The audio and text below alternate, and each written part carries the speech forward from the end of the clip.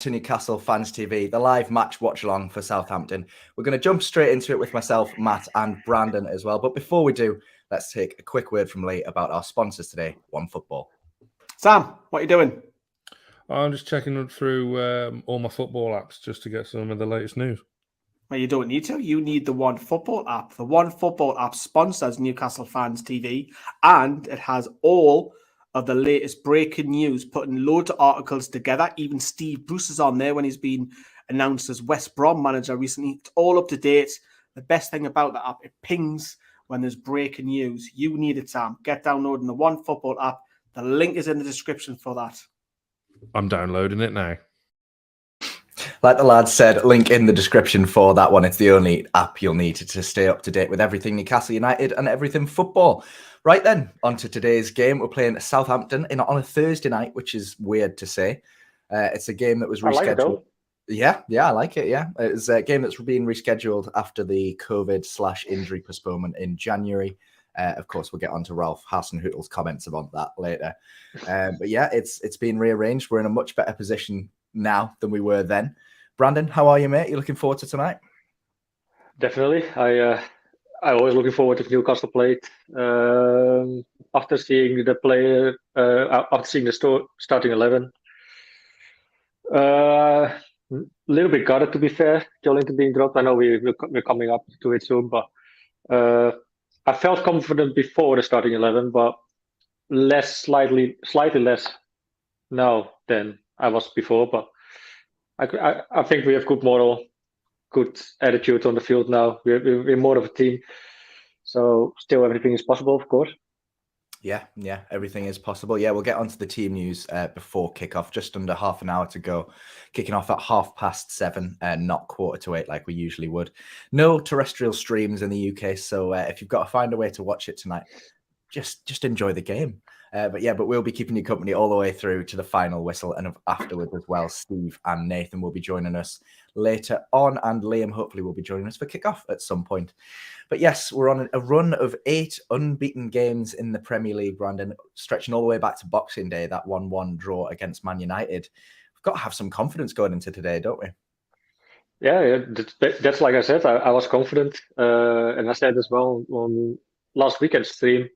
From the Czech Republic, I said, if you look on paper, it's like not our strongest side. Some of them are even considered as like championship players. Yeah. And we're still beating sides like Brighton, Villa, Leeds, whatever. Pretty surprised actually, but on the other hand, not really, because I didn't want to say I always believed in Howe, because in the beginning it wasn't. We were still working on the system and everything, getting the group together, but it seemed to work out. Yeah, he's turned this team around. You know, obviously when he first came in, didn't get the results straight away that he wanted, but he's turned the team around and the attitude of the team as well. You know, he's saying in his press conference before this game that he doesn't want to change a winning side, because what message does that send to the players? You know, if they play well one week and they're out of the team the next week, then what's the point in playing well in the first place?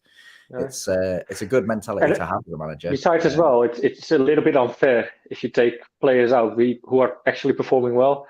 Yeah. And this actually what he's doing, how is like keeping the quality high. Everyone has to fight for their place, and I think that's a good thing to have in the squad.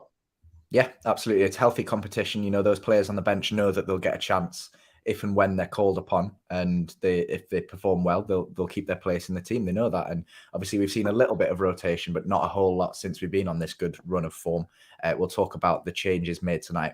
The big headline news being Bruno Guimaraes starts his first game for Newcastle United, but in place of Jolinton, who is missing from the squad entirely.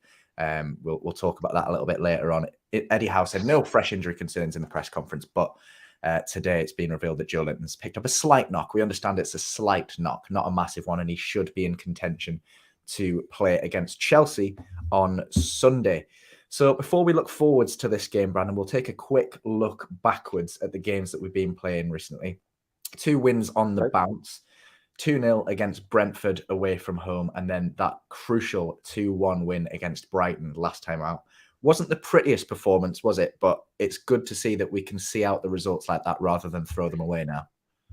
Yeah, 100%. I think the first half was still good, but second half, I don't know where it went wrong or wrong.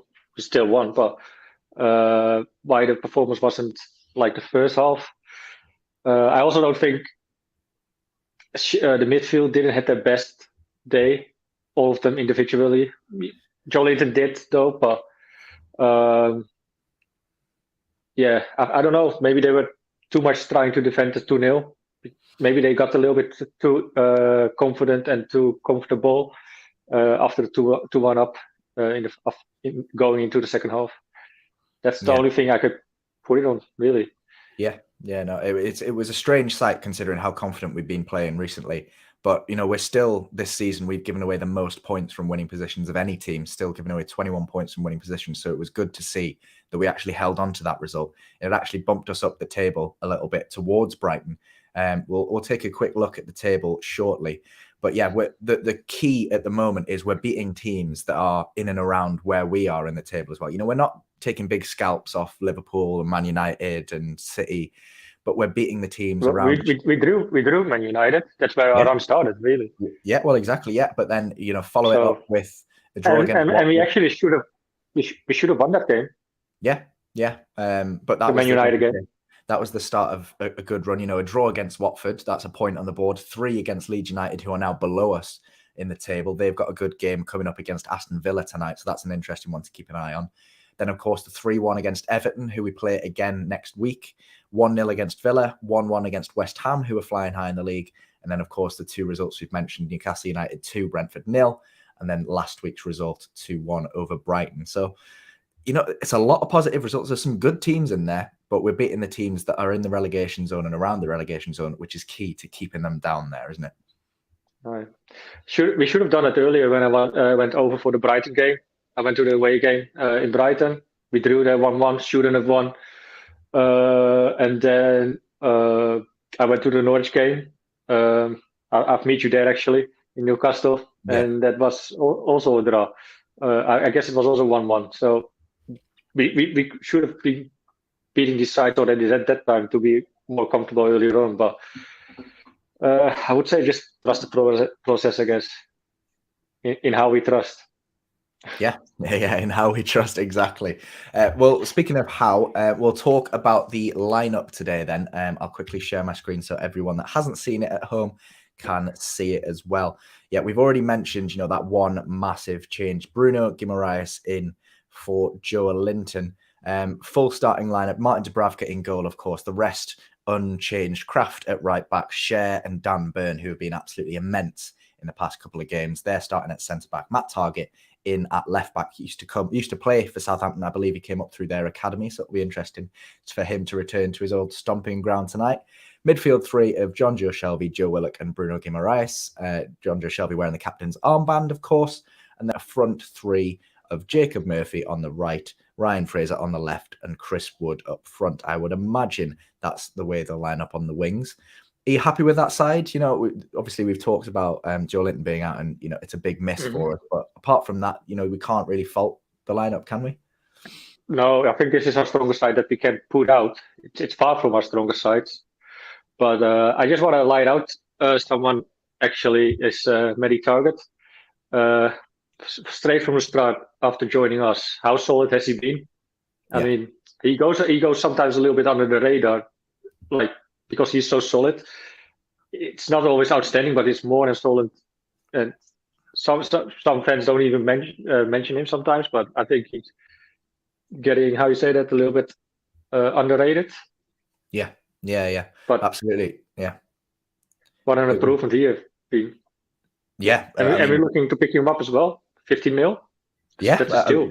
There's been news this week, that we've agreed or are agreeing a deal for Matty Targett, £15 million, which I think would be an absolute steal, especially if he can keep up the form that he showed so far this season. Before the January transfer window, we were crying out for 2 good fullbacks, one on each side. And I think we can say we've got 2 very good fullbacks in the shape of Kieran Trippier and Matt Targett. Is Lascelles even going to make it back into the starting 11 somehow? I don't see it happening. Not on this form, but it's brilliant to see him doing so well. Hopefully he can kick on tonight. I've liked how much he gets forward on that left hand side.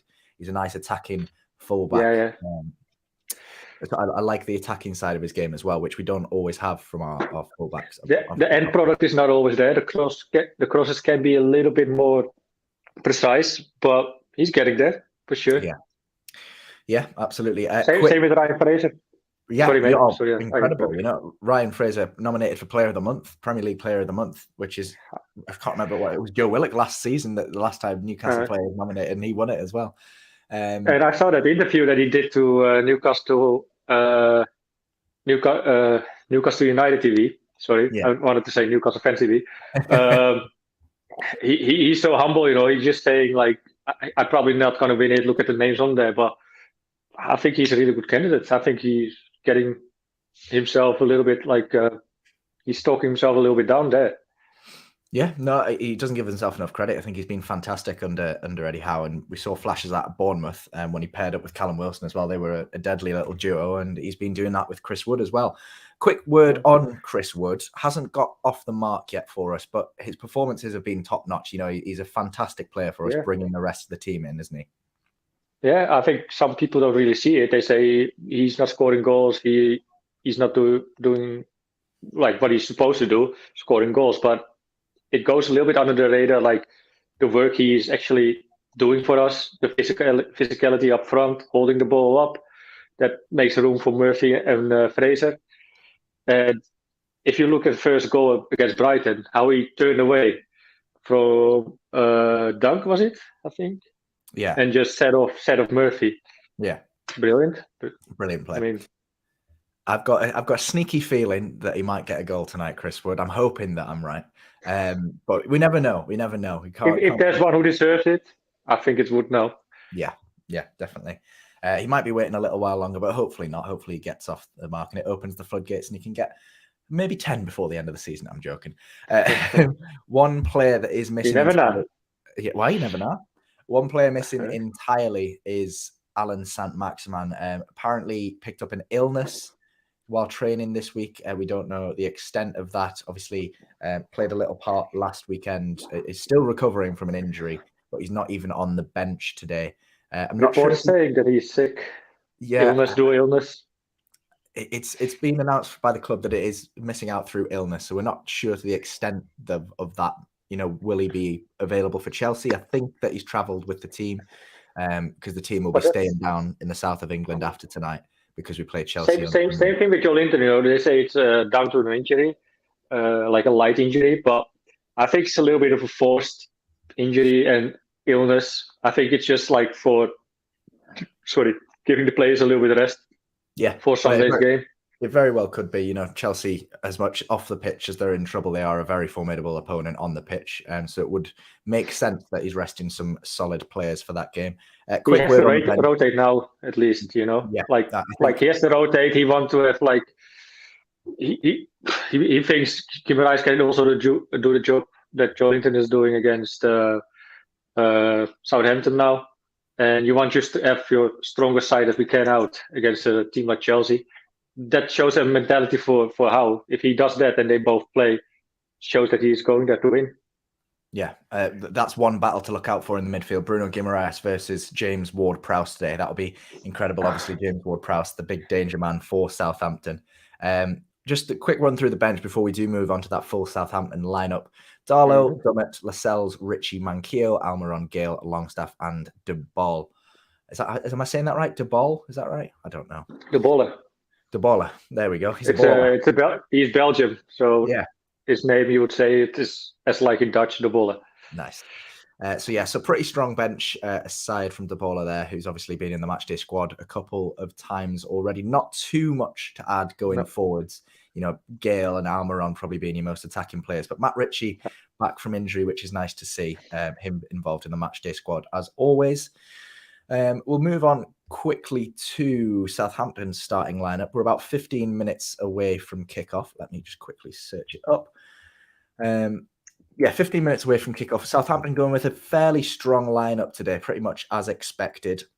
Fraser Foster in goal. Tino Livramento, ex-Chelsea player, breakout season for Southampton this year, playing at right back.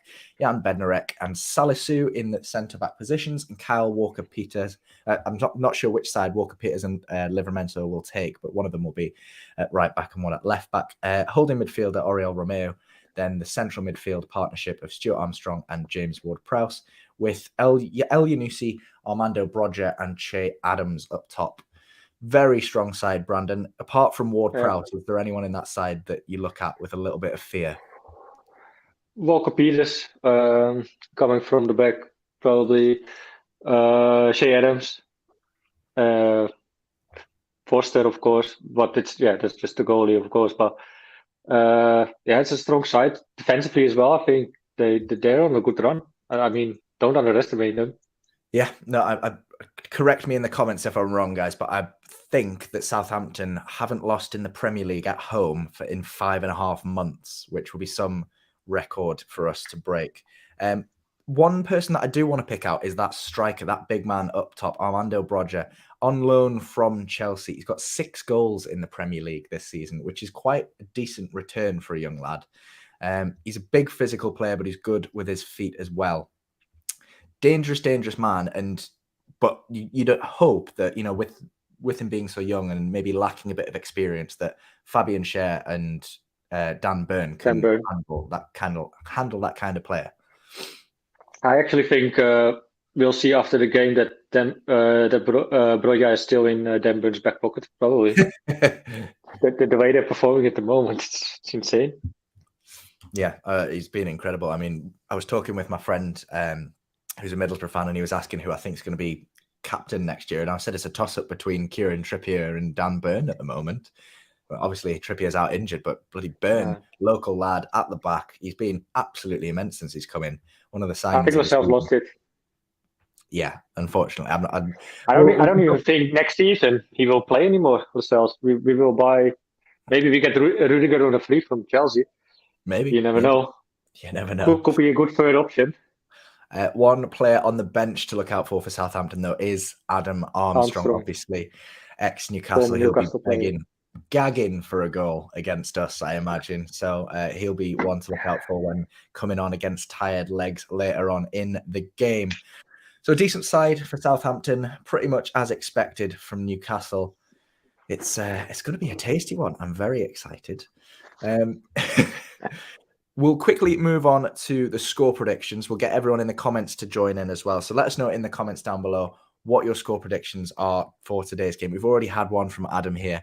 3-0, goals from Fraser, Wood, and Bruno. Very, very confident from Adam. I like it. But yeah, get involved in the comments down below. Do you agree with Adam? Get your own predictions in, and we'll have a chat. I like the optimism. I do like the optimism. I mean, 8 unbeaten, you've got to be optimistic, really, haven't you? But Brandon, while people get them typed out down below, what are you thinking going into today's game? Well, I thought I said it in the NFTV group chat as well on WhatsApp. I think 3-1, but that was when I was thinking that Joelinton would start. Yeah. Cheeky 1-0 for us. You think we'll keep a clean sheet? Why not? We have Dan Burn as famous share, so of course.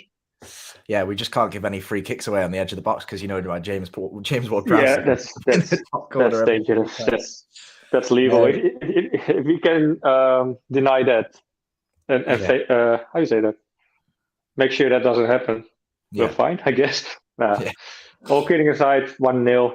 It will be a very tight game, I think. What's yours? Yeah. I also think it's going to be a very tight game. I'm not as optimistic as you because I'm naturally a pessimist, and I thought every game we've gone into in the past, few fixtures, I thought, this is the game that the run comes to an end. Maybe we'll not win this one. So I've gone for a conservative 1-1, but I think we'll get something out of today. I'm confident that we'll come away with at least a point. I take a point. I think if we can keep it tight at the back in the first 45 minutes and just make sure we don't concede, I think we can come out in the second half and come and hit them late on, because I think Bruno could really run that show in the midfield against Ward-Prowse today. Be interesting to see how we set up, who's going to be the central of the three in the midfield. I imagine it's just a straight swap with Bruno coming in on the left-hand side for Joelinton. But it'll be interesting to see how we set up, because we know he likes to get on the ball like Shelby and pick his head up with some line breaking passes. Just touching on that one, Matt, on your result, Matt. I'll take a point, and I think with this point, we're 29 points in the league. I think we only need 3 more points, so that would mean 1 more win, and I think then we're safe. Yeah, I'm very confident. 32 points will be enough. It could be. I mean, if last year's anything to go by, the bottom 3 got relegated on 23, 26, and 28 points. So, at the moment, we'd have been safe on our current points total. Normally, it's like the 40 point mark is definitely safe, but that's not the case for a few years already. Yeah. Weirdly enough. It depends how, if Norwich can pick up a few more points, if Burnley are going to get out of there, it's very tight down the bottom. Leeds are playing tonight. Leeds are on a 7-game losing streak, and they could very well end up in the mix down there. I think Norwich is gone, though. I think Norwich are probably out of it. I think the rest is, I think Norwich definitely, then Watford probably, but I think they've got enough about them. If they can start beating teams around them rather than beating teams higher up, then I think they've got a good chance. But I think, your Burnleys, your Leeds, your Evertons, they've got more of a chance of staying up than Watford. It's funny how it will play out, because Norwich will probably now realize, okay, we're done. They're going to play less stressed, more open probably, and just not giving a fuck so much anymore. That can be positive. And then all of a sudden started picking up points again. So, but I think it's done for Norwich. Yeah. I mean, I think Everton are in real trouble, to be honest. You look at the fixtures they've got coming up, and I know they've got a couple of games in hand on teams around them, but they're in real trouble and on a horrible run at the moment. So I think it's more Leeds, though, who's more likely to go down. Leeds, Brentford, I think Leeds, or Watford. It's difficult. I think Norwich and Watford are almost nailed on, and then it's for that last spot. I think Burnley probably have the legs to do it. They're relegation specialists at this point. Leeds. It's actually funny. Yesterday, last weekend, someone in the chat came up with a stat that we're now back at 8% to go down. So we're 92% sure to stay up, basically. I'll take those odds. Yeah. So, yeah, we've got a tough run in, but we've got a few games here and there that we can pick up points for. Like obviously Everton next week's a big one. If we can beat them, take 6 points off them this season, then that's huge. That maybe kicks them to relegation. So literally. Yeah. We'll just quickly go back to the predictions because we've had some in the chat. NUFC Swan 2-2, not only predicting the score, but the scorers as well. 2-2, Willock brace, Brodger and Adams to score. I hope Willock gets a brace because he's my fantasy captain this week. He didn't do anything last week, so I'm hoping he comes good. We've got another 2-2 from Rico 63. It looks like he's wearing an Everton badge down there. Looks like going off the score prediction, we're in for a nice entertaining night. A lot of goals. I hope so. I hope it's not a boring 0-0. So I think Sammy's predicting Wood and Saint-Maximin here, going off Santi, but I'm not sure that he's seen the lineup, or if I'm just presuming that Santi's referring to someone else. Maybe he means Santiago Muñoz. Maybe he does, coming off the reserves. Could have been possible. Yeah. 2-1 from Marv, Wood and Murphy bagging the goals for us. I would absolutely love that. I think Jacob Murphy's due a goal. I think he was unlucky not to score last week after that fantastic run he made from the edge of our box, hitting the post. I wish he just put his foot through it, though, rather than try and chip it over the goalkeeper. But I don't really mind as well Fraser finishing it. Yeah. Fraser needs a good run, 2 goals in a row now. Yeah. And an assist. So yeah. Another draw, 1-1, Wood with the first goal. A lot of people saying Wood's going to get his first goal today, while Brandon sets fire to his ass. Yeah, I kicked off a glass of my table. I hit the table accidentally. A lot of people saying that Wood's going to get his first goal tonight. It's got to come eventually, so hopefully tonight's the night. Put your money where your mouth is, I would say. Impact going for a massive 3-1. Wood, Fraser, Murphy, the front 3 all getting involved. No shouts for Bruno getting a goal on his debut, or his full debut. There was. Your first score prediction said Bruno would score. So was it? See, I've got a very short memory. There was. Yeah, 3-0. Where's it gone? I've just spotted it, and then it's disappeared again. Here we go. Adam predicting Bruno's going to get a goal on his first start for the club. I'd love to see that. He hasn't chipped in with many goals in his past with Leon, but I'd love to see him start. One thing we should mention as well, I'm pretty sure it's been confirmed by the player himself, but Lucas Paqueta, who played with Bruno at Lyon, who very good friends in the midfield, obviously Brazilian starlet as well. He's apparently at the Southampton game in attendance to watch Bruno tonight. We've been heavily linked with signing him in the summer. Obviously, Bruno's got a very brotherly connection with him, being from the same country and playing for the same club for so long. And he's one of the best up-and-coming midfielders in Europe at the moment. So it'll be interesting to see if that leads to anything. Who he's sat with today? Maybe he's I not have sat next no to idea who it is, though. You don't know Lucas Paqueta? How? Lucas Paqueta plays for Lyon. I don't watch the French league at all, mate. Okay, Seriously. fair enough. Don't blame me. It's not the most entertaining, but I think he starts most games for Brazil as well, which is some feat. He's top quality little player. So it'll be interesting. It'd be very expensive if we were to. What is he? Attacker, midfielder, or box to box? But yeah, he likes to get forward. He's similar to probably like a Wijnaldum kind of player. That's a good comparison, actually. Yeah. A few more score predictions. Where I've lost my place. 3-1, easy peasy from Lee. Yeah, I'd love it. Love a little 3-1. First goal about 5 minutes in, second goal 10 minutes in, and then that's just sit back and nab another one at the end. And the pessimist in Matt is going to say it's never going to happen. It's never going to happen. Ian saying 2-0, but I don't know who for, so I'm going to presume that's a 2-0 Newcastle win here because we're all optimists around here. Maybe he's an Everton fan. Who knows? Maybe he is. Sammy saying, thank God we're out of the relegation talk. I mean, we're not quite there yet. If we win tonight, depending on other results, we could be 10 points clear of the drop. With so many games left. Yeah. Phantom 87, we never pay attention to the Twitch chat. Well, here you are. Hello. I'm paying attention to the Twitch chat. We get a lot of comments coming through on all platforms, so it's sometimes the Twitch ones get buried a little bit. But you're very welcome. Thanks for tuning in on Twitch. We can, if you join in. We love to see our Twitch chats because we like to grow our audience there as well. So yeah, if you have Twitch and you're not subscribed on our channel yet, do it. He's a professional, like you've done it before. Yeah, if you haven't already, while we're on it, the topic, like the video, please. It helps us out a massive lot. Get involved in the comments. We'll try and interact with as many comments as we can. And don't forget to subscribe to Newcastle Fans TV, NFTV. Just a question I want to put in the chat for the chat as well and for you. Yeah. Do you guys think Liam will be on time on the stream? Yeah, because he's normally joining us for kickoff. A bit late. Yeah, he's supposed to be joining us for kickoff. Will he make it or not? Drop it in the comments. Yes, so we're expecting a good game. We hope it's not a disappointing game. But it's going to be an interesting run because obviously we've got this game and then we've got Southampton on. We're playing Southampton today, mate. Sorry, I'm confused in my own head. We've got Chelsea on Sunday. Everton on next Thursday. Before a very tricky run of Spurs, Wolves, and Leicester. So it would be nice to get some points on the board before that run. But yes, get some more love over on Twitch. Best United Twitch channel, Newcastle United Twitch channel. We'll take the love. I think we're the only one though. So it's easy to beat it. Yeah, so a couple of people asking where we're watching it tonight. I can't say where. In the UK, I'm legally not allowed to watch the game, so I'll be. So can I say it? I mean, I don't know. I don't know what the laws are like in your country.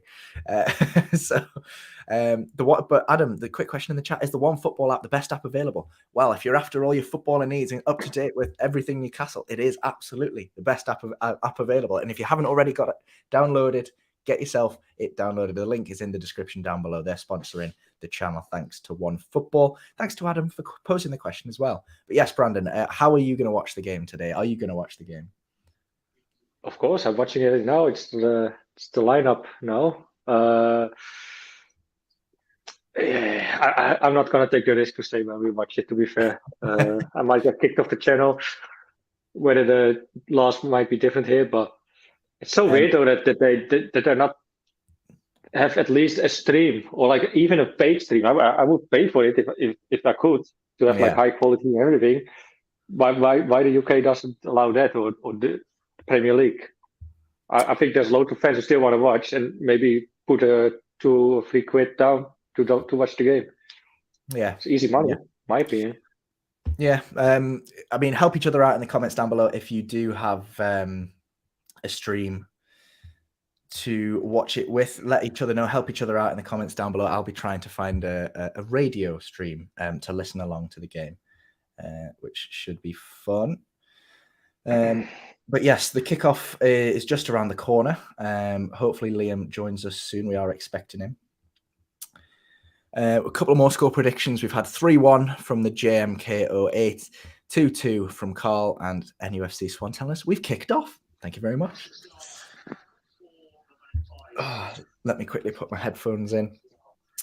So what are you expecting from tonight, Brandon? Anything spectacular? Obviously, we think it's going to be a tight game today, but are you hoping that it's going to be nice and easy? Always, mate. I hope that every weekend. I mean, also I heard Steve today say, I would really love a win today. I love a win every week, every game. So that's a little bit kicking in open doors, but it's hard to say. We'll see what this change in the midfield will do, because we're missing the guy who's picking up so many balls in the midfield, getting players off the ball. So much interceptions lately. Yeah, I think it's a really big miss. Not joking. Yeah, I mean, we're lucky that we can call on someone like Bruno to step in his place. So it will be a big miss for us, but hopefully it's not too big of a miss. I'm just quickly trying to find something on my phone. Oh, Kevin Friend being the referee. Just show the screen.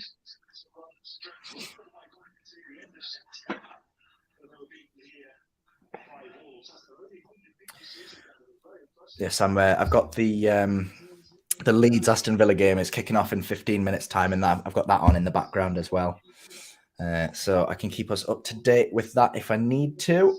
Let me quickly set this up. This is where my whole setup falls apart, and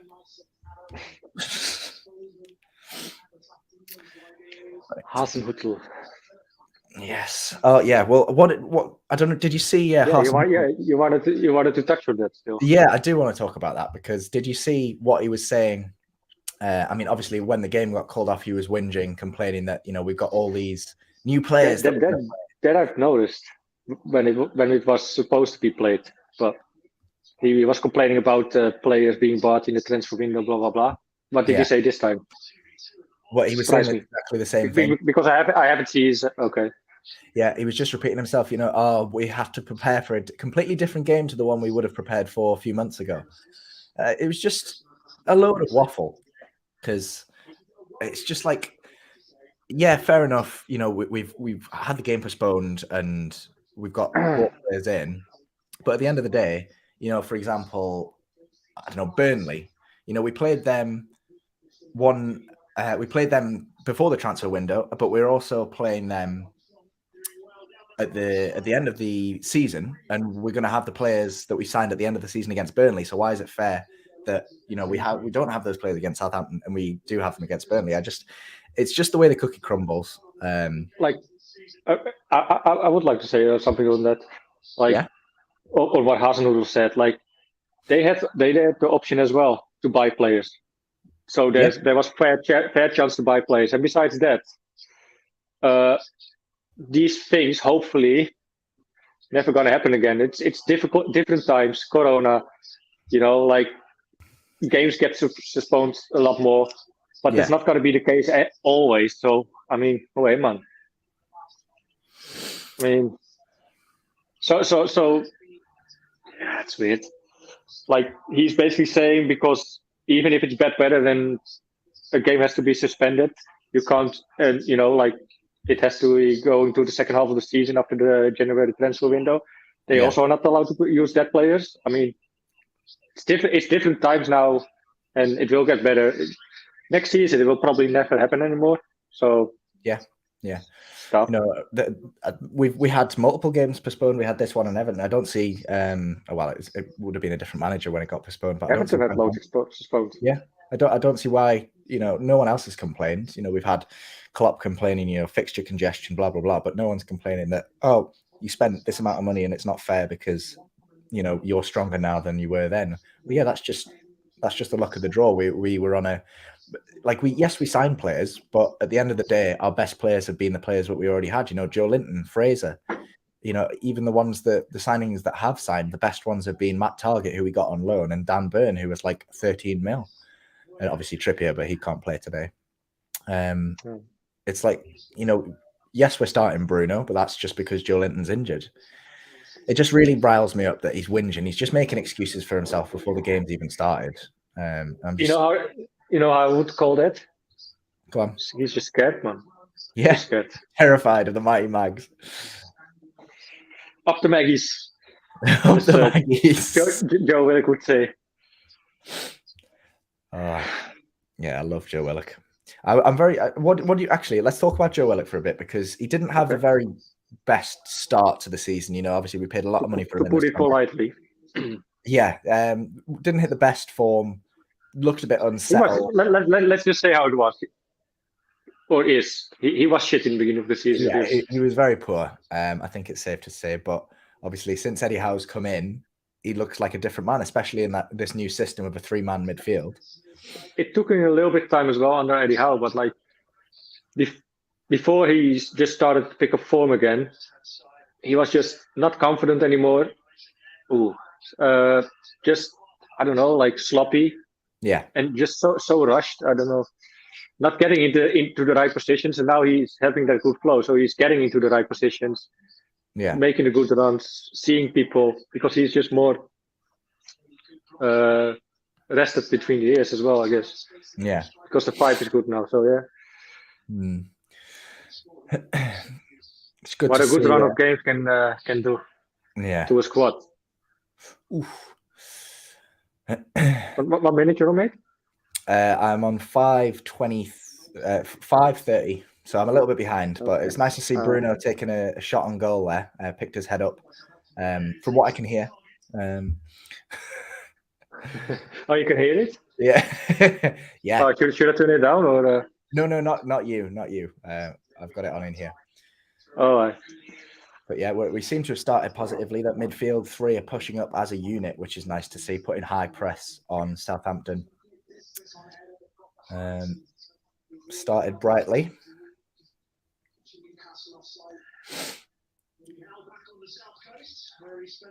You can hear me on television as well?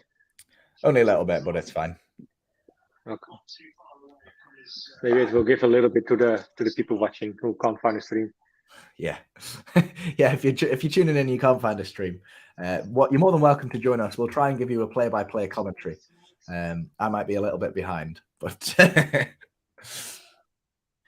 started quite brightly against Southampton. We're not letting them sit comfortably on the ball. Fraser Foster in goal for Southampton today. Brandon obviously spent 6 years at Newcastle, came up through the youth system, never played a senior game for us, as far as I can tell.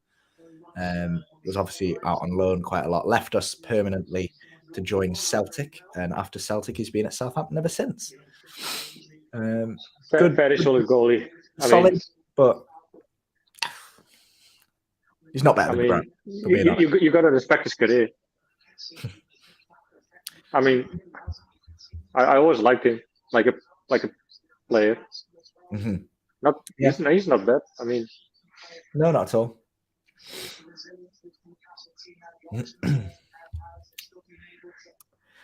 Gen X Retro getting on the One Football hype train. If you haven't already, get on it as well. It's link is in the description. Download One Football. It brings you all the breaking news from the football world and of course Newcastle good as cross well. By Murphy.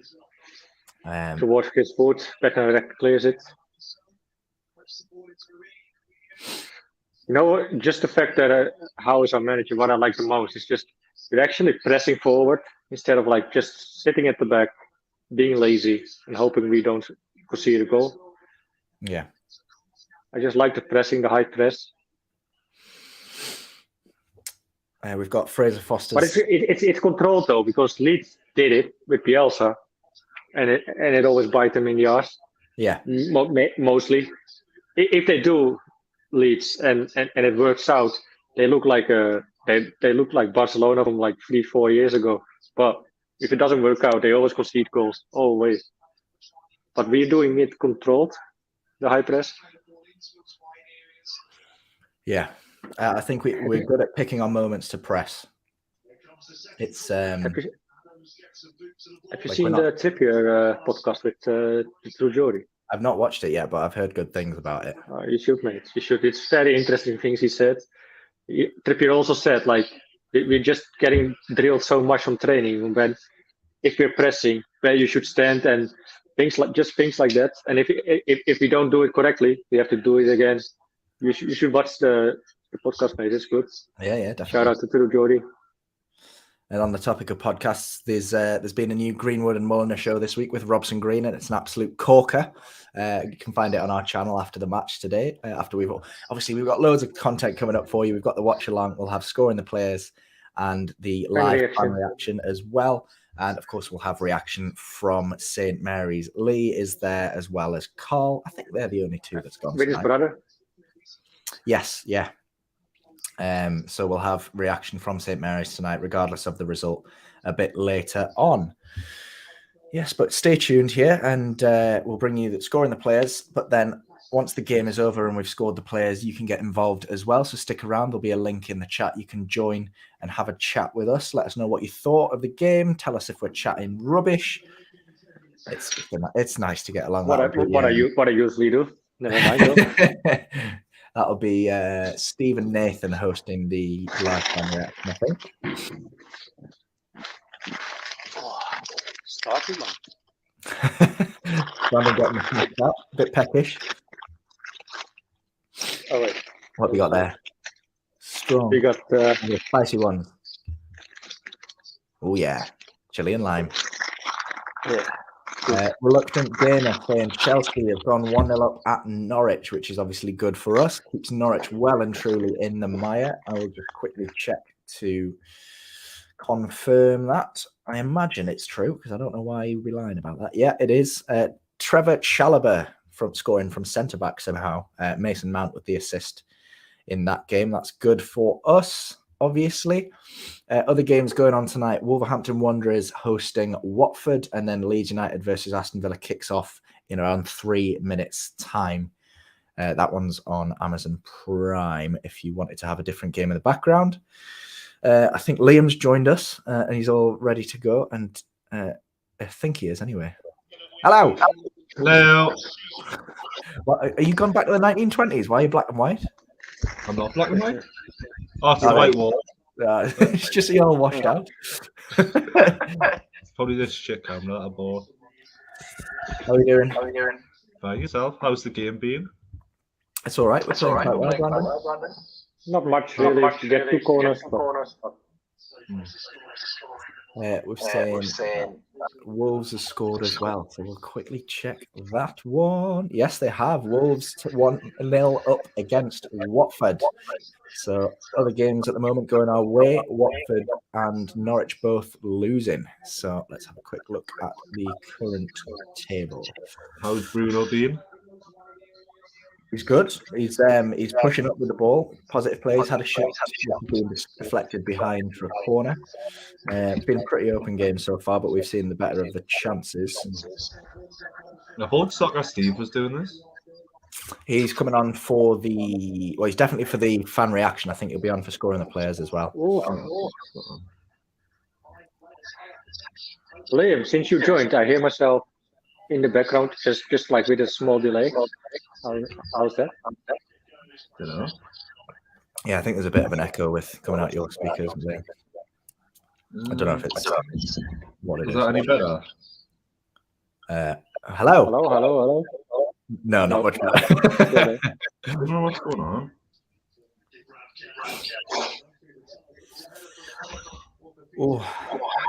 Murphy on the side. Kraft coming up. Cross. Pretty throw. So tonight, Can you still hear the echo? yeah. Mm-hmm.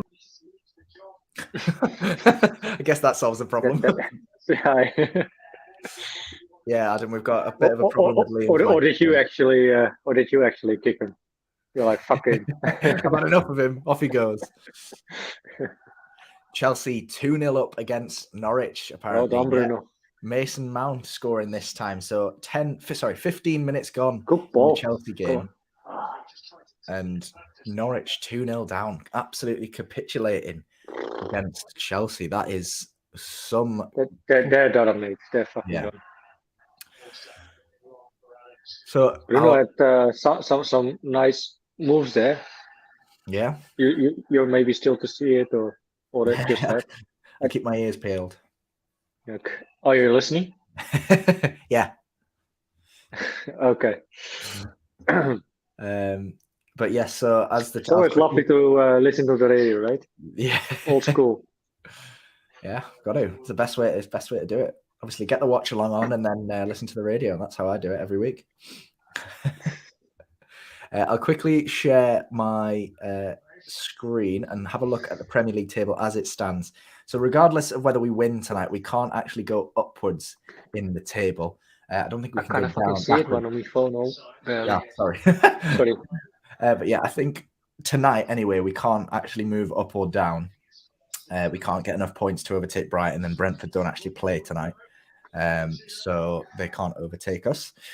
Leeds are too far behind to overtake us, but as it stands, Norwich losing, Watford losing, both on 20 games played. Yellow, I think. Who's this for? Sorry, mate. No, go on. Murphy. Yeah, Murphy. Yellow. Is it a dangerous position? Well, not where Ward-Prowse could score from, I would say. If he makes it from that position, that's fucking mental. It's like all the way on the left, close to our back line. So. Nice.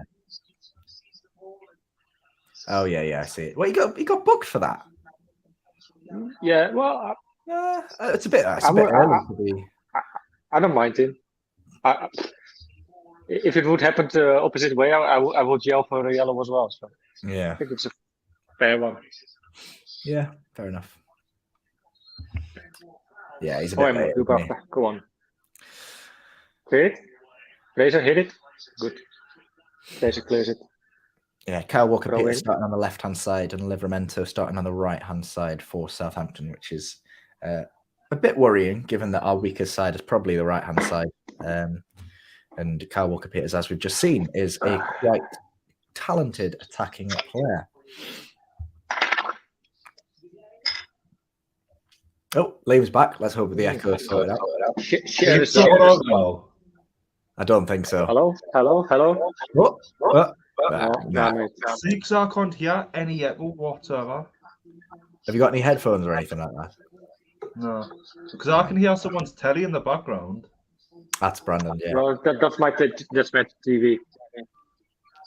But we left it on purpose, actually.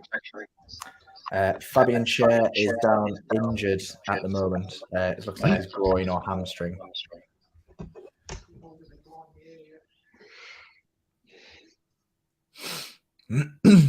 Liam just froze, I think. Yeah, he's frozen, muted himself for a second, but we'll see if that loads. I'll tell you what, I'll take him off for now, and then when he unfreezes, I'll let him back in. Schär is down, though. It's not. That's not good. We do have Jamal Lascelles on the bench, which isn't the worst replacement in the world. No. I think he's good, though, for now. Yeah. It looks he's hobbling off now. It doesn't look too serious, but you never know. Yeah. What do you make of? I know we've been setting up like that the past few weeks, but why do you think he's gone with Fraser on the left and Murphy on the right? Because surely you put a strong right-hand side player like Fraser to cover Kraft, who's probably our weaker side defensively. I just think it's more for Fraser that he's doing it, because he knows. Also at Bournemouth, Fraser used to play left wing back, not wing back, left wing. Yeah. I think it's just for the sakes of, because you'll see, I guess Fraser will move to right again if ASM is playing. Yeah. I think he rates Fraser a little bit higher than Murphy, and he wants his strongest players on his most preferred or his best position, favorite position. Yeah. And basically, Murphy can play almost everywhere. He's like a chameleon. I remember he used to play right back. Yeah, So absolutely. Murphy's not going to complain. He's happy he's playing, so No. he can't give a shit. Right, Liam's back. Come on, third time lucky. Hello. Is it still going now? Let's Hello, find hello. out. Yeah, a little bit. It's not as bad as it was. I joke. It's worse, man. Actually. You don't have any earphones or whatever. Yeah, I was just about to go and find some. I don't know why it's doing this for. It's never done it before. Right, I'll drop it again. Nice one. Matt, just kick us out and then I'll go and get some things. Right, nice one. Right. Right, quick score update from around the ground. Chelsea 2-0 up against Norwich and Wolves are 2-0 up against Watford. I was a bit worried that one might be a positive result for Watford, but they seem to be absolutely... Wolves is 2-0 up. 2-0 up, yeah. So it's Raul Jimenez. Oh, this is dangerous, Broja, and Dubravka. Good interception by Dubravka. Woo! You got me sweating there, Brandon. Don't do that. Yeah, corner kick. Well, people want to, why otherwise we have to fucking watch them all, man. Yeah, corner kick Southampton, though. Okay. It's always dangerous from set pieces are Southampton. Hopefully Big Dan Burn can get his bonce on it. Oof, that's a nice ball over the top for that chance. Dan Burn clears. Ooh, okay. Went over. And breathe. They got the rebound at the penalty box, like the 60-yard box. How do you say 16-meter box or 60-yard? 18-yard box. Oh, okay. Okay, because yards is different. In the Netherlands, it's like 16 meters. Right. You say, so that's why I'm always confused. 18-yard box? Yeah. Okay. But you probably see the chance now as well. Went wide over. Yeah. Oh, yeah. Yeah, I'll happily have Romeo shooting from there all day. Oh, no, you heard it. Sorry. Yeah, I heard it. Yeah, you're right. Yeah. Gotta stay sharp. I can't. Good ball. We couldn't have. Just couldn't get it. I can't condone any non-legal streams, but there's a couple of people in the comments that are after them. So if anyone wants to help them out, that's completely down to you. I can't condone the use of them. But Liam's back. Indeed. So, let's show we are the black and white army and help your fellow magpies out. Let's see if Liam's back. Hello. What about now? Yes, I think it's worked. This is good. I don't know if it's because the speak hours turn up to 100%, so that's maybe why. We just can't hear you. Well, clearly you can.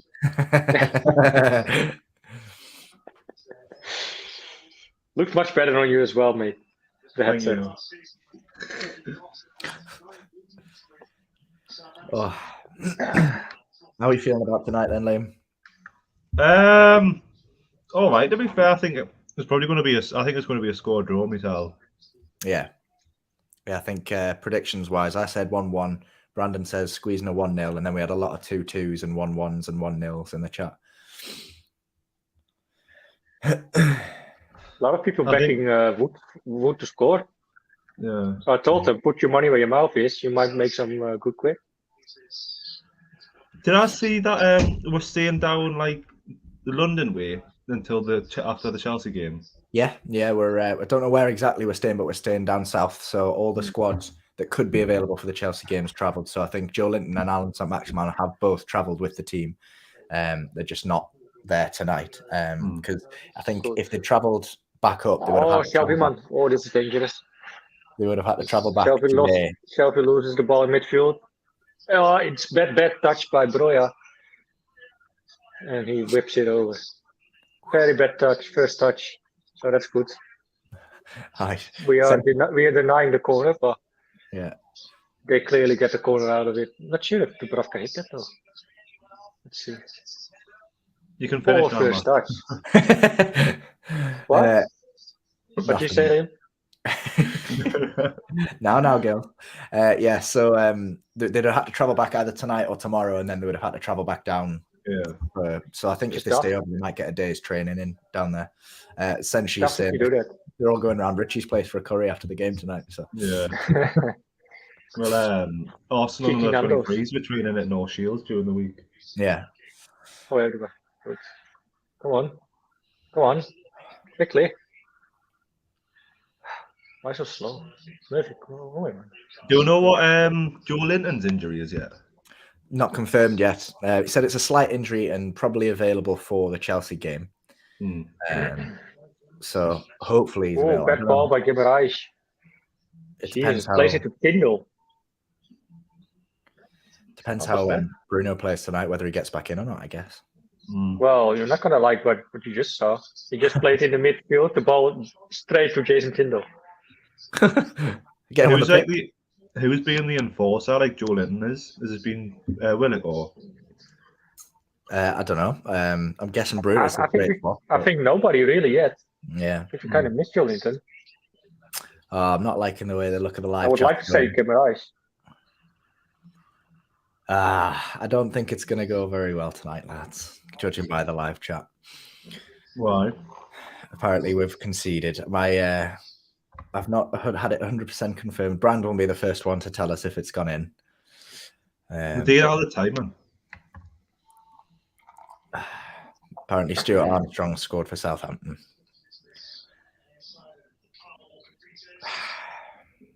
We don't make it easy for ourselves, do we? No, I do. Newcastle United. Well, clearly.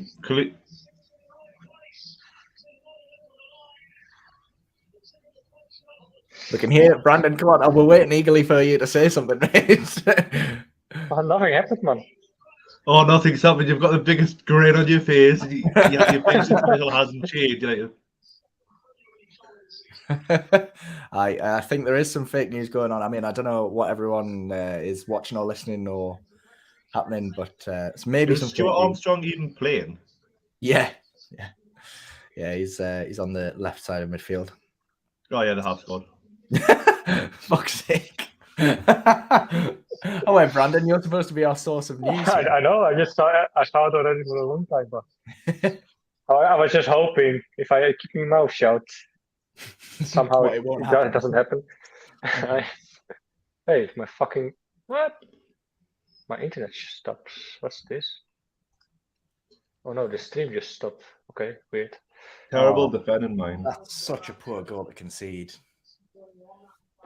Oh, Not poor by Dubravka because it got hit by Dan Burn. It gets like off his. You shouldn't let belly. that cross come in the first place. It's that right hand side. Shelfie, man. Second time you lose the ball. What you doing? Oh, head off Dan Burn as well. Yeah.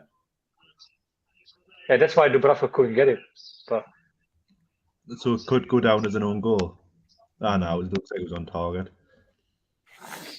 It's just Kyle Walker-Peters is in so much space on that right-hand side. There's no one gone out to him. Jacob Murphy doesn't close him down quick enough. He just drops the shoulder, gets the ball in. It's a nice ball in. It shows some character, lads. Yeah. We got this. Just Jacob Murphy, I love the lad, but his defensive awareness is so poor. No, I just want to absolutely batter these because he's just a whingy little bastard. Yeah. That's poor from Burn, to be fair. He's just don't know where he's disappearing into the goal. Yeah, hits his arm and goes in. All right, don't make it easy. Sure, just grab the ball instead. If you know it's going in anyway, just grab the ball. Make it a penalty. Gives a shit. Shelby has been terrible so far. He's not terrible, but he's given away the ball a few times. Yeah, he looked a bit knackered in the last game. Obviously came out and made that apology afterwards, even though he had a half-decent game. Clearly looking a bit leggy.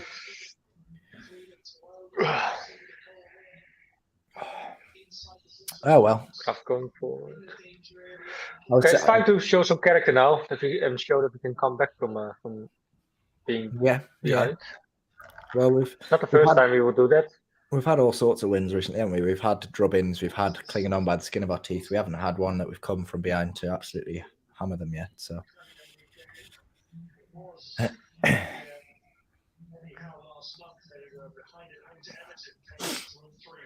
oh, Stewie. What's the Sure, restrictions man. like in Holland, Brandon? Which restrictions? The COVID ones? Oh, it's just only in public transport and in the airports you still need to have like a mask, and that's it.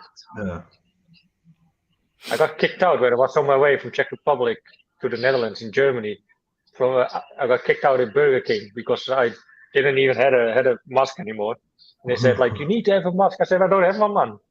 So they said you have to leave. You need to leave the store. So okay, whatever. Fuck your shit store. So then I was thinking like, fuck it. Actually, I'm being stupid. I could just go through the drive-through. So I was there again, and they must be thinking this motherfucker is back again. And then it's the same order, double Whopper with cheese. It's only airports and hospitals now that you've got to wear a mask or doctor says. Doesn't make any sense though. Well, the hospital is just to. Well, yeah, health hospital, whatever. I get it, but airports and in trains, like if you don't need to wear it anywhere else, what's the point of wearing it? We don't have to wear it on public transport, like. No, we do. It's just I don't, and I don't use public transport much anymore. Yeah. I should with the gas prices the thing with the aeroplanes is it's like this is like agreement between all the European countries that like they would just keep wearing masks.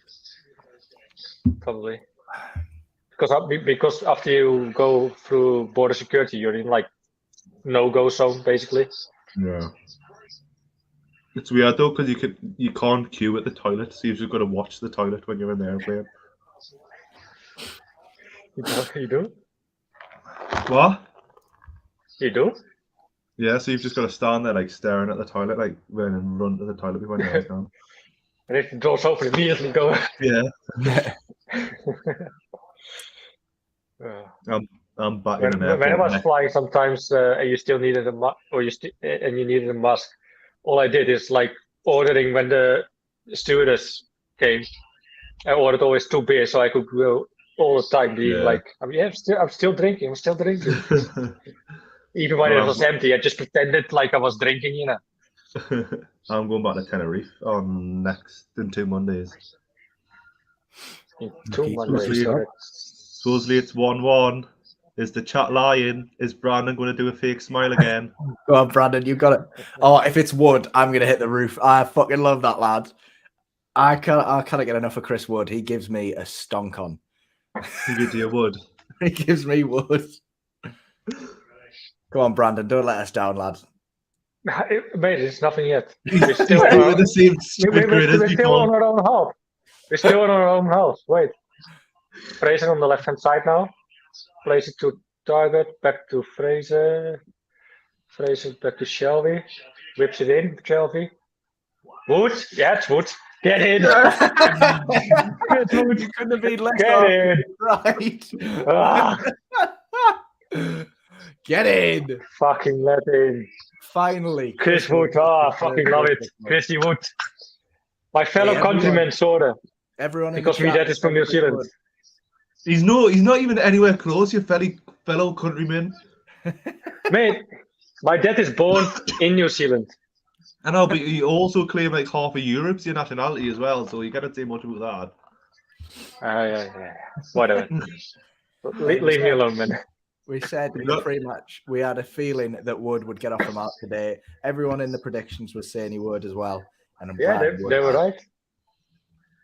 They said on the next one, they said a lot of people said Bruno will score, so let's hope that will be true as well. Let's hope they're right there as well. Shelby getting a lot of stick earlier in the game, picks up good header as well. Yeah, good fucking header from Wood. Like he needed this one. Hopefully more to come now. Now he got the feeling of scoring. See, I don't really get the criticism of him that he's had in the last 12 games. I mean, that gives you an indication of how far I am behind listening to this. I've just seen the goal going. You didn't see it, you heard it, mate. I heard Jesus it. Christ, man. Are you listening with your eyes? I'm listening with my eyes. What a ball from John Joe Shelby. It's almost a mirror of where Southampton's ball in came from on the other side. Absolutely You just said, what a goal by Junjo Shelby. What a What a ball. ball. Oh, what a ball.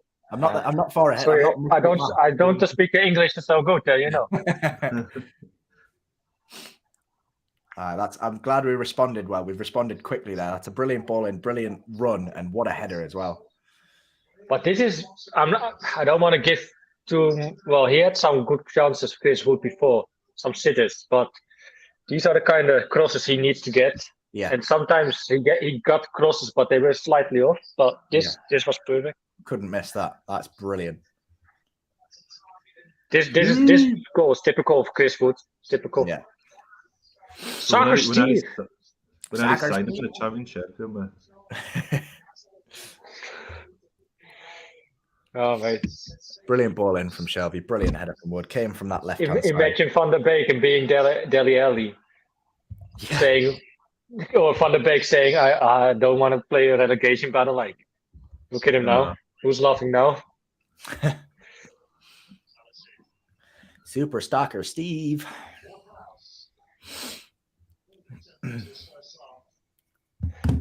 Jody boys are on a banter. Van der Beek should have known better. Oh, cleared it. Good clear it by Burn? Or was it target? Basically the same height, so you can't tell. I've just put it on the private chat, so I can see the comments now. Like, yeah, no, I mean, as much as I like knowing what the score is at the right moment, there's nothing. There's quite the same as watching it with your own ears. Well, one day we'll all have the same stream and we can all be at the exact same minutes. I think Brandon's like 30 seconds ahead of me, then I'm 30 seconds ahead of you. What minute you guys on now? 35 right now. Okay, I have 35:40 now. Look at the face of that. I'm just getting some the commentary are on 34:45. Wood's still celebrating. But I heard the UK government decided to lower the speed of the internet in Leeds. Yeah, they just want to make me suffer. Looks offside. Yeah. And news coming in from the Leeds United game. Aston Villa have taken the lead with Philip Coutinho. Philip Coutinho scoring. Was it a penalty? No. Pulled back. Oh, nice. Oh, that's a horrible deflection. Keeper's been absolutely stuffed there. So Leeds losing. Oh, what are we doing here? Willock. That ball to Guimaraes. Did you see Mbappe's goal that got disallowed yesterday? Oh, it was travesty. Yeah. Oh, unbelievable. Southampton hit the crossbar. Jesus. Adams. So as it stands, Leeds losing, Wolves beating Watford 3-0 now, and Chelsea beating Norwich 2-0. What a hit. Luckily it comes off the crossbar, to be fair. Yeah. Cool. He hits it perfectly to you. Jesus. Dubravka So nowhere to be seen as well. Other results elsewhere absolutely going our way at the moment. We've just got to make sure we get something out of this. Brandon's predictions already been proven wrong. Fuck's sake. Shot down again. Yeah, he always goes down, doesn't he, though? Hopefully there's nothing seriously wrong. Second time now. Yeah. Is it the same injury as he holding his groin? Yeah. Do you reckon he'll get a new contract? Because he's out with contract shortly, isn't he? Yeah. It's in talks, I believe. Yeah, you're right. Yeah, the club said they're in talks with Share for a new contract. Longstaff's also out of contract, but there's apparently no talks planned at the moment. But I think Eddie Howe wants to keep him on. What, Matty or no, Sean? Sorry, Sean. Yeah, Matty got a big. Maybe Matty as well if he does good. Well, I mean, he got like a 5-year deal a couple of last season. Was it a 5-year deal last season? I can't remember how long it was, but. I'm off to the toilets real quick, lads. I turn off my mic. No worries. Thank you. Cheers for letting us know, pal. We've got no one to spoil it for us now, apart from the no. chat. Talking about the Madrid game, it's crazy how much PSG bottled it last night. Like, Oh, it was incredible. They've inherited that Spurs gene from Pochettino. It's incredible. yeah. His second goal, the pass from Modric was unreal. Oh, And I think brilliant. his third goal was unreal as well. Yeah, first time finish was incredible. Proper striker, Benzema. Like, get him next. I Get think him next season. he's got 78 goals in the Champions League. I think 78, somewhere like high 70s, and he hasn't scored a single penalty. It's mental. That absolutely mental. Some player. It's an absolute travesty that we didn't get to see more of him on an international stage for so long. Yeah. But, I think he's the only player to score in 18 Champions League seasons in a row. Bloody hell. All right, stat man over there. I was just bored at work, so I was just flicking through.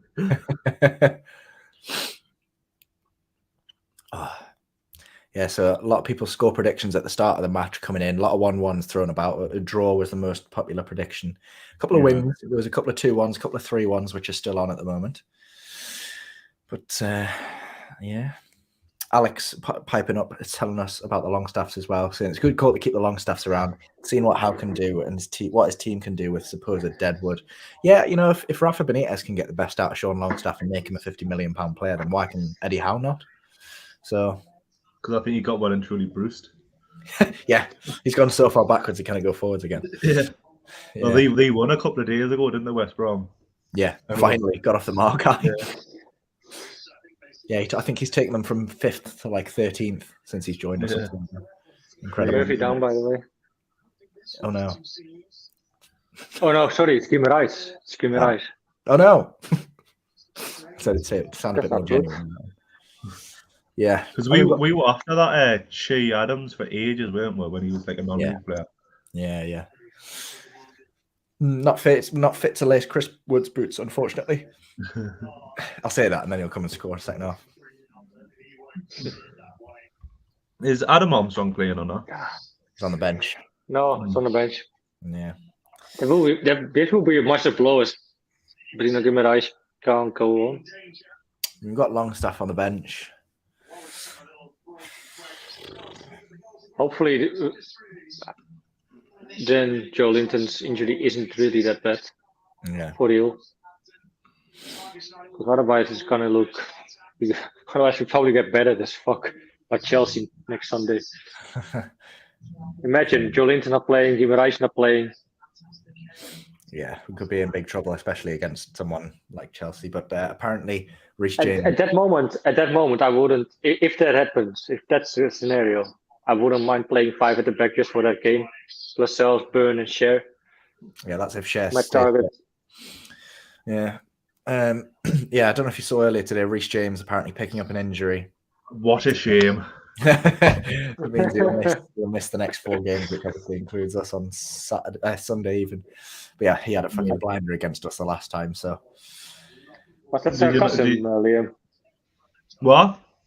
Was that sarcasm? Just a bit. Did you not see that Chelsea can only spend 20 grand a game when they go away on European trips? I love that. I love it. Fight for the boys. Yeah. Sam said in the group chat earlier that he thinks, obviously no definite confirmation, but he thinks that Joe Linton's been rested along with Allan Saint-Maximin for that Chelsea game. We can only hope that he's not actually picked up a serious injury.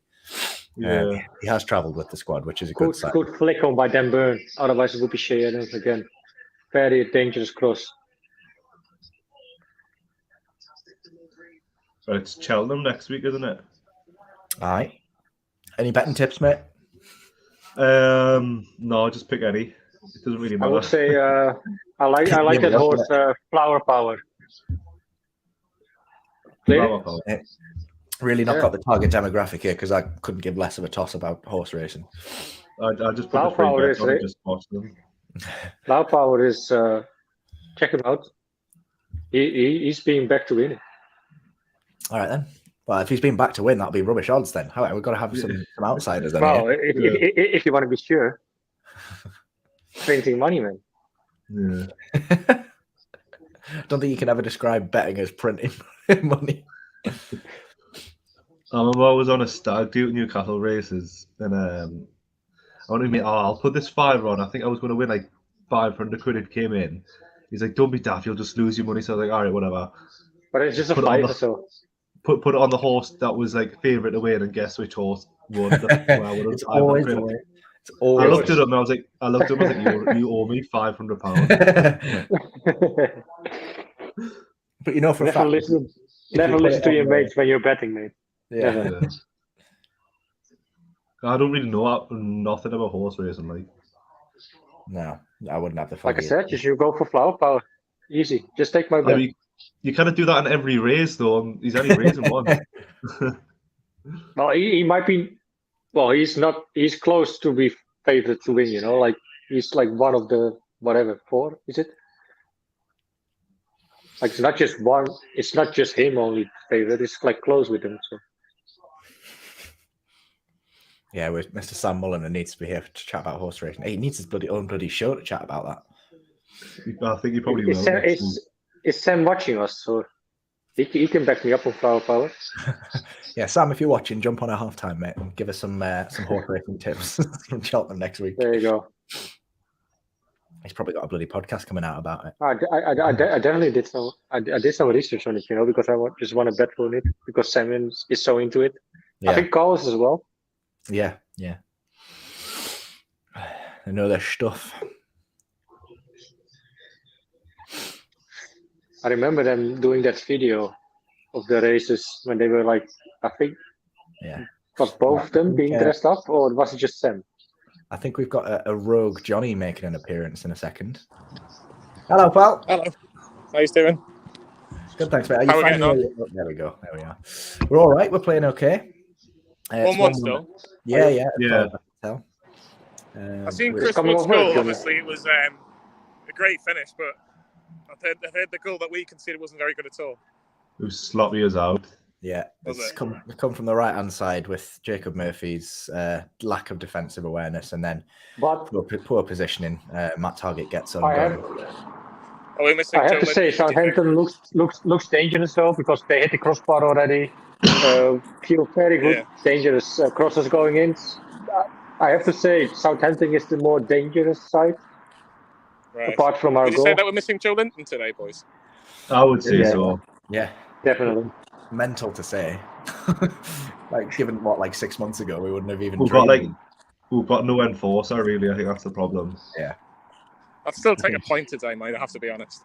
Yeah. I said that before Well- the game. I think my prediction was 1-1, and I said I'd be happy with as long as we don't lose. I'll be happy with it because I think the points to come.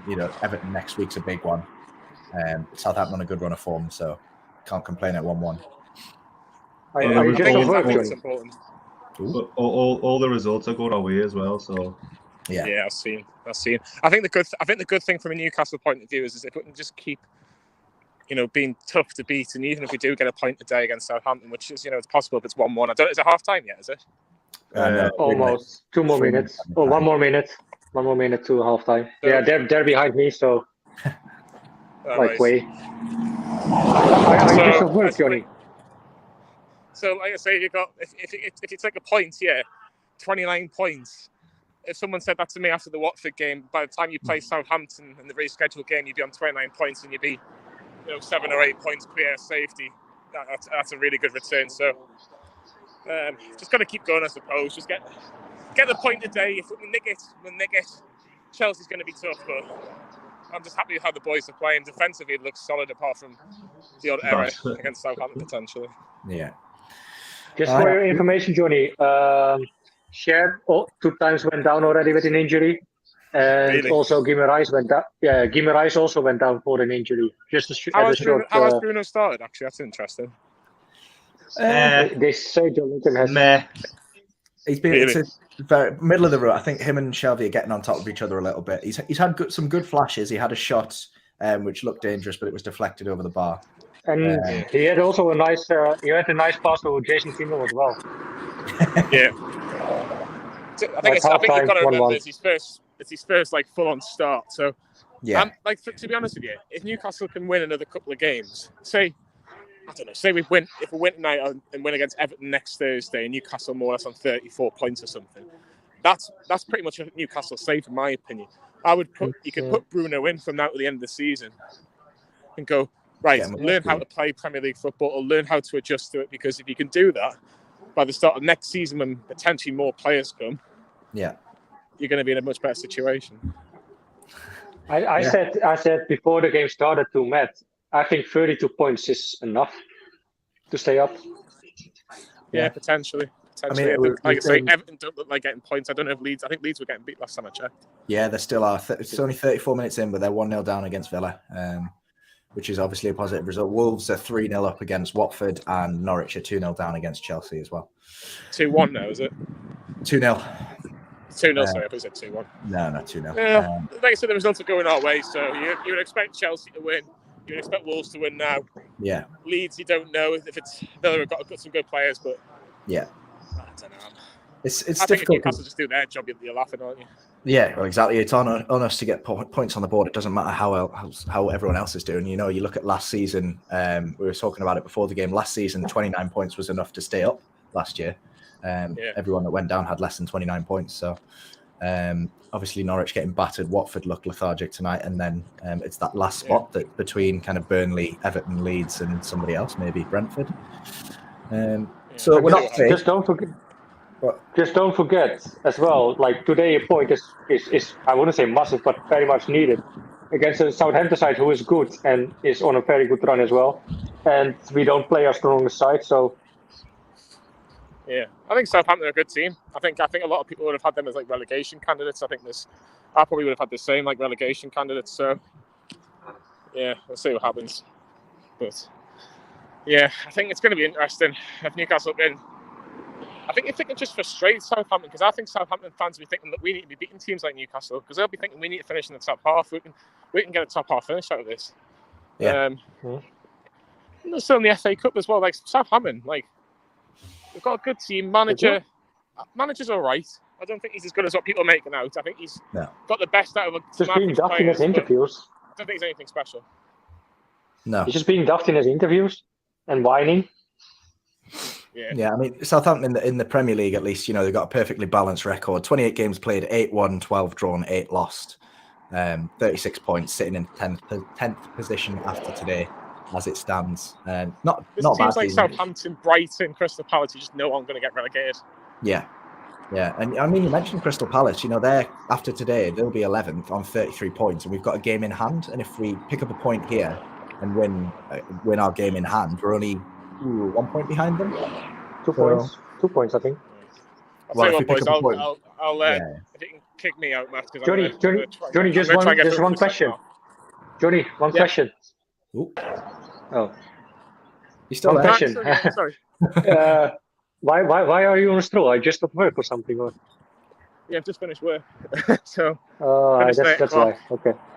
I was thinking about going down for the Southampton game, but when you Thursday night's so difficult. Like unless you're Lee Lawler, who decides to get a train at ridiculous o'clock and then go back home and go back to London and then go back home and then go to Liverpool a few days later. Like I love Newcastle. He stays in London, isn't it? Yeah, well, I've got me ticket for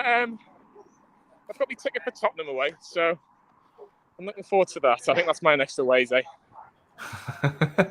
Johnny, get a shave, please. Sam, you're just jealous. You know, jealousy is really, really, really, really poor from you. I am jealous of your beard, Johnny. I'm really jealous of your beard. Hey, it keeps you warm, mate. It keeps you warm. There you go. No, seriously, I wish I could grow a beard like you, man. Seriously. Stop it, you tease, you little flirt. I'll get out, boys. If anybody can text me a stream, that would be greatly appreciated. I'll be about 5 minutes from home, so if anybody can, I'll text you one before. I'll text you one in WhatsApp. I jump out real quick then, and good man. I'll send you one. Enjoy the second half, boys. I'll see you later on. Matt, if you can just kick me out. Okay. Yeah, nice one. See ya. Okay, I gotta jump out real quick to send Johnny a stream. Yeah. All right, I'll fly solo for now. Off you go. Right, lads, just me then for half time. Have you missed me swooning over Chris Wood yet? Yes, you have, Sam. I think the words I used were stonk on when he scored. We've also, if you've not been tuned in, Sam, we've also asked for betting tips for Cheltenham. I forget Brandon's pick. It was something like Flower Power. That was Brandon's pick. I don't know the first thing about it. So, if you can get in the comments with some tips for everyone on here, that would be fantastic. But as for the football, which is what we're here to talk about tonight, not the best first half. We've looked a bit shaky, out of possession. Southampton dominating the ball at 65% possession in the first half, which, we are comfortable out of possession in most games, but they've pressed us high. We haven't looked comfortable on the ball, haven't been able to get out. The goal was poor to concede, coming in from our right-hand side. Jacob Murphy not closing his man down well enough for me. Matt Targett getting beat at the back post, and Dan Burn just getting caught out and deflecting in off him. 2 shots on target for Southampton, 1 for us. 2 shots off target for Southampton and for us, and 1 blocked shot for Southampton, none for us. So it's been a mixed bag. We're still in it by a long shot. But it's all to play for second half. Be happy with a point, as I'm sure most people would, but we'd love to see 3. Just cannot really lose the game. I think Brandon's back and ready to go, so we'll bring him back in. Hello. So Sam's saying, should he do a Cheltenham preview on an FTV Extra on Monday night? Oh, is it Monday night? Cheltenham preview night on NFT? Yeah, Monday night. Should he do that, Brandon? Yeah, sure. I back Flower Power all the way. You can ask him. Can you let me know who he's backing? Let us know in the comments down below if you want Sam to do a Cheltenham preview on Monday night on NFTV Extra. He's very in the know with all this stuff. He knows what he's talking about. So I don't know if we can say he's in the know, actually. But yeah, he knows what he's talking about. At least he'll give you some tips. And it comes to football, he's saying midfield struggling to retain possession. Southampton have a lot of joy against Kraft and Murphy. Yeah, we said this when we were watching it. That right-hand side, it's a strange decision to put Fraser on the other side when he could offer a bit more defensive cover than Jacob Murphy. Obviously, Murphy picking up a very early booking as well, which means he's not be able to commit to challenges as much. Wouldn't be surprised to see him subbed off in the second half. But then again, you're missing out on Allan Saint-Maximin coming off the bench. So you'd probably say Almiron comes on, or maybe, Ritchie on the wing. Depends who you want on that right-hand side. Maybe you bring Ritchie on and switch Fraser and Ritchie over.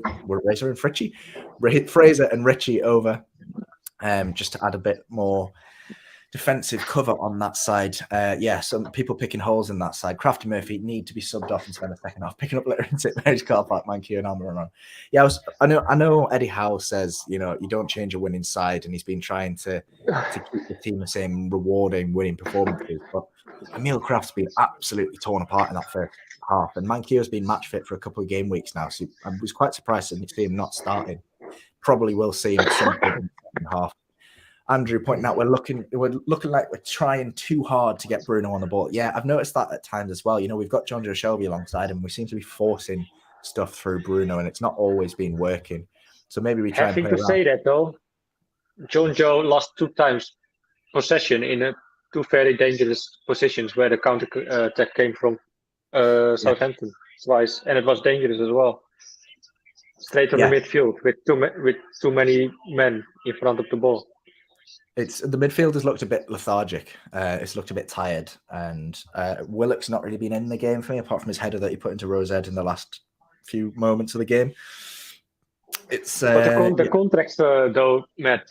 The contracts of we were first all not too pleased 6 months ago. I don't know how long Joelinton is playing well.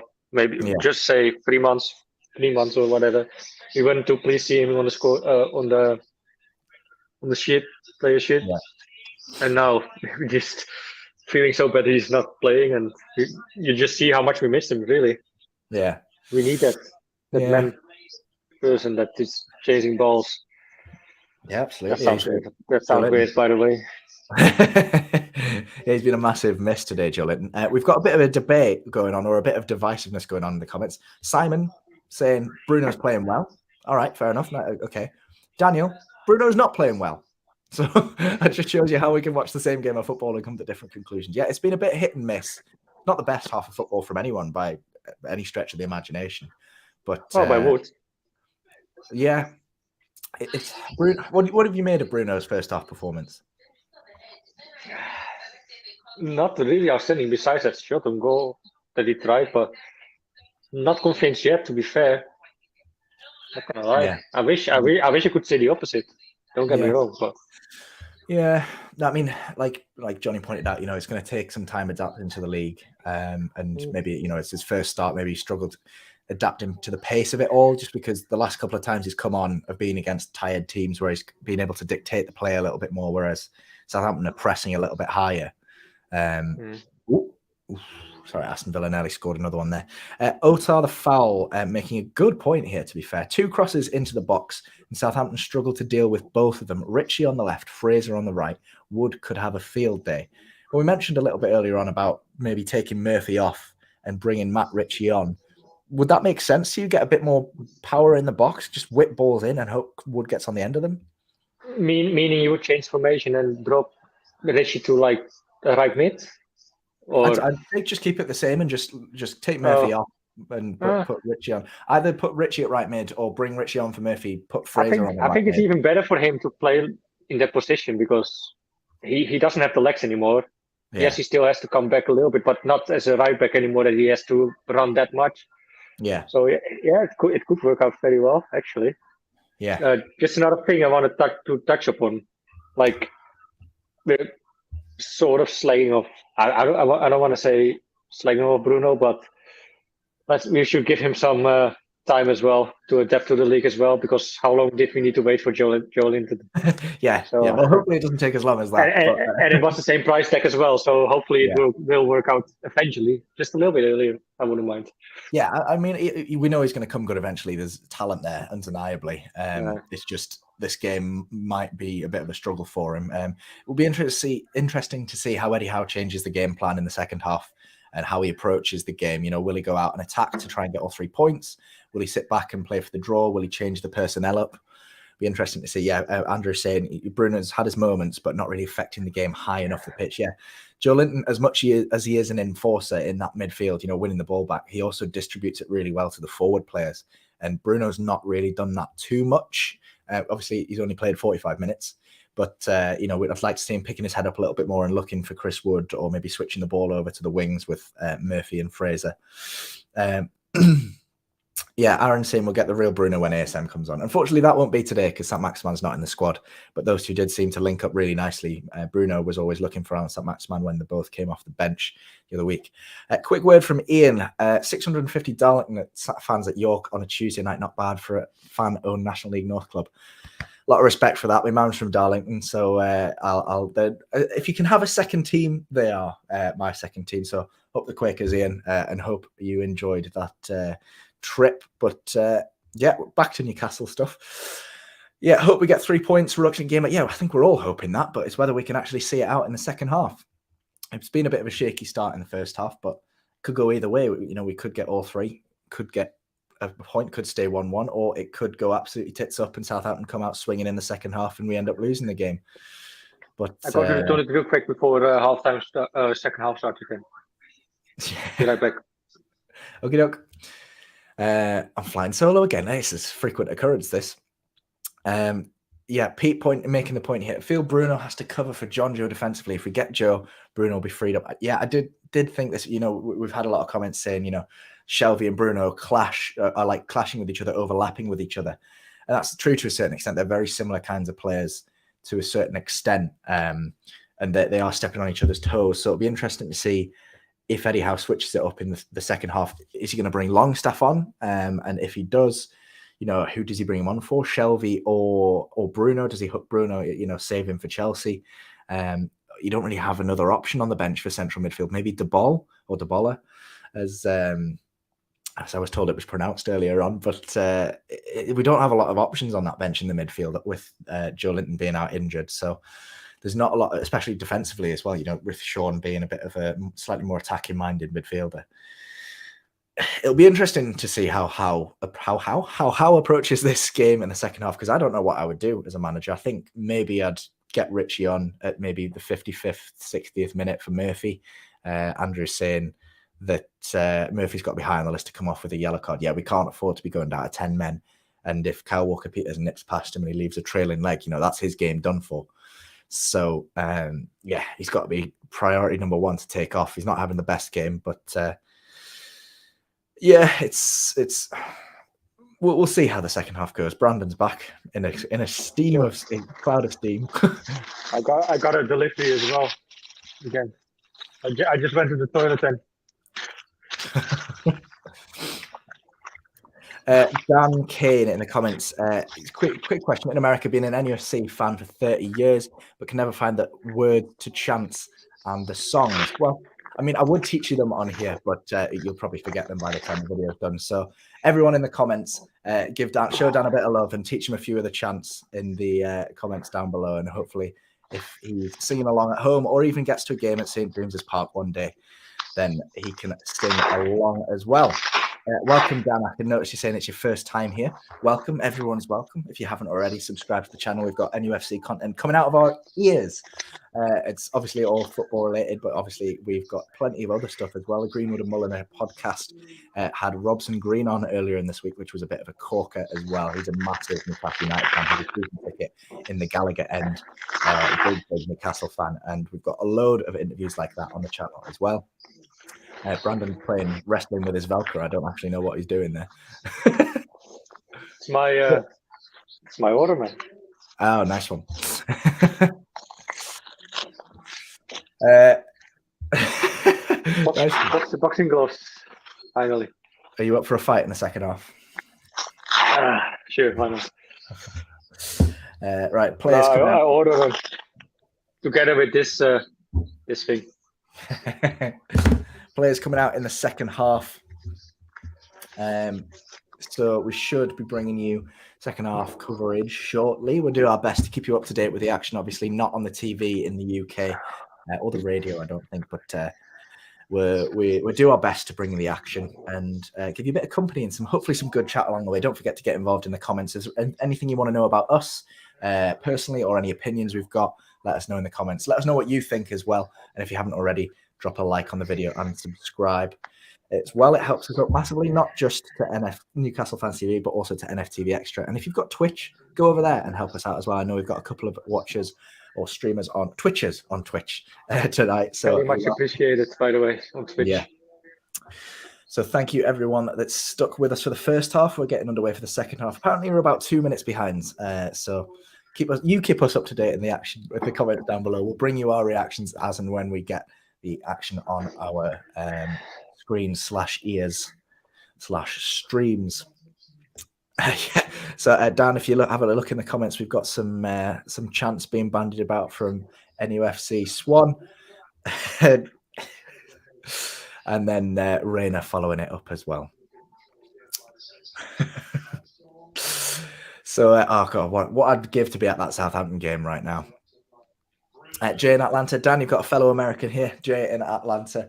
How we the lads? Let's get a result in the second half. Yeah, let's come out swinging. I'd like to see us put up a bit of a fight in the second half. Take the game to Southampton. I have to say about Jay, I love to see him a little bit more in the chat, to be fair. And he used to come on the fan reaction sometimes or being more in videos, but I miss him a little bit, not going to lie. Yeah, we miss you, Jay. It's always nice to have you on the show. We obviously understand you're a busy man and time zones aren't always the friendliest, but he very much knows where he's talking about when it comes to, when he's an American, he knows what he's talking about when it comes to football. But seriously, especially when it comes to analyzing stuff and statistics, he's very well in that. Yeah, he's very good at that. Sorry. Yeah, we've got a couple of knowledgeable Americans, don't we? With Ian and Steve. With Steve and Jay. Sorry, I said Ian because I was just about to say thank you to Ian who's subscribed. You're more than welcome. Welcome to the family. And we even have a very knowledgeable and, for me, very much appreciated member and fellow Toon fan. Is Paul from Toon Down Under. Yeah. The Australian. I love Paul. Jay's been love to have a beer with him. Yeah, definitely. Jay's been very busy recently, Brandon, but we'll try and come on some more. So we look forward to that, Jay. Mickey's asking what the score is. Say it again. I didn't see the Jay's. I was just saying he's been very busy recently, so he'll try and get on more. Cheers, mate. Mickey, what's the score? It's currently 1-1, as far as I'm aware, anyway. Adam's asking where Soccer Steve is. Don't worry. He'll be here later. Don't worry. He'll be here for the fan reaction show, maybe. Scoring the players and fan reaction. Yeah, exactly. So he'll be here. I'm not allowed anymore on the scoring the players. I don't know why. You've been stripped of your rights on the scoring the players. Well, if Liam never returns, maybe you'll be allowed on. Right. But yeah, no Miguel Almiron on the pitch tonight, Jay. But maybe we'll see him, depending on how Eddie Howe wants to switch up that midfield as the game progresses. We might see him. Yeah, Almiron is Jay's child, basically. Yeah. Coming from, because for the people who doesn't know, Jay is an American, lives in Atlanta, supports, and I think I could say he supports Atlanta as well. And yeah, obviously Almiron came from Atlantic United. Yeah. Yeah, it's. I think there's a high chance we could see Miggy today if he wants to play him in central midfield. Because I think if you take Shelby off, who's looked a bit leggy, move Bruno into that central spot and put Miggy on that left-hand side midfield, it's a very high chance we could see him a bit later on. I actually wouldn't be surprised if Jay has some shares in the contract of Almiron, like that he gets some shares of or his buyout clause or whatever. Yeah. Hit it! Oh, shoot! Corner kick, Newcastle. Nice. Albin, are there a lot of Swedish Newcastle fans? Well, I'm sure there are. If there's any watching along tonight, make yourself known. Make a new friend. We welcome I know. On Facebook, it's like a group of Swedish magpies. I know Brandon, there is actually. Brandon, I don't want you to get excited. Don't get excited. But the chat has just exploded with a goal for Bruno Guimaraes. Has he scored on his debut? We'll find out. I don't know. My stream is a little bit laggy as well. I'm not gonna lie. So that's all right. Are we having a corner kick now? The way the fans are going on, I think it might be true. Dan Burn hits it back. Oh, what a flick! He flicks it. Go! Hell. He flicks it. He literally does. He literally looks like. Oh. What a fucking backflip or whatever. How you fucking call it? I don't know. I love what the fuck? Two black white army. Oh, get in. Get in, lads. Whoever in the comments earlier said before, 2-1 Newcastle United, Chris Wood, and no, it was 3-0. Chris Wood and Bruno Guimaraes, make yourself known now because that is incredible. I want the lottery numbers for next week. We can watch it back actually when the stream ends. Someone said like Guimaraes to score, Wood to score, and Willock, I think, on top of my head. Have I missed the goal? Here he is, Glory Hunter. He only comes on for the goal. Get in, lads. Fucking pussy. I asked. I want us to come out swinging. I wanted us to come out. Oh, what a goal! I've just seen it. Right, goal on his first start for Newcastle United. What a headline! Cheeky goal, I'd like. Cheeky flick. I would have been running up to the Southampton manager, mate. Just in his face, like, come on, 30 million, stick that down your throat. Hassan Hutel, you mean? Yeah. Get in. There we go. Go on, Milik. What you gonna do? Hit it? Oh, Shelby, my boy. Bruno? What are you doing? Crosses it?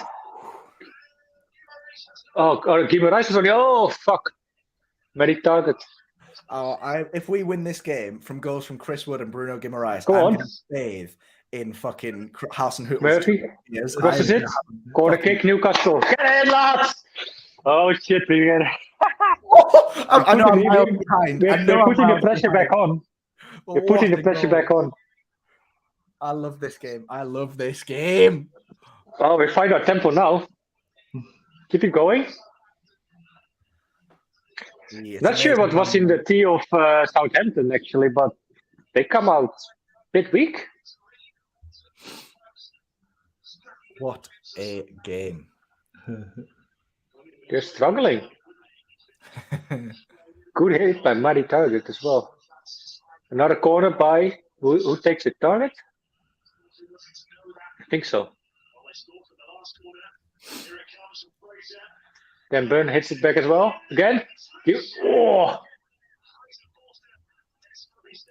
What an instinctive finish from Bruno Guimaraes. That is incredible. Almost Cheryl finish it. Fuck. Have you seen a better goal this season, Newcastle fans? Let us know in the comments down below. I think Trippier's free kick might be up there, but that is just pure instinct. Oh, wait.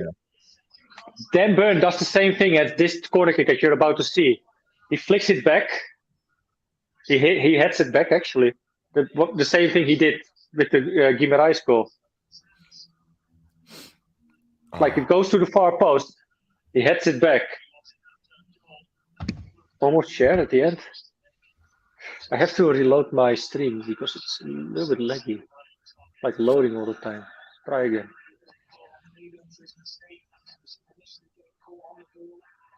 Please.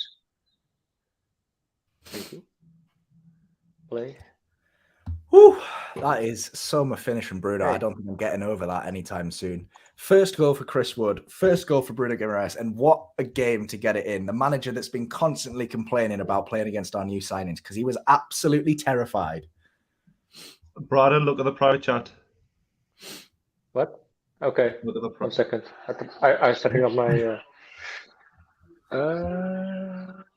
private chat.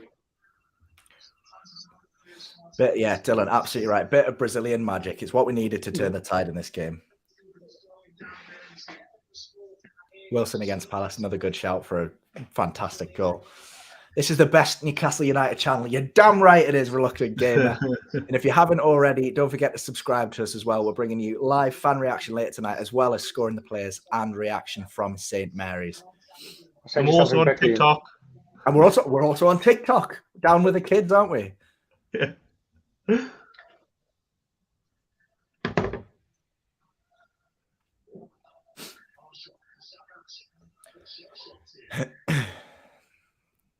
I can't do that. Okay, no worries. I'm on my phone, so I can't do that, mate. Yeah. Can you not do it, Matt? I think I've done it, but I don't know if it's worked or not. Why don't you put it why don't you do it as a sticker? Jesus, look at this. Newcastle's possession, last 5 minute possession. Newcastle 83%, Southampton 17. Oof. Things I like to see. I think it was actually, which game was it again? Wasn't it Manchester City, Man United? That Man City had like 92% for possession in the second half or something like that. Something weird like that. 92. That's mental. How were we playing before we scored again? But it came out well in the second half. It was good. We started pretty strongly. I mean, the end of the second. You saw the end of the second half. It was Joe Willock probably should have done better with the chance that he had, but we've come out swinging. Not bad, but we're now putting the screws on. Really, the thumbs. Yeah.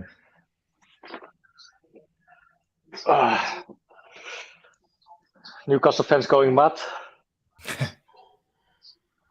There we go. What did you just make of the True Geordie podcast? I've not had a chance to watch it. Mate, I really, I wouldn't say fan, but I like the True Geordie podcast and the things they talk about. I have nothing against them. You just wonder how much was taken out, like, of the actual edit. Do you know what I mean? Yeah. Well, there was definitely some part that was edited out because he needed to take a fucking poo or whatever. He said he needed to go to the toilet. He literally said in the podcast, like, "Mate, can I go to the toilet real quick?" I said, "Yes, sure, mate. Why not?" And then you had like this overlay sort of thing. I might still haven't watched the podcast with Trippier. Yeah, not yet. I think I'll. You really should, mate. It's a good watch. Yeah. Gives a good insight as well on Eddie Howe. Yeah. Yeah, and there's some good insight from him there as well. And if you want some more good insight as well, download the One Football app, which is in the link to which is in the comments down below. Adam, earlier tonight, getting on board with that. It's class. You get all your news there for Newcastle and as well, in general. As well, if you want more insight on Newcastle Fans TV, you can become a member from already $1.99 per month. You want his commission this month, doesn't he? It just came up, man. I'm trained by Leader's Way. Yeah, took me a year to all this sorted out. 13 I goals. want Dan Burn to score next, and then Matty Target, and then Yeah. who was the fifth signing? I don't know. I mean, Trippier, but I can't obviously. Oh yeah. I No, want he Trippier could, to doesn't he? Crutches. come off the bench on his crutches to bang Yeah. one in. Take a free kick with his left foot. Yeah. The with way his crutch. Southampton playing now, if he can. Yeah. I just noticed I'm just getting a little bit cocky here. Like, Yeah, let's not get too confident because this is when they score in like the 80th minute. How often do you use your punching bag, Brandon?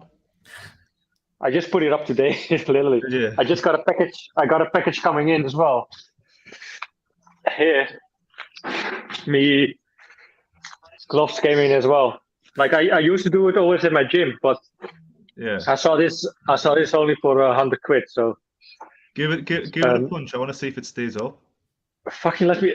It does. Okay, whatever. I gave it a good little. I just love it if the wall just collapsed there, you know. Yeah, like, but you also have like a bar here for like pull-ups. Go on and do a pull up then. There Go on, Brandon. If you trust your handiwork. But I have to take this one off.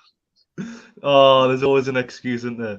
No, literally, because otherwise, how I'm gonna do it? Like, Well, just try it.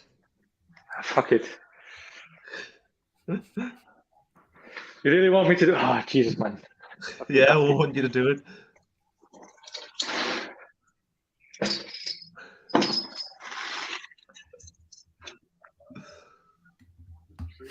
Look at him go. Yeah. Right, you can stop now. You're sort of embarrassing me and Matt. Nah, I can do about Right. 3.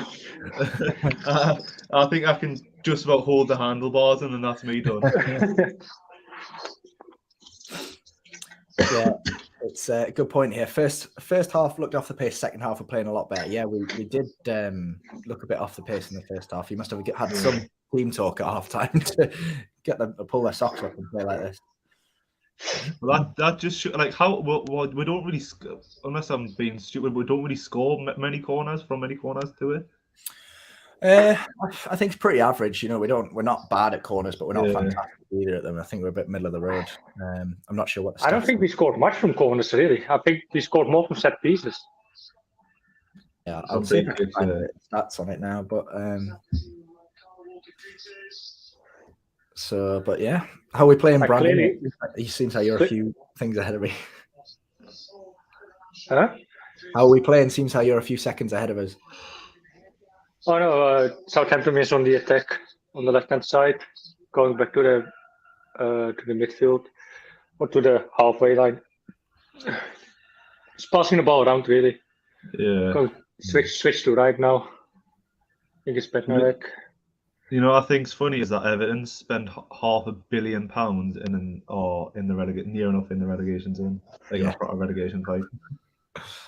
Things you love to see. And financially, they're looking like they're in shit as well. Yeah. Well, how much did they spend? 40 million on Dele Alli? Well, yeah, it was a weird one. Like officially, it was free. Wasn't he on the free? Well, it was officially it's free, but like with all the add-ons, it can get up to 40 million. It's ridiculous. None of them add-ons are going to happen. But Yeah. What should activate the bonuses and the add-ons? Like they stay up or something, or Yeah, I finish guess like 10, or finish like 10th or something, or I don't It'll know. be like appearances, like how many appearances he had, how many appearances he has for England, like goals. That's the tackle man. You can tell I've been playing Football Manager recently, so. Oof. Come on, then. Good interception. I'll Good be block by Dan Burn. Nip out for a second. No worries, mate. Oh, cheeky flick by Guimaraes, but it didn't go to anyone. Are you planning on coming over anytime soon? Yeah, man. Well, it's gonna be May. It's probably gonna be the last end of the last games of the season. What is the last game of the season? Anyone? Oh, it's Burnley. No, isn't it? I'm not saying the last game of the season. One of these last couple of games, Oh Jesus, Guimaraes is down again. Yeah, I think he's just getting used to like getting hit hard. Do you know what I mean? I think that's. Mm-hmm. Yeah, it's more physical. Yeah. No, because I'm going to Czech Republic end of April again as well with my mom. She's Yeah. going for the first time to Czech Republic, so don't really see like. Otherwise, it's going to be very expensive to do all of it. Yeah. But I'll figure the game out, of course. I will be back before the end of the season. Don't get me wrong. Yeah. I wonder where Why, you missed Newcastle me? are doing like. Yeah, I miss your You crap, missed me mate. already. Yeah. I just want to just smash your bowling again. There you go. Miss you too, man. Oh, yeah. I wonder when Newcastle are doing like their pre-season tour. Is there any news already about? Or? I don't know. It's probably going to be like Saudi Arabia, you would assume. Yeah, probably. Sorry, I was just watching these in the background for a second. I think I'm on the back end of that conversation. Imagine him in the background following our conversation, just talking to himself like, yeah, probably. And then just mentions it. That's an unbelievable finish, by the way, that Bruno goal.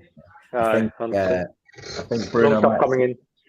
Bruno's picked up an injury, I think. He might be coming off. Yeah. Well, he doesn't look too bad going off now.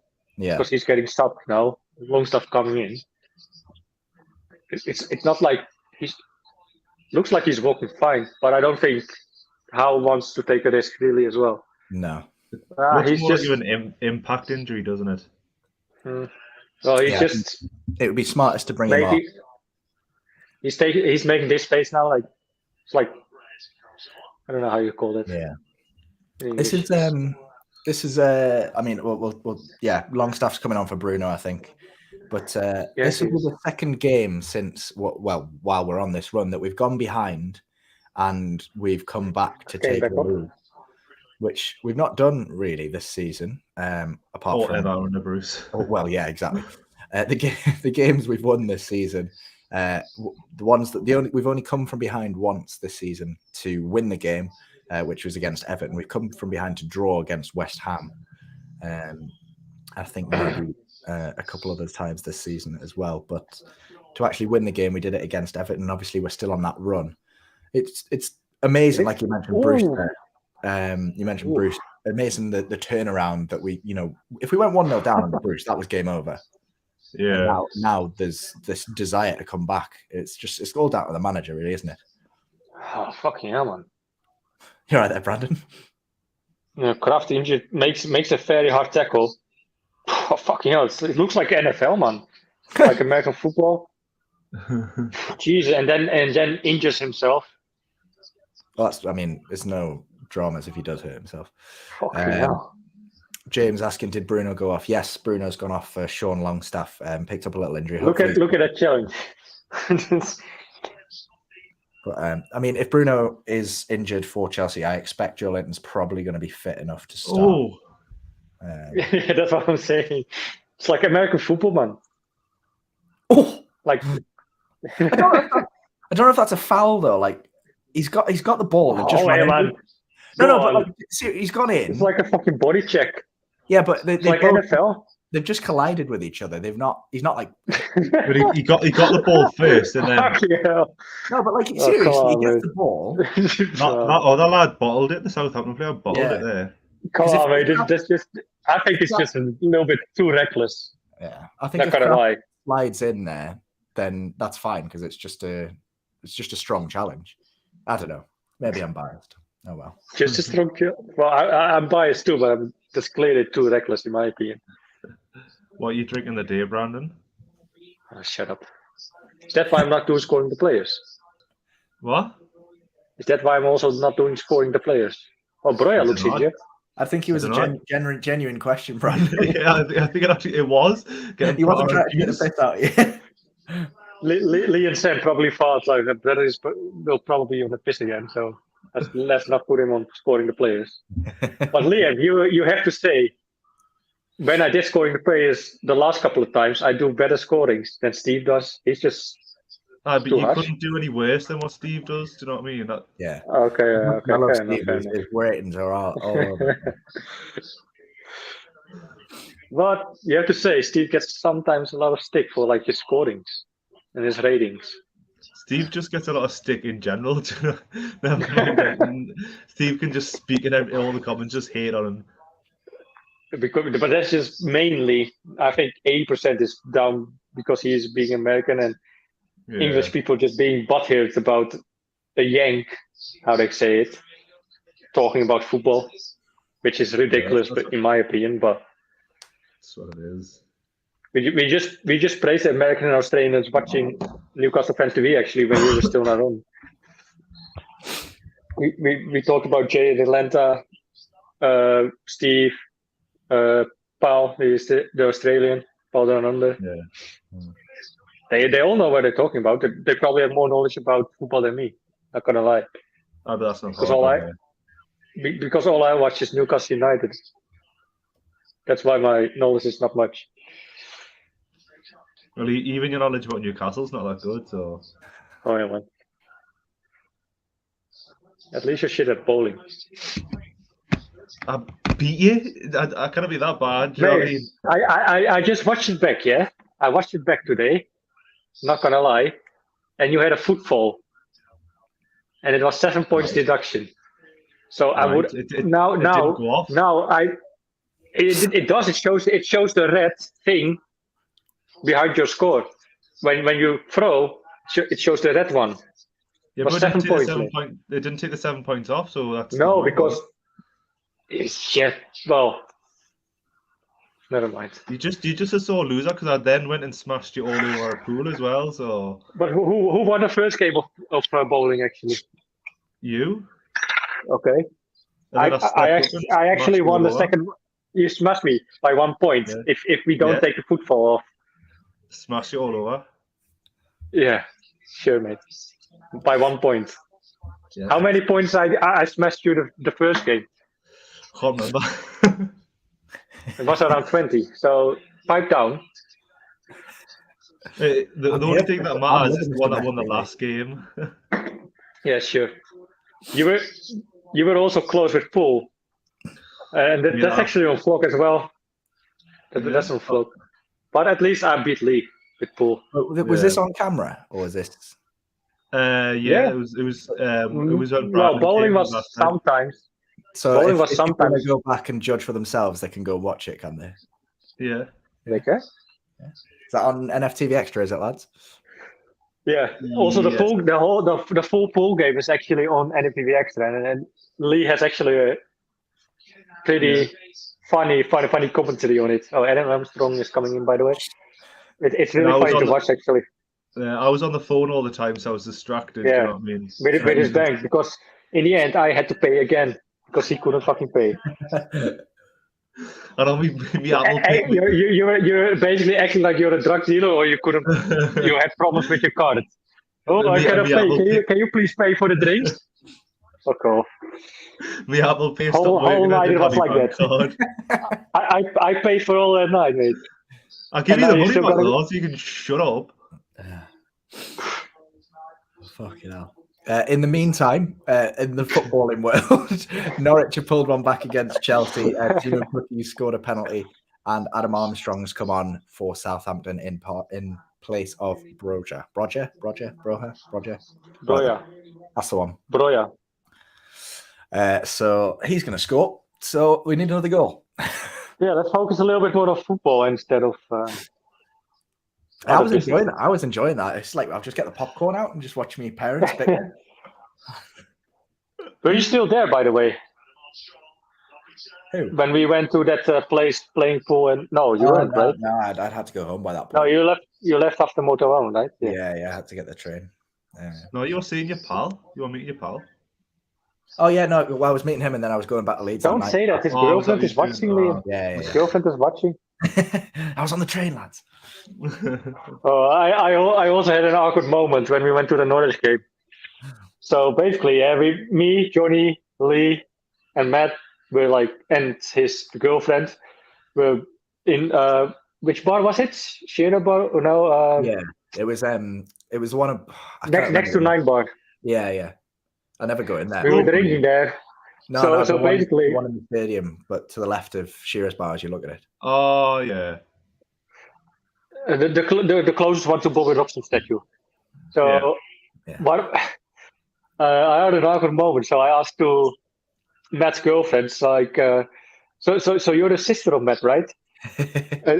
Oh no, I said You're my cousin. Yeah. Cousin, I think it was. So you're the cousin of Matt. She's like, no, I'm his girlfriend. I was like, didn't know. She took it good though. Yeah, it was all right. Don't worry, mate. You don't. I actually apologized to you later on WhatsApp as well. Honestly, he said something. I felt bad about it, you know. He texted us the morning afterwards to apologise as well.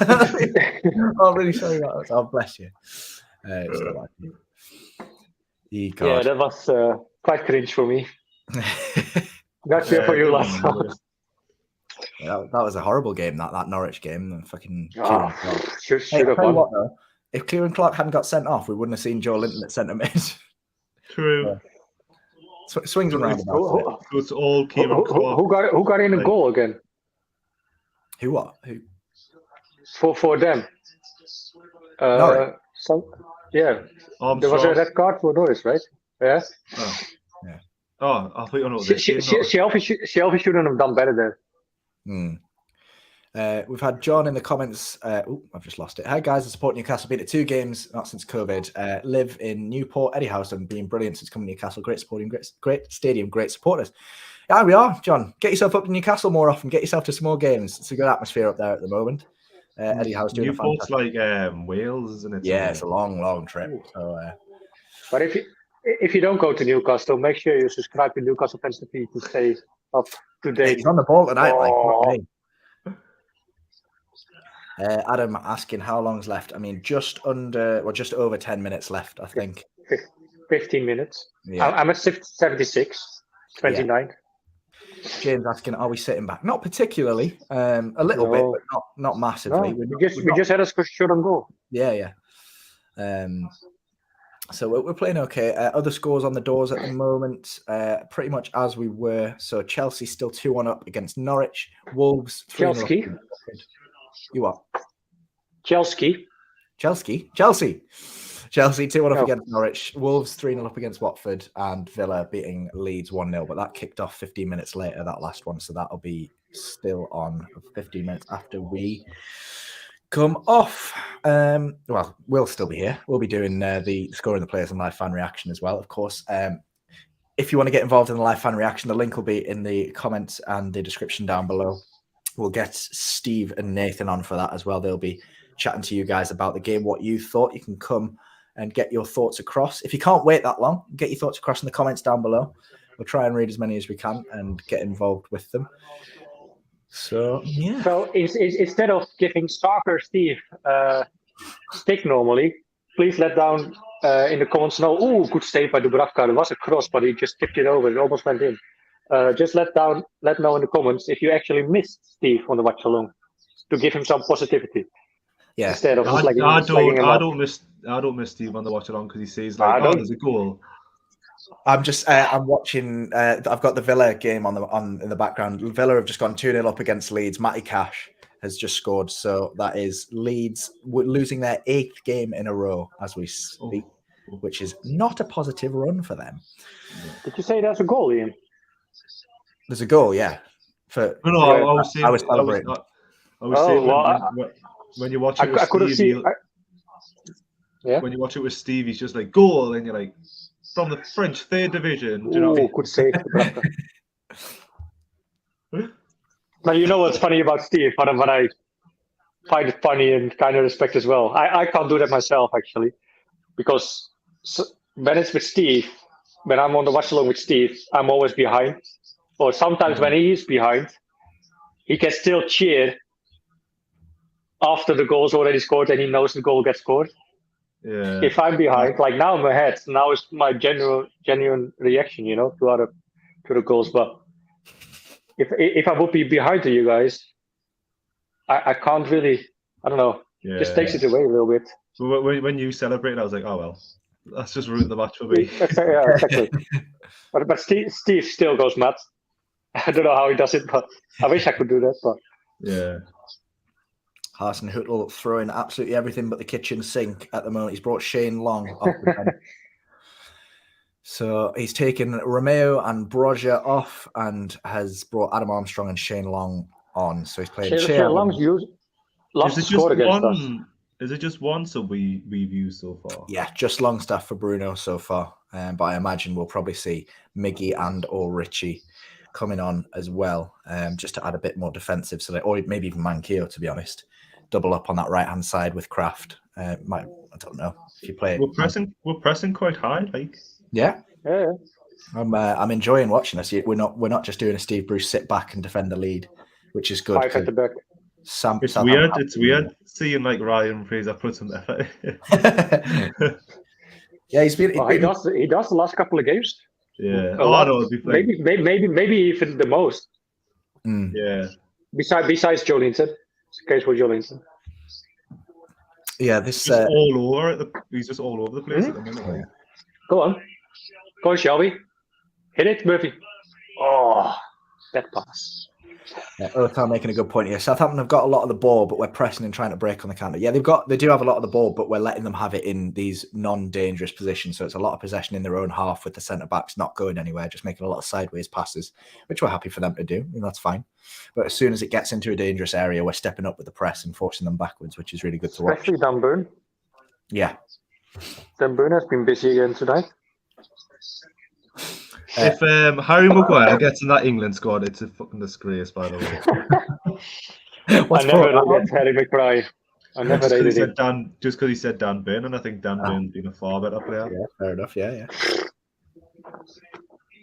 Same height, I guess, right? No, Dan Burn's taller. Yeah, Dan Burn's massive. Yeah, he's like. Yeah. Imagine how off the pace Maguire is, and how I would say that like stiff. Yeah. Dan Burn's the 4th tallest player to ever play in the Premier League. Well, Peter Crouch's got to be up there, hasn't he? What is his height actually? 6 foot. 8. In meters. In meters. Who? Burn or Crouch, mate? Burn. Let's have a look. Let's find Google. So I know I'm 6'5". Yeah, he's 1.98 meters. So 6'6". Yeah. Yeah. I'm 6'5", so I'm not 1.91 m. So 6'4" is what you said, 198. 1.98, yeah, according to Google. So he's probably just a little bit taller than you. Hey, you get in at centre back over. But you and Liam are tall as well. Yeah, I'm not massive. I'm like 6'2". That is actually classed as massive. It's not average. Yeah, average height's quite small. Yeah, when I stand next to Dan Burn, I look like a dwarf. With these gangly arms. Aye. My brother is 2 meters and 1 centimeter. Really? Wow. Yeah, he's taller than me. Skinnier than me though, but he's tall. Aye. Yeah. Gangly. It's hard to be skinnier than me, but Wolves are absolutely twisting the knife in at Watford. It's 4-0 to Wolves now, which is good. Watford's. Wolves is having a good game as well again. Yeah. Wolves having a fantastic last week as well. They're having a great season. They're if we look at the table at the moment, after today's results, they'll be 8th on 43 points, only 2 points behind Spurs. You're saying they're having a fantastic season. You're saying they're having a fantastic season, and they're in 8th, mate. Yeah, Tottenham should be at least playing for top 5. Who, Wolves? No, Tottenham. Oh, Tottenham aren't having a fantastic. I think you're saying Wolves are having a fantastic season. Sorry. They're just behind. Jay in Atlanta. Mickey Almiron is getting ready to get in. Just saying. Come on, Mickey. Mickey for Fraser. Ooh. But he does a lot of running, Liam. There you go. Yeah, Mickey for Fraser. Yeah, Fraser not contributing directly to any goals today, but another solid performance from him. Yeah. Did anybody see the Kenobi trailer? The what, sorry? The Obi-Wan Kenobi trailer. Yeah, it looks mint, doesn't it? Yeah. What's that? Star Wars. Oh. Never saw a movie of Star Wars. You never watched Star Wars? Nah. Need an education, lad. I turned out well, I think. So. Remains to be seen, that. Ahoy, man. Liam had a good time with me. Did? Well, seeing as you were the one that only had the money, so I had to have a good time with you. I was down there. That's why you sticked around. Now I get it. Yeah. It all comes together now. I was like, should I block them in the morning just so I don't have to pay them back? Southampton throwing caution to the wind, taking Lyanco off and bringing Moussa Djenepo on, a tricky player to bring the attack for Southampton. So they're pretty much throwing the kitchen sink at us now. Just under 5 minutes to play. Hopefully Newcastle can hold on. Let us know in the comments down below what you've made of the performance and if you think we'll hang on for the result for now. And don't forget, if you haven't already, drop a like on the video and subscribe to the channel. Where else can they find us, Liam? TikTok. Yes, Newcastle Fans TV on TikTok. We're on TikTok, we're on Facebook, we're on Twitter. As we speak, Aston Villa Instagram. And Instagram. So How many subscribers do we have on TikTok, Liam? 600 odd now. Lovely stuff. I think we're also on LinkedIn as well. So if you're into that sort of stuff, you can follow if you want to connect with us on LinkedIn. Yeah. We also recently signed up, which I control, is OnlyFans. We also have our OnlyFans. Go to onlyfans.com/NewcastleFansTV for cheeky videos. Yeah, or you can just see Brandon's nipples for free on pretty much any other Newcastle video. You saw a sneak preview of that last weekend. We also have a Discord link, but you can only access it through members as well. Yeah. So sign up to be a member. From us, Brandon, tell us the prices. $1.99 and $4.99. Yeah, you'll get exclusive behind the scenes content and videos before everyone else gets them as well if you sign up to be a member. And as we've been speaking, Villa have a third goal. Callum Chambers bending one into the top corner past Meslier. So Leeds 3-0 down, absolutely in the mire. So that is fantastic news for us. What's the next round of fixtures? Everywhere they go. What next round of fixtures, like who plays who? Yeah. I'll have a look. Let's find out, shall we? He gets excited about that. Look at his face. Obviously, we've got the game on at the weekend against Chelsea, so we'll find out who's playing everyone at the weekend. Game week. Fixtures. So, Saturday, we've got Brighton, who are hosting Liverpool. Brentford against Burnley, which is a big 6-pointer. Man United versus Spurs. Then obviously we've got Chelsea, Everton, Wolves, which if Wolves play like they've been playing today, that could be real bad news for Everton.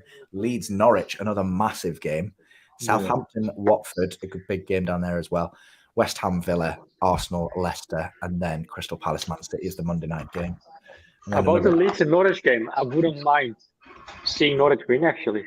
Yeah, or at least draw. Yeah, if they could, Norwich are pretty much down. So you'd expect, if they get a point or three off Leeds will be right. They're now at 17 points? Yes, 17. As it stands, we are 10 points. Oh, fuck's sake. Who's down, Mary Target, or is it Kraft? Wait a second. I think Dubravka's just made another fantastic save there. Kraft is down again. That's fine. Oh, come on, man. Don't give the guy so much credit. He's been doing a decent job recently. I mean, Sam said 2 weeks ago as well. Like it's so easy to pick him Kraft, Yeah, he is the scapegoat for pretty much everything. Last weekend, he played a really good game against Brighton. He was really good, actually. Not sure where he got from scoring the players, but Dubravka goal, man! Good save, Dubravka.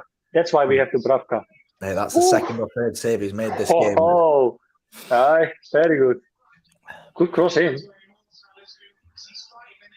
Yeah, as it stands, we're 10 points off. Could be offside as well, actually. Now I'm looking at it. But it doesn't matter. It didn't still go in. Very good save.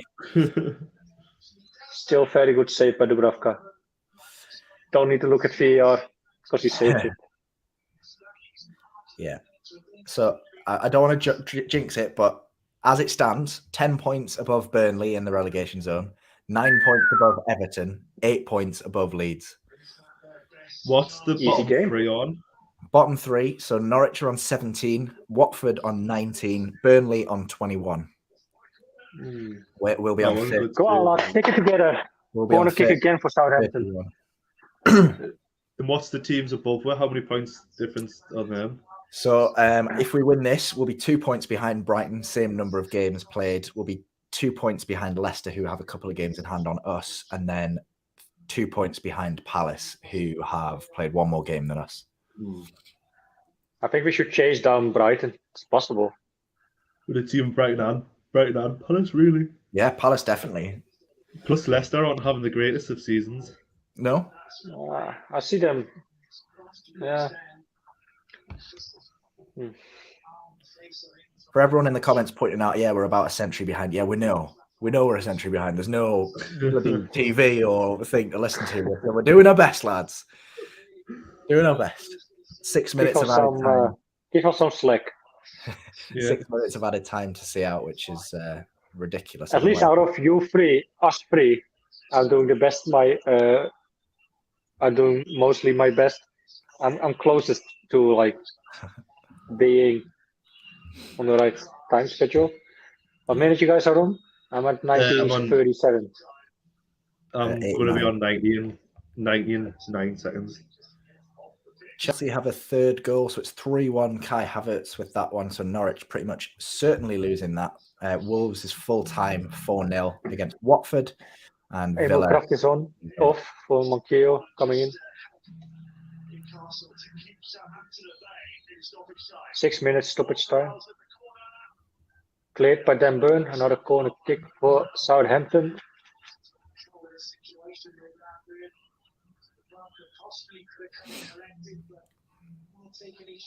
Jesus, Southampton corners 11, Newcastle 5. Yeah. Loads of corners this game. There it goes, corner kick, straight into Dubravka hands and takes his time, goes to the ground.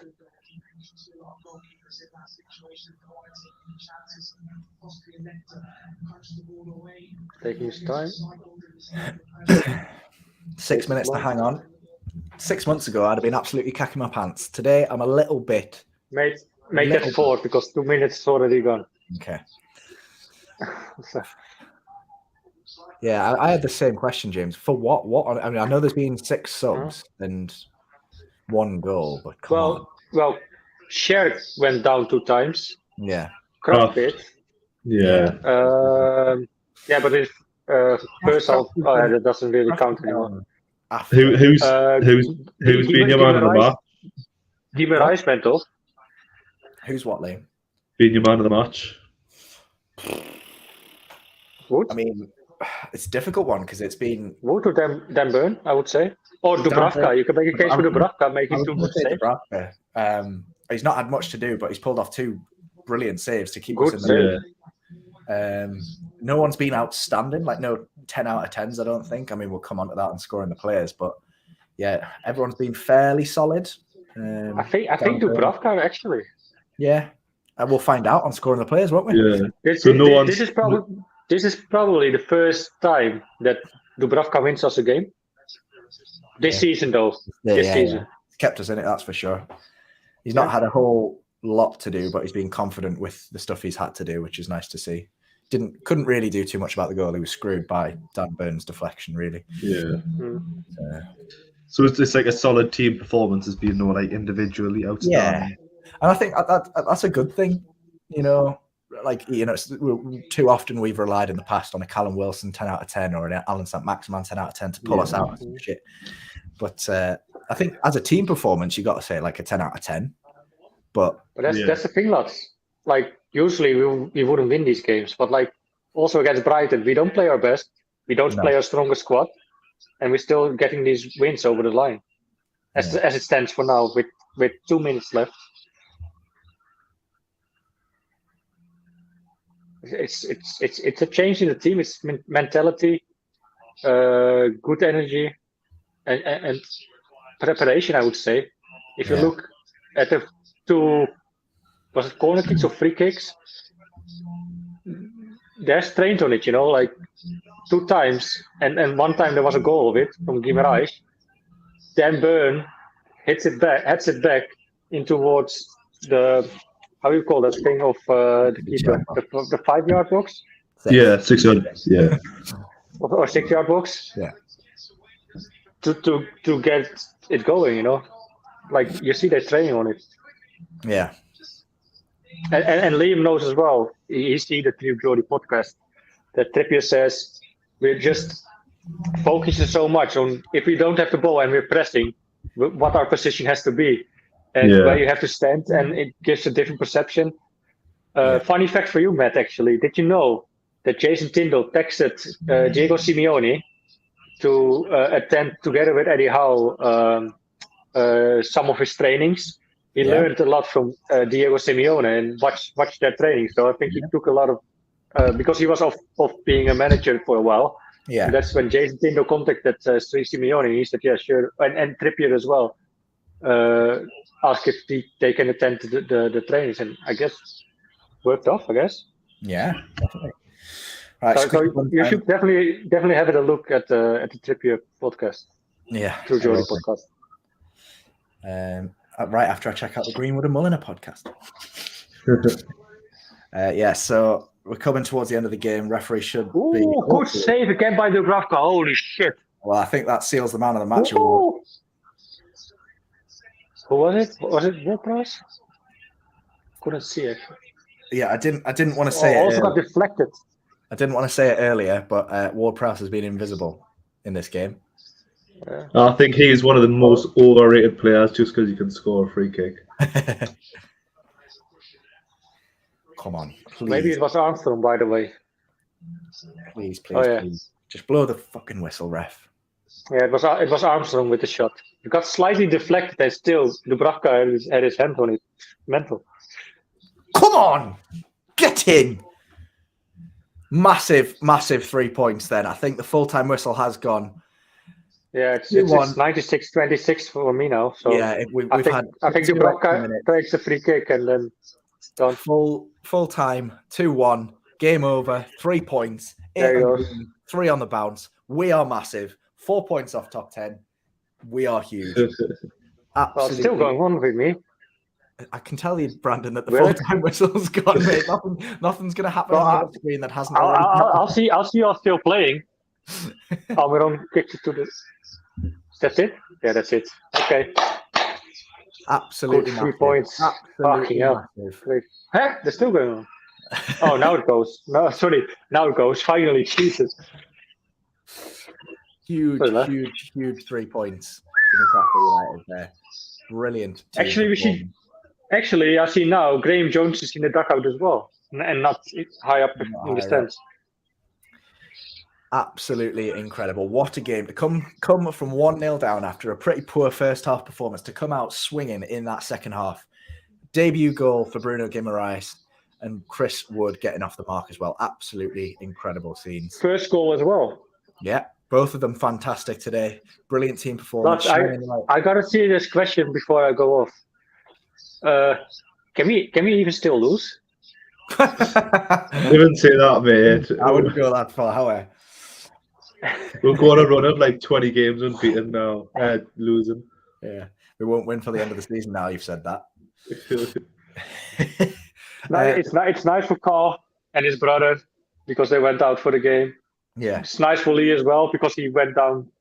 That's the funny thing is that Lee said as well today on the WhatsApp group. He's closer in distance to me than he is to his own home. Wow. That's fantastic. So, let us know in the comments down below what you made of that game. My heart's pounding because I was convinced we were going to bottle that. I didn't want to say it because it would happen. But only Liverpool more points than us in the league in 2022, which is some stat. We are absolutely huge. We're going to win the league next year, just so you know. Ralph Hasenhüttl. Europe at least. I'm buzzing with that because Hasenhüttl can absolutely do one with his cry, and he can guarantee he's going to cry in the press conference afterwards. Yeah, easy. Absolutely massive. Like he built up to that, because him saying that is coming already from a little bit of fear that he feared us, and now because he built on it, he has a good solid argument that they lost because Guimaraes scored, Wood scored. There's 2 signings. You know exactly how it's got to go play it out. Yeah, absolutely. Pathetic. Yeah, he's got his excuses. That's fine. He can have them. We've got the 3 points. we can jog on home with them. Absolutely massive from there. We'll be getting on to scoring the players very shortly. Hopefully Steve can pop up at some point and join us. If not, Brandon, you're more than welcome to take his place. I thought you were going to kick me off, actually. No, we'll wait until Steve turns up. This is a good fight, actually. I see now. Santos versus Ankalaev, March 13th, Sunday. You're going to watch it? I probably won't. It's not my thing, but we do live stream. No, what's it called? Yeah, Carl loves his fight. What's it called? Okay. Yeah. Another massive point, 3 points for us today, and another point to make as well. Norwich lost, Watford lost, and Leeds are almost certainly going to lose. Currently 3-0 down with 3 minutes left in their game. So we are now 10 points outside the relegation zone and only a few points. Can we say it was another 6-pointer? It was another. I mean, it doesn't matter because with 3 points on the board, it goes whatever you want. But we're on this fantastic run at the moment. Chelsea up next. Loads of trouble off the pitch for them. The Heads obviously easy 3-0. Easy 3-0 conceded against Norwich tonight. So if Norwich can score 1, surely we can score 3. Not the best performance from any individuals, but a good team performance all round. Another Brighton-esque win today. Absolutely fantastic. We'll move on to scoring the players shortly. Stick around. Who scored for Norwich, by the way? Pookie from the penalty spot. Okay. He's still doing it for Norwich. So yes, Chris Wood off the mark for the club. Bruno Guimaraes off the mark for the club. Fantastic result for us as well. As I've got one eye on the Leeds game. There's a player being stretchered off here for Leeds United. That doesn't look good for him. He's on some heavy painkillers. I can't tell. I think it might be Junior Firpo, the left back. You heard it, right? But I don't know who that is. So I'll confirm when that comes through. But yes, stick with us. We've got scoring the players coming up. We've got live fan reaction with Steve and Nathan later on. And of course, we'll have fan reaction from St. Mary's with Lee and Carl really late on tonight. So stick with us for all of that. If you have enjoyed the video, drop a like and a comment. And don't forget to subscribe to the channel, Newcastle Fans TV Extra, and hop over to Twitch as well. Show us some love over there. Big love to everyone that's been joining us over Twitch in the past few games. I know there's not loads of you. Liam, shout us out where? TikTok, Facebook, Instagram, Twitter. That's what's our name? LinkedIn. What's our name? Newcastle Fans TV. Also got a website. Also on Twitch, YouTube. Members? Anything you want, we're there. All right, so you can find us all. What about members? You can do that one, mate. Yeah, go on, Brandon, take it away. What are the prices? Well, you can tell us, mate. No, I'm just questioning Liam. See if he even knows. You get videos. You get like members videos, and you also get a Discord chat, which you can chat to us. The 11. Well, I'm not on it anymore because I have to delete the app. I don't have it up my room. And earlier announcements for Green with the Millionaire shows. Yeah. What are the prices? How much is it? What the prices are. Oh, how much it is? $1.99, $4.99. There you go. There we go. You passed your test, mate. You passed your test. Yeah, brilliant. Yeah, I can confirm it was Junior Firpo that went down with that stretcher, getting some heavy painkillers on the way out. I don't know what was wrong with him, but wishing him all the best as well. Brandon, do you want to stick around for scoring the players? Because Steve's not rocked up yet. He's probably drunk as fuck after this win, I guess. Yeah, well, do you want I can. If Steve's not showing up, sure. The more the merrier. I mean, I expect we'll see Steve at some point. But we'll crack on, really. Welcome to Scoring the Players here on Newcastle Fans TV. This is an interactive show, of course. We'll be telling you what we think of the players, but of course we expect you to get involved in the comments down below. Let us know if you think we're talking waffle, what you thought, what scores you would give, who is your man of the match today, and of course we'll score Eddie Howe right at the very end as well. Which one of the two of you would like to score Martin Dubravka's performance today? Me. Oh, Brandon's got his hand up. First Dibs. Go on then. Martin Dubravka, out of 10. 9 out of 10. 9 out of 10. Easy as that. What did you make of his performance? Well, overall, didn't have much to do, but like he made 3 very important saves. Probably won us 3 points today. So 9 out of 10, I would say. Man of the match, in my opinion. Yeah. Especially after that last save. He's not. Yeah, all three were his last two stays were probably the best. Yeah. Yeah. Stayed focused throughout the game, didn't he? Didn't let the lack of shots phase him. He was ready to spring into action when he needed to be. He's not had the most to do in the past few games. We've been defending quite well. It's good to see that he can keep that focus as a goalkeeper. He's not been tested over the past few games, but when it comes to it, and we can call upon him, we can rely that he's going to step up when we need him to, right? I think it flows with the whole team. Like his defense is being more confident as well. So that flows into Martin Dubravka as well, probably. Like he's feeling more confident in his goal and know he can save his defense as well. Also with corner set pieces. I think. Yeah. Just about energy. Just brings a confidence to the side that we've shown over the past few games in that defense in the back line. I think Dubravka's a big part of that. Liam, I'll give you the honour of giving Emil Kraft a mark today, if you wouldn't mind. I'll just take it away. I won't say anything. I don't think he actually put a foot wrong really today. I think he made some important blocks. I think I'm going to go with a 7 out of 10. He's done his job. Yes! Bruno! Brandon, love you. I had a lovely second half there. Absolutely brilliant. Come on, the boys. Come on. How good is Bruno? How good is he? Brilliant, mate. Oh, fantastic for him to get off the mark on his debut, and Chris Wood getting a goal as well. It's massive, isn't it? Just stay on. Chris Wood. Never doubted him. He was going to score tonight. Oh. And actually, funny thing is, a lot of people thought Wood would score actually and get it right. Yeah. A lot of score predictions there. They named even the players who would score, and it was a lot of Wood and give it right. Hey, Ralph Hasenhüttl, your boys got one hell of a beating. Why did Bruno not knee slide in front of him and go like that and go, drink your pint of bitter, Ralph?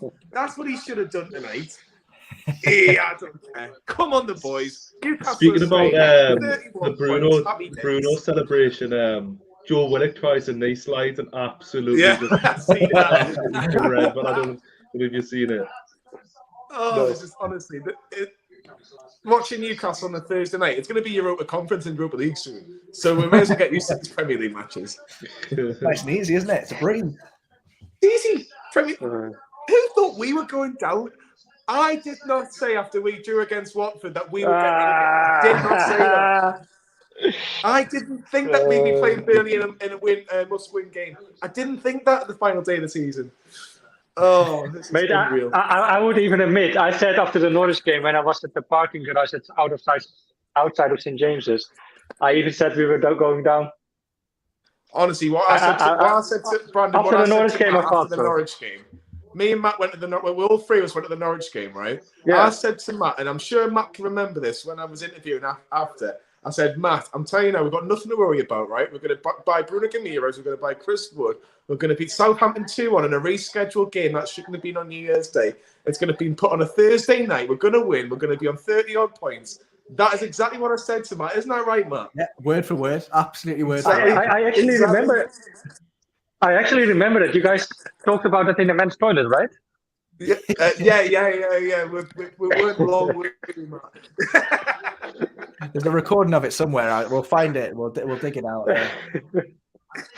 No, well, actually, we were doing scoring the players, wasn't it? Yeah. Johnny, stick on for the It was all 10. Stick on for scoring the players. Do you want to stick around for scoring some players, or are you going to come back, Johnny? It's up to you. If you want us, I'll stay for a bit. Stay, man. I'm happy to have you. I'll go on, and I'll stay for 15 minutes. Go on. Well, we've interrupted Liam scoring Emil Kraft, so Liam, I'm so sorry, Liam. I'm so sorry. I apologise because we were all. It's all right. He said 7 out of 10. Yeah, 7 out of 10 for Emil Kraft. He said. He said 7. Yeah. Yeah, pretty decent. Your goal came from his side of the pitch today, but apart from that, it was okay. As good as we can expect from Emil Kraft, really. What did we get him for? Like 5 million? It's what you expect, sort of thing. Do you know what I mean? We got Cisse for like 5 million, didn't we? But it's different times. Just It's to different focus that times. argument. yeah, pretty decent. Can I make a point on Kraft though? I think he deserves higher than a 7 after that body check. I think that's definitely a 9. That perfectly good tackle, mate. You mean? Yeah, he could be a wide receiver. He could be a wide receiver in American football, really. Yeah, absolutely. Johnny, Fabian Schär picked up an injury quite early on in that game, but played the rest of the game out and was solid again, wasn't he? Yeah, it really was. From what I saw, I thought him and Dan Burn was superb once again. I think I would say 99% of Newcastle fans who said Fabian Schär can't play in a 2 are eating their words. They really are. Like I've said it. I didn't think he was good enough to play in a 2, but I suppose it depends who your other centre half is. And like I hope it's not a bad injury. I hope he can like play the next game. But if he has to be dropped for the Chelsea game to make sure he's okay for the Everton game, I wouldn't be against that. But you can't. Unbelievable. It's just incredible at the minute. I'll go 8. I'll go 8 for Fabian Schär. It's just nice to see a Newcastle defence very, very strong. I thought Kraft was good second half. I really did. I thought he did well when he with Gineppo and Kyle Walker-Peters. The defence looks so solid. It really, and that's just I never say that with Newcastle. It's just brilliant. Well, in the first half, in the beginning, it looked a little bit shaky. I have to say, but. I think Matt and Liam would agree with me, I think. But. Yeah, I think it was just probably because he was being a bit cautious with that injury. You know, he went down twice in the first half, I think it was. And, you know, he's probably not going to break into a full stride. I thought Broja was playing, or Broja, however you say it, was playing quite well and running the channels quite well. He had a good chance, which Dubravka ushered out. But, you know, didn't really put a foot wrong. Another good performance. And that centre-back partnership that's developing between Schär and Burn is incredible. I got a question for Johnny though, because you touched upon like it depends on who you have next to you. Do you think actually that Dan Burn has a better leadership and better communication than Jamal Lascelles had? I think I don't want to be too disrespectful to Jamal Lascelles because he's been a good servant for Newcastle, but Dan Burn has worked his arse off to be a Premier League player. 100%. And he's played at a settled Brighton team who don't concede many goals. Yes, they're not going to, apart from this season, they don't really finish any higher than 15th or 14th. But he's steady. He knows his job. He knows what he needs to do. And leadership-wise, I think maybe it means more to him because he's from the area. I said this a couple of weeks ago. I'm going to give credit to Newcastle's recruitment team because everybody was wanting Sven Botman. Everybody was wanting Diego Carlos. Badiashile, the list was going on. And when Dan Burn's name was mentioned, because it was Dan Burn, Newcastle fans are going, Dan Burn from Brighton, 13 million, are you having a laugh? And they're thinking, well, it makes sense. Local lad, Premier League proven, wants to play games for Newcastle. You know, he was at Newcastle as a kid, and he's just slotted in perfectly. It was a really good bit of business, and he is a big part of Newcastle why they're going to be playing Premier League football next season.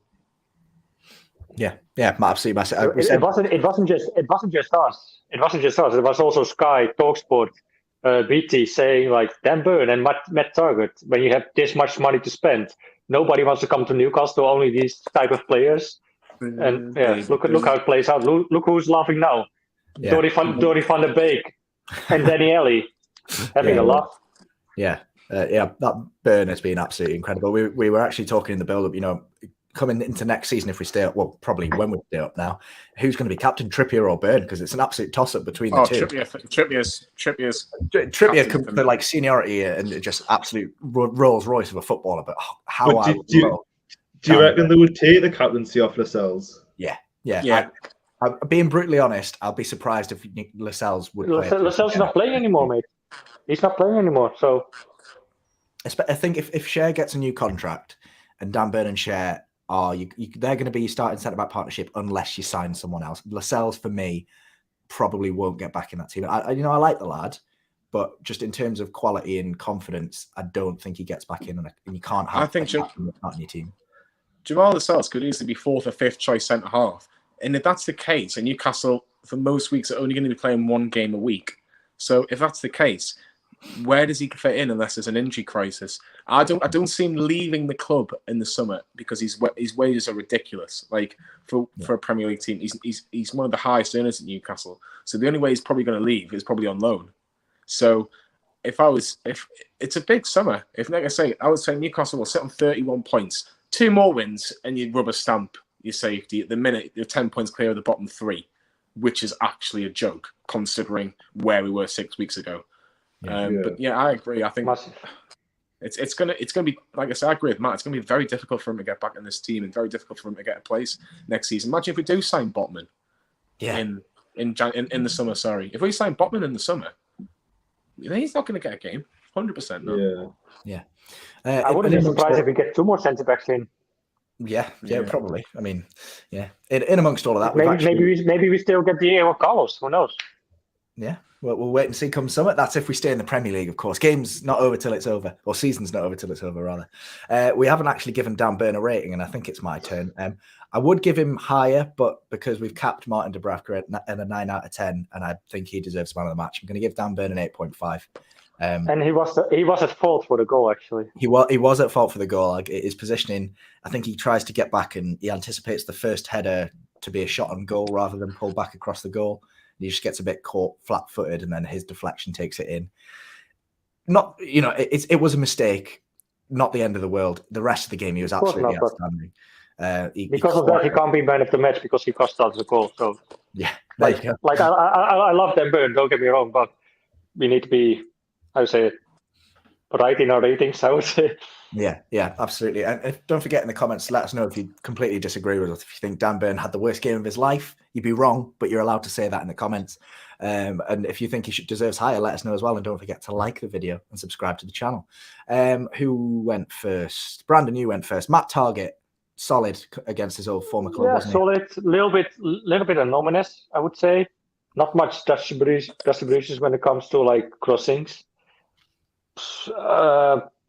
Kraft got a 7 from Liam, so I would say I thought Matt Target was defensively a little bit better than Kraft, so I would say 7.5 for Matt Target. Yeah, I'm glad he's quiet. I don't want him to be busy. If that makes sense, I don't know if anybody agrees with that. Reliable, innit? That's what you want. That's actually what I mentioned to you. What Johnny just saying before we started the game. Like he goes anonymous with a lot of fans, but he's actually playing really good games.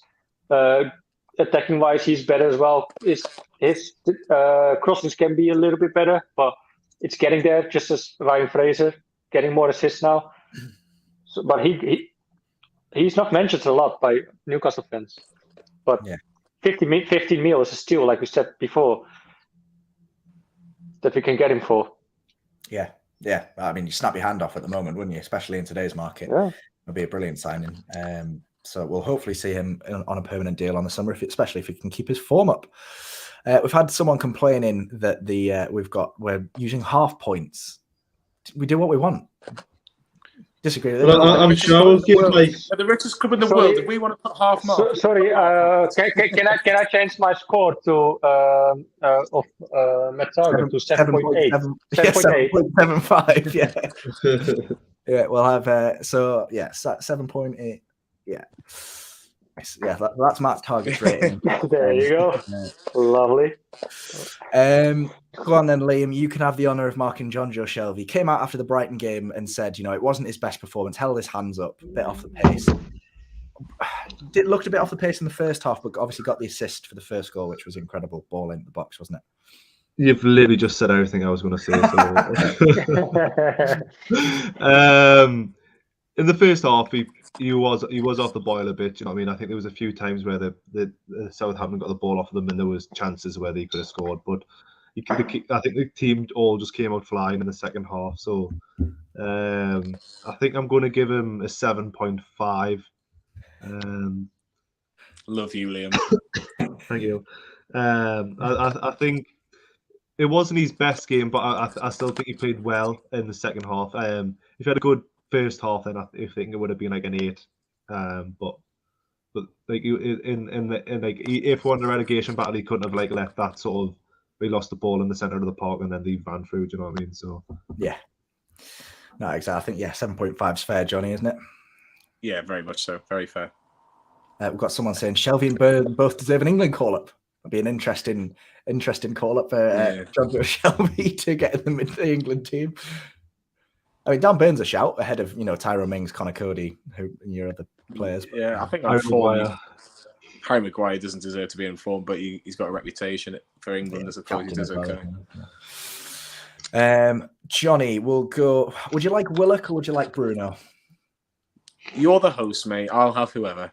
I'll give you the honour of Bruno. Go on his full debut, first goal for the club. To be honest with you, I was a little bit surprised when I seen the team news and I seen that he was starting. Pleasantly surprised, and I was looking at the Twitter page, like, who's been dropped? I was like, Joe Linton, and it's like not even on the bench. I was like, ooh, this could be tricky. I thought he was. I still think. I'll talk about a goal in a minute. In terms of his overall play, I think he's 2 seconds ahead of most of our players. Yeah. And I think there was times you could see that because there were certain things that he was trying to do, especially in the second half before he got substituted. It was like, you're a little bit better than what we've got, and they're not ready to be at your level in terms of how you want to kind of play it and how you can see where the next pass is going to be and see where the movement of play is going to be. So I think people will look at that and go, like he gave the ball away, so he's at fault. I think it's just actually other players trying to work to be on the same level. Yeah. However, not many people can score a goal like he can, what he's just done there. And it's very much instinct, but it's got that Brazilian flair, if you like, because only Brazilians can do something like that in a game of Premier League football. I couldn't see, no disrespect, I couldn't see Sean Longstaff trying that. But it's an unbelievable goal, and it's won us the 3 points, and that will suit him right down at the ground. He can learn from that game. I think Eddie Howe will say, look, these are your good bits, these are your not so good bits. Wonderful goal.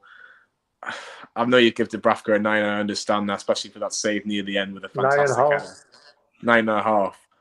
I'm going to match it. I'm going to match it. I'm going to match it because of the goal, because that goal is huge in terms of his first Premier League start, and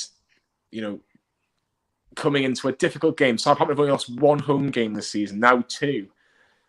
That was a huge, huge win and a huge goal. I think today is the day where you can comfortably say that Newcastle United are definitely going to be in the Premier League next season. I know I'd like 2 more wins to rubber stamp it, but I don't see Burnley getting 10 points. I don't see Watford getting 12 points more than us now, and I don't see Norwich getting anywhere near us.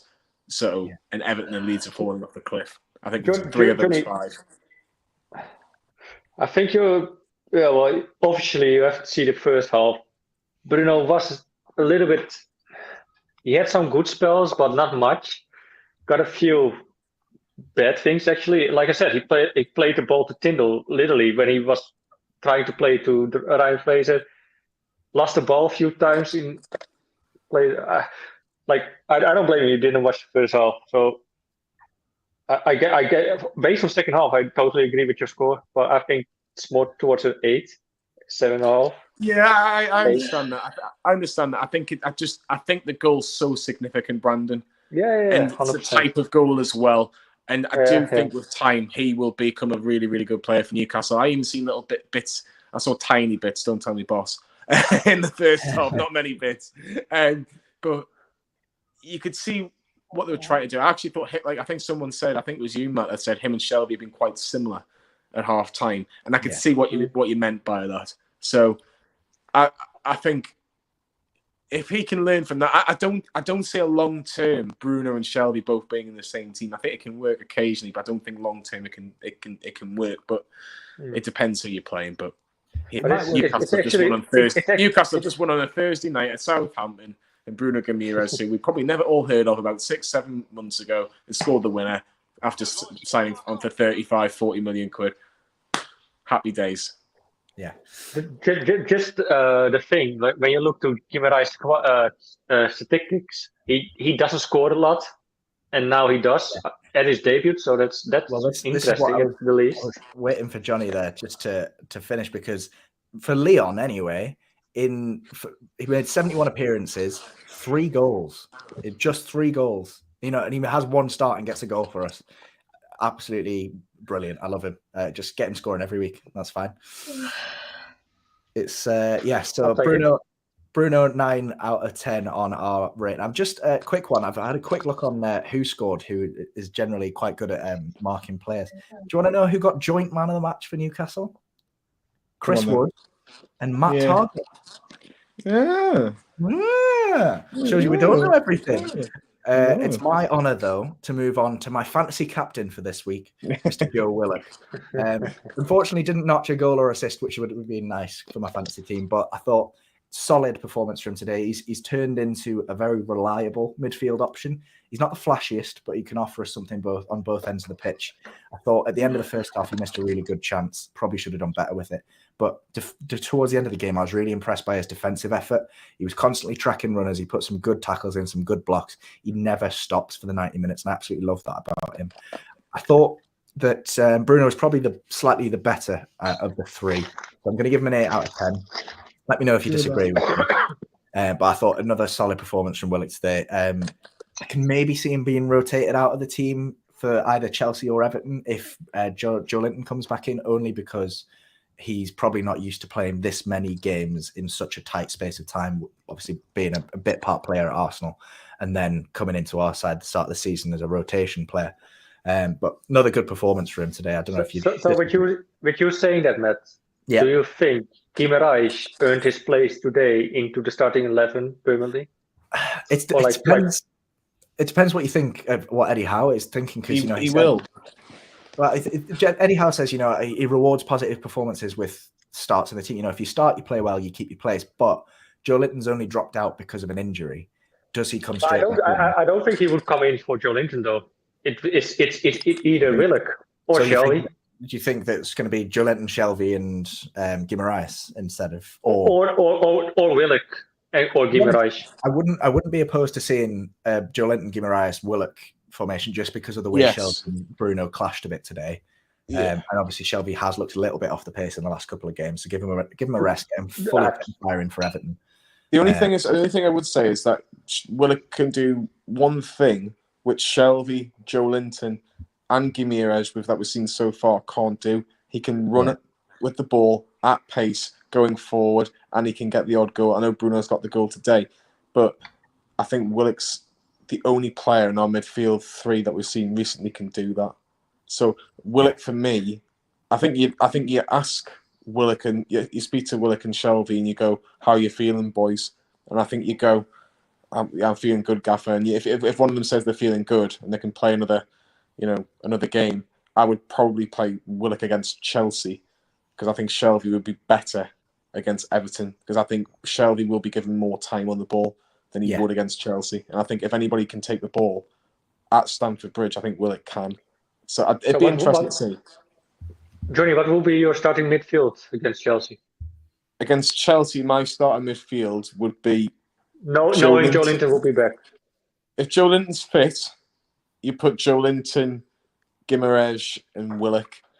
If Joe Linton's not fit, you put Guimaraes, Willock and Longstaff. I think you have to rest one of Shelvey or Willock for one game. Not what I wanted. I think you just have to, especially against Chelsea. You're going to be doing a lot more running. You're not going to be exactly keeping the ball like we normally do. It's Chelsea at Stamford Bridge. I know, obviously, Chelsea have had a bit of a mare today with everything that's been going on, but you've got to rest one of them. But pleased with Willock. Really pleased with Willock at the minute. He's certainly turned the corner under Eddie Howe. That's the interesting thing about these run of games that we're just starting now. It's like how Eddie Howe will perform about rotating the team because he has to. Because you can't expect from the players to play 4 games in 7 or we've got 2 games left. We've got 2 games left against Chelsea and Everton. Then we've got a 2.5 week break. So, I would make changes for the Chelsea game. Not sacrifice the Chelsea game, but if we get a point against Chelsea, it's a free hit, really, isn't it? That Chelsea game. Exactly. I was actually thinking that he would start his strongest side as he can against Chelsea because then you have Joe Linton back and everything. I wouldn't even play Maxi. We were suggesting I wouldn't even play Maxi against Chelsea. No. Well, why not? Just play your strongest squad. I'd rather Jacob Murphy play against Chelsea. Play Jacob Murphy against Chelsea and use Maxi for Everton. Everton at the minute in 3-4. Maxi will have a great time at Goodison Park next week. Yeah. But because we were suggesting during the watch along that it might be a forced injury and illness of Maxi and Joelinton, just to give them rest. I think Sam Muller was right in what we're saying in the WhatsApp group about them too. I don't like saying that because I know you'll hear it. He'll take that, right? He'll get that tattooed on his chest. Sam Mulliner was right. We'll move on before we get too bogged down in this to Ryan Fraser, Brandon. He's been incredible the past few games and another solid performance tonight. Yeah. Today, he worked his socks off again. Attacking-wise, didn't bring too much. Tried some crosses. Didn't really get someone on the end of it. Difficult one. Just for his graft, I would like to give him 7+, 7.5+.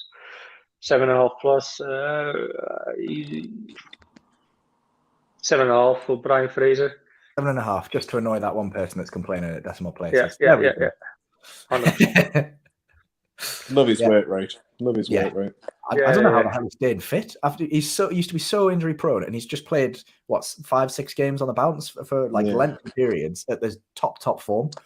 It's incredible watching him, and the fact he can adapt to both sides of the pitch as well is a brilliant factor. He's like Matt Ritchie used to be, if you remember. We have quite some players who are pretty injury prone though. Wilson, Fraser, Shelby a bit. Yeah. No Wilson, no Maxi, and we're still winning games. What's going on? Yeah, no Trippier. Yeah. Incredible. Yeah, Fraser 7.5. Liam, I know you love Jacob Murphy, so I'll let you do the honours with his score.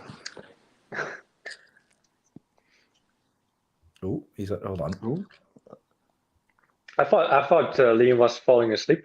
I just realised I muted myself when I was speaking to my missus. Got to come off. I think I'm going to probably go with the 7 for Jacob Murphy. I think he was frustrated at sometimes, but then I think he did provide quality in certain areas. I think he's when you're trying to attack, he's very direct, isn't he? And I think sometimes he could have got back a bit more, but 7. I don't think we could mark anybody across the team more than a 7 today. He has some shot on goals. Yeah, it's his end product for me. Has to improve. Yeah. I think he does the hard bit and gets past the player. Then you'll see him cross it and no one will be near it, and you're thinking, I do want him to succeed. I've got a soft spot for him, but 100%. But I have to think all Newcastle players, right? Yeah, but when he plays on that right-hand side, you can't pair him up with Kraft. You need someone like Trippier behind him that's going to give him the confidence to bomb forward. You cannot pair him. That pairing makes me really worried whenever I see it. Obviously, it's paid off today, but it doesn't fill you with confidence, especially when they've got such dangerous players coming down that left-hand side, like we saw for the goal. It's a clear example of Murphy not finishing. Having the end product is his chance against Brighton last weekend when Fraser's finished it. Basically Murphy's career, or at least his season, it's close, He was so close to score, but it's just not it. Yeah. Don't know what it is though, but I'm gonna take the honours of Chris Wood scoring off you because I've been waiting for this for a long time. By all means, go for it. Go you did for it. Fraser. Oh yeah, you're right. Sorry. That's why you gave me Fraser. I'm actually going to head off, boys. I've got a couple of things to do. But Matt, take your Chris Wood hat, put it back on, and tell us why he's amazing. But before you do that, take me off the stream so I'll end it for you. Johnny, just a quick question. The things you have to do, is that having a quick wank to the league table? Or that's enough. Oh, sorry. No, definitely not, mate. Definitely not. But right, hey, we've won again. We keep on winning. I can get used to this. I'm sure we all can. Have a great night, everybody, and I'll see you on Sunday. Take care, mate. See you later, mate. Ta-da. Right then, Chris Wood. My big man, my hero, my mate, Chris Wood. What a legend. He finally gets his goal, first goal for the club. He's a 10,000 out of 10 tonight. Obviously, I'm going to give him a serious rating in a moment, but It's finally Matt, can you just make that 10,500 just to piss the person off again? 10,000.5. Hold on. Here we go. There we go. So Chris Wood, absolutely massive, finally gets his reward for all his hard work for the team. Xavi whips a beautiful ball in the box and he sticks his bonds on it. Easy. Keeper didn't even move. Bread and butter for Chris Wood. And it's brilliant. The way he celebrated, you could tell he's been waiting for that one. Hopefully this kicks him on, gives him a little bit of a kick up the butt and can get him off the mark against Chelsea and hopefully Everton as well. I mean, Everton, he could very well have a field day against their back line. He's been incredible since he comes in and it's fantastic to see him finally get that reward. I don't know what you lads made of it, but it's not just his forward play. It's holding the ball up. It's bringing the players in. It's like, I know it's an awful comparison to make, but it's like Rondon was for us under Rafa. It's just that big physical presence up top that can give, just absolutely change the game for you. I think he's been incredible. And that goal was to change the game for us. I get some fans. Sometimes it goes anonymous, what the graft he's doing and the things he's doing for us. Before his goal, goals makes you present. It shows that you're there. But the graft that he did before sometimes goes how you say that, under the. You know what I mean, right? Under the radar, exactly. Thank you, Liam. But already, I could have praised him for that. And today's goal, he deserved it the most. Now, today, scored a goal. Yeah. Me personally, I think I've got a mirror of Brandon saying I think people care too much about what the stats are saying, not about actually watching the match. Because if you probably watch the matches, you've got a different opinion than someone that's just watching match of the day at the end of the day. Do you know what I mean? I think people that I don't agree with anybody saying that he's been struggling. He wasn't the type of player that he was low on confidence. He just didn't have the service or the chances really to score a goal. And I think when he's got his chance, he's took it. Yeah. It's brilliant. I mean, these comments sum it up. It's been brilliant. We're unbeaten since he's come in. And this one from Larry, the dirty work Chris Wood does is immense. The teams feel his presence. Yeah, teams are scared to put pressure on him. You saw Brighton last week for Fraser's goal. The defence stepped up and, he spun his man and played a weighted pass through to Murphy that was just incredible. It's not just about being a big man. He brings so much to the team and he's changed the way we play. And I do love Callum Wilson. I'm not saying Wood is better than Wilson or whatever, but it's a different type of presence up top when you've got someone like Wood and someone like Wilson. Obviously, you want Wilson in the team because he's more likely to stick the ball in the back of the net, but Wood just brings that presence, that aura up top that just lifts your team and brings the other team down around us as well. Brilliant. Anyway, right, we're pretty much there. We've just got Eddie Howe to go before we move on to the live fan reaction. What about the subs? Oh, you are absolutely right. I'm losing my mind. The subs that came on in the game as well. So I think Longstaff was first, wasn't he? He was. Yes. Yeah, for Bruno. Go on, Brian. You were complaining about not marking someone. You can have Longstaff. Not much to do, really.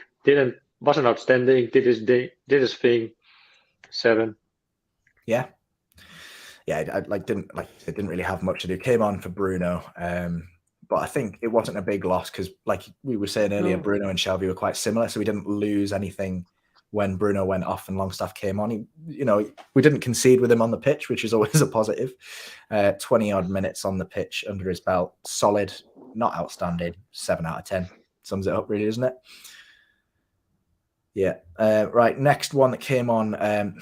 We can give him a score if you want, but Almiron came on with 5 minutes to go. Technically, Give it to Liam. Yeah. I was just gonna go. I'm not applicable, really. Yeah. I don't think he had the time to impact the game. Did he run enough though? Yeah, well, I didn't actually see him touch the ball, so I couldn't really tell you. Do you know what I mean? Well, hold on, I'll see if But you don't need to touch the ball to run enough. No, but the camera wasn't on him. Do you know what I mean? Where is it? Just giving you a hard time, mate. Almiron touched it 6 times, according to who scored. Don't remember a single one of them, to be honest. Oops. No. But what was you saying? Actually, how I love him, but he's missed his chance here. Just didn't improve. Can only hope he gets a good match and coach. Yeah, I think. I mean, I'd love to see Almiron stay and improve at the club, but we may well cash in on him in some of his time, maybe. But you never know. We were talking about rotation earlier on. and maybe he'll get his chance over the next couple of games to come in and show what he's about in that midfield. Yeah. Never know. And last but not least, came on in added time, so doesn't get a mark. Javi Manquillo came on for Kraft.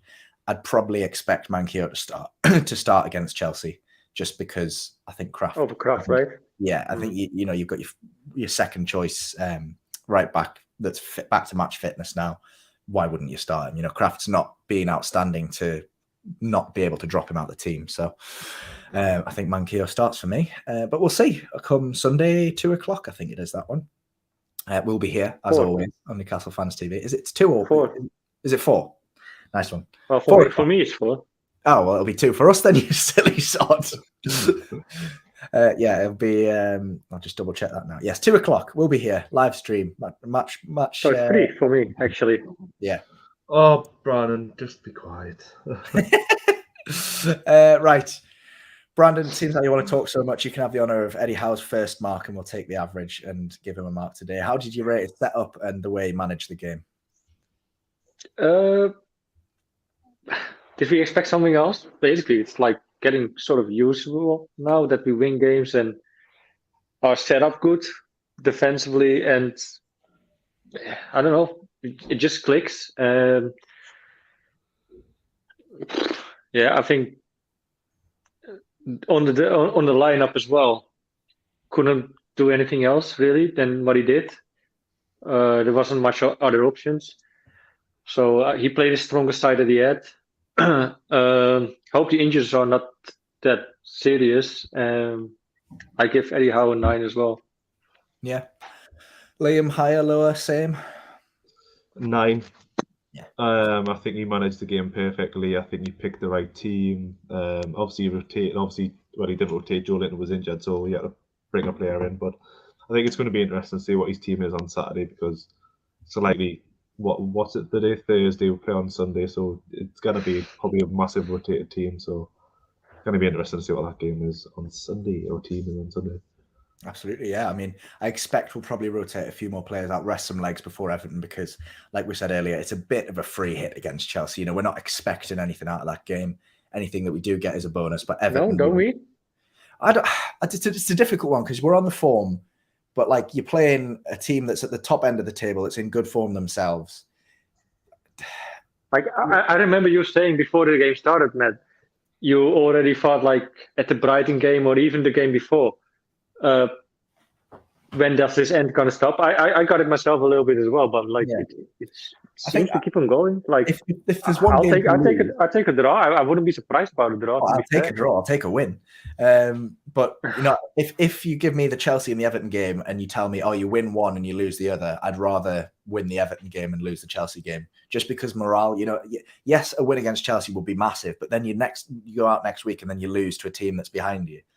I'd rather. That's just a thing that you want to kick down Everton as well. So yeah, I get it. Exactly. Yeah, it's swings and roundabouts down there. So I can see us rotating for Chelsea. We'll still put out a strong side. We're not going to throw the game away for the sake. What changes would you make though? Like, I'd rotate the midfield, and I'd probably give, if Joe Linton's fit to start, I'll get Joe Linton in. I'd probably go Joe Linton, Guimaraes if he's fit. Don't know how serious that injury is. It's cramp. Oh, well, there we go then. So I'd probably. You know what I think actually what will happen? I think actually the Cells will play again against Chelsea, because I think Cher isn't that. He went down 2 times already first half. I don't think he's the fittest today. It's like, I think actually Lascelles plays to give Cher some rest before the Everton game.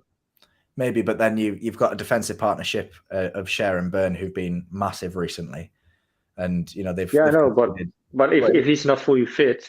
No, I know, but they've conceded 1, 2, 3 goals in the last 5 games as a defensive partnership. So, can you drop them? I don't know. We'll find out on Sunday, won't we? We can have this discussion then. Mm-hmm. That's pretty much all the time we have on scoring the players. What's your rating?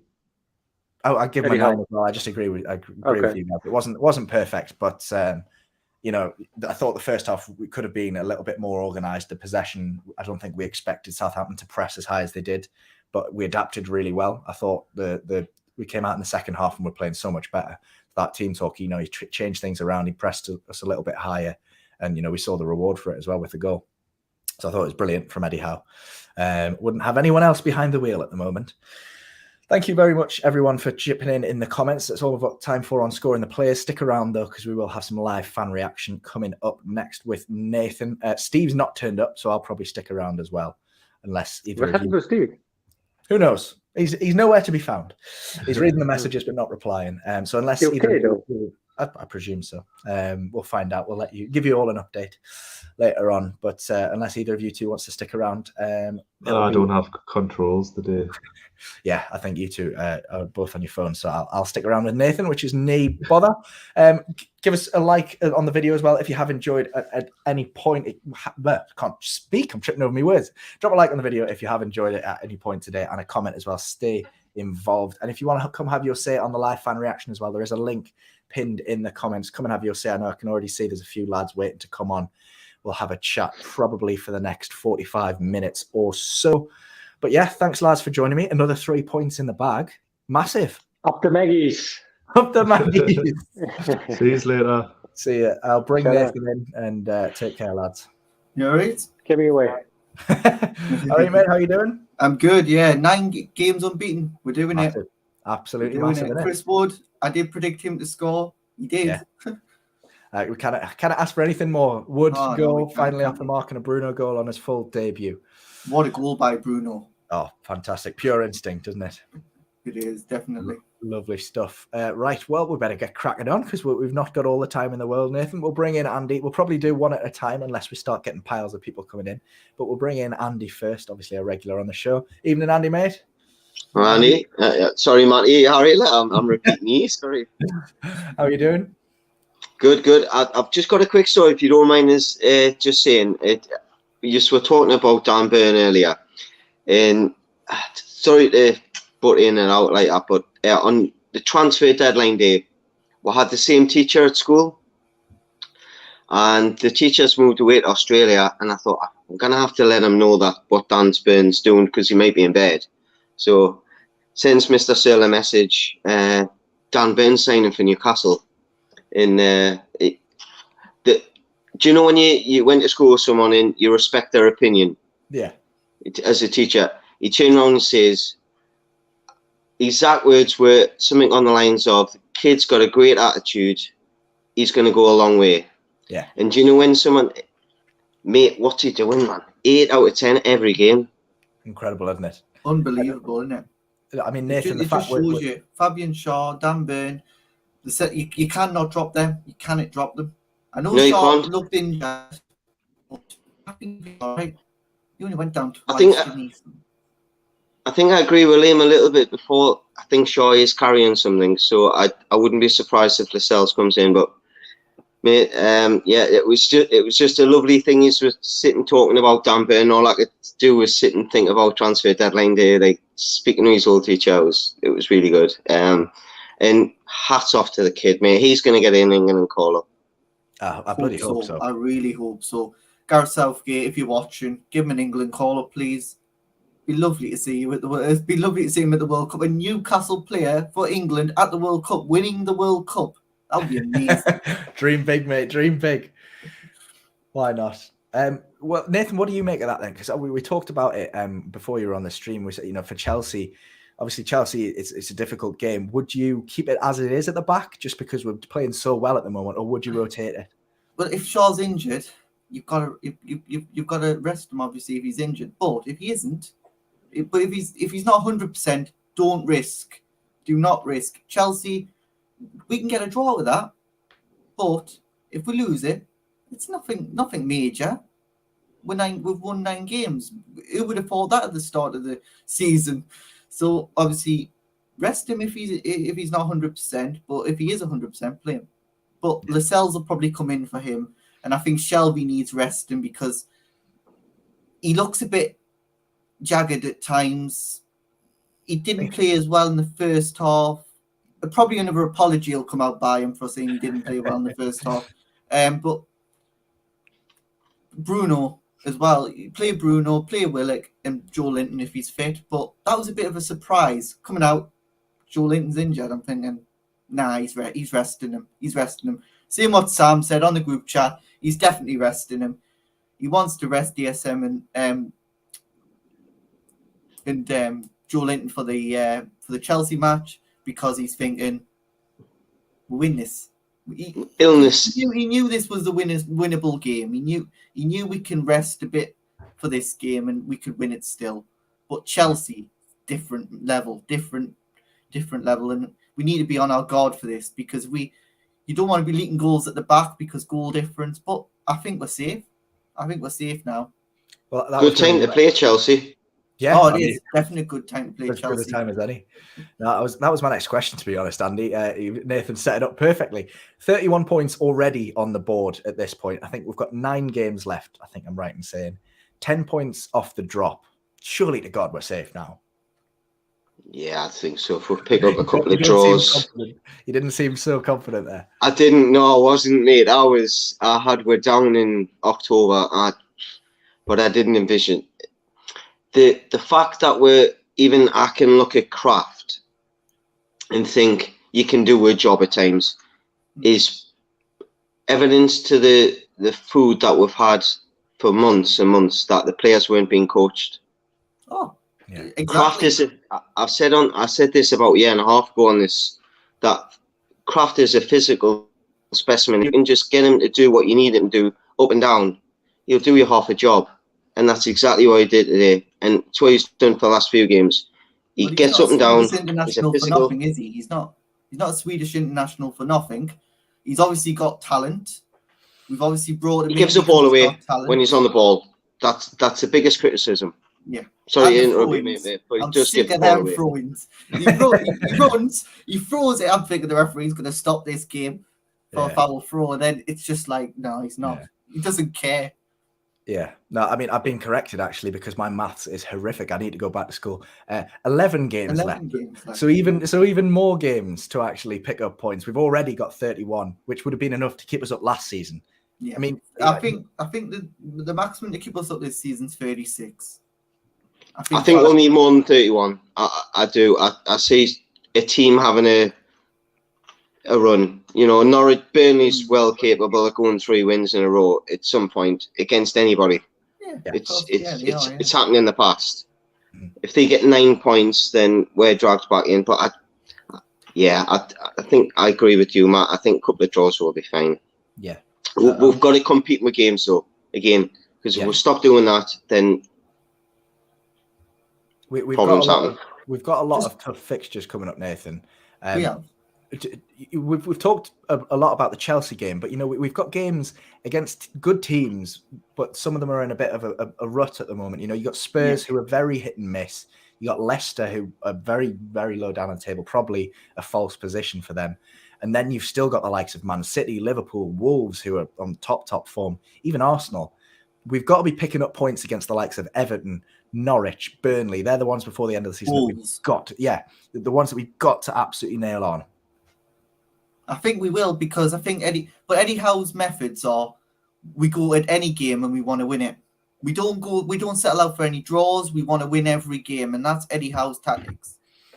He goes attacking. Yes, he might change the game plan sometimes if say in the first half we were very, very we weren't the greatest in the first half. The evidence shows we weren't great in the first half.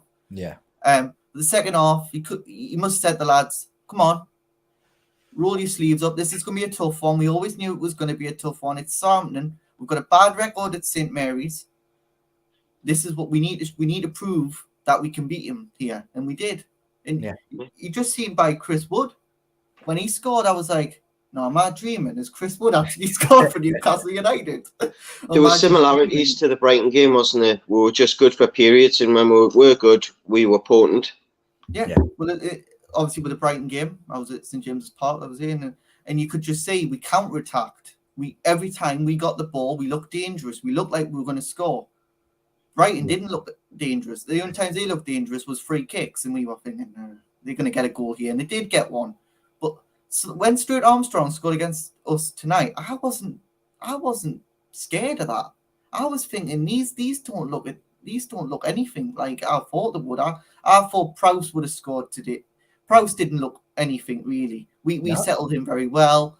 A lot of the Southampton players, very, very. obviously they got a big beating off Villa, but I was expecting a bit more from them, a bit more fight, and they just as soon as we scored the second, we didn't look like they were going to score any. And Yes, they had a few corner kicks. Yes, Dubravka made a good few saves, but that's what Dubravka does. Dubravka makes amazing saves.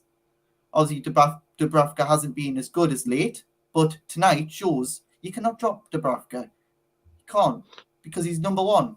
And yes, if we do get another keeper in the summer, he'd be number two. Because Dubravka will always be our number one until he has a bad few games, and then we look at a new keeper. But obviously, we'll have to wait and see what Eddie Howe's thinking in the summer. And it's very exciting for a change. We're not going into a transfer window thinking, oh, it's going to be shite this transfer window. We're not going to sign anybody. It's excited. Everyone's excited. St James's Park's now exciting to go to. You're actually getting a bit more atmosphere from the ground. Yes, it was a bit quiet at Brighton when we were playing Brighton, but we were nervous. We haven't been. What was the last time when we come 9 games unbeaten? Does anyone know? Probably under Pardew, I think. That season. Europa League season. Yeah. The when we got Europe, I think. Yeah. So there you go. And I was having a look earlier, and this is title winning stuff, because Leicester did this 9 games unbeaten and won the title. Yeah. I think they've played Man City and that and all that. We haven't played a top team in this run yet. Top team. Well, that's Sunday, isn't it? That's Chelsea. That's the challenge. Eddie Howe. But you've got to start somewhere. You've got to start somewhere. We've got to start somewhere. We come from nothing. We were done. We were done before the takeover. After that Wolves defeat, we were done. We thought, we're done. We're down. All the pundits, Newcastle are going down.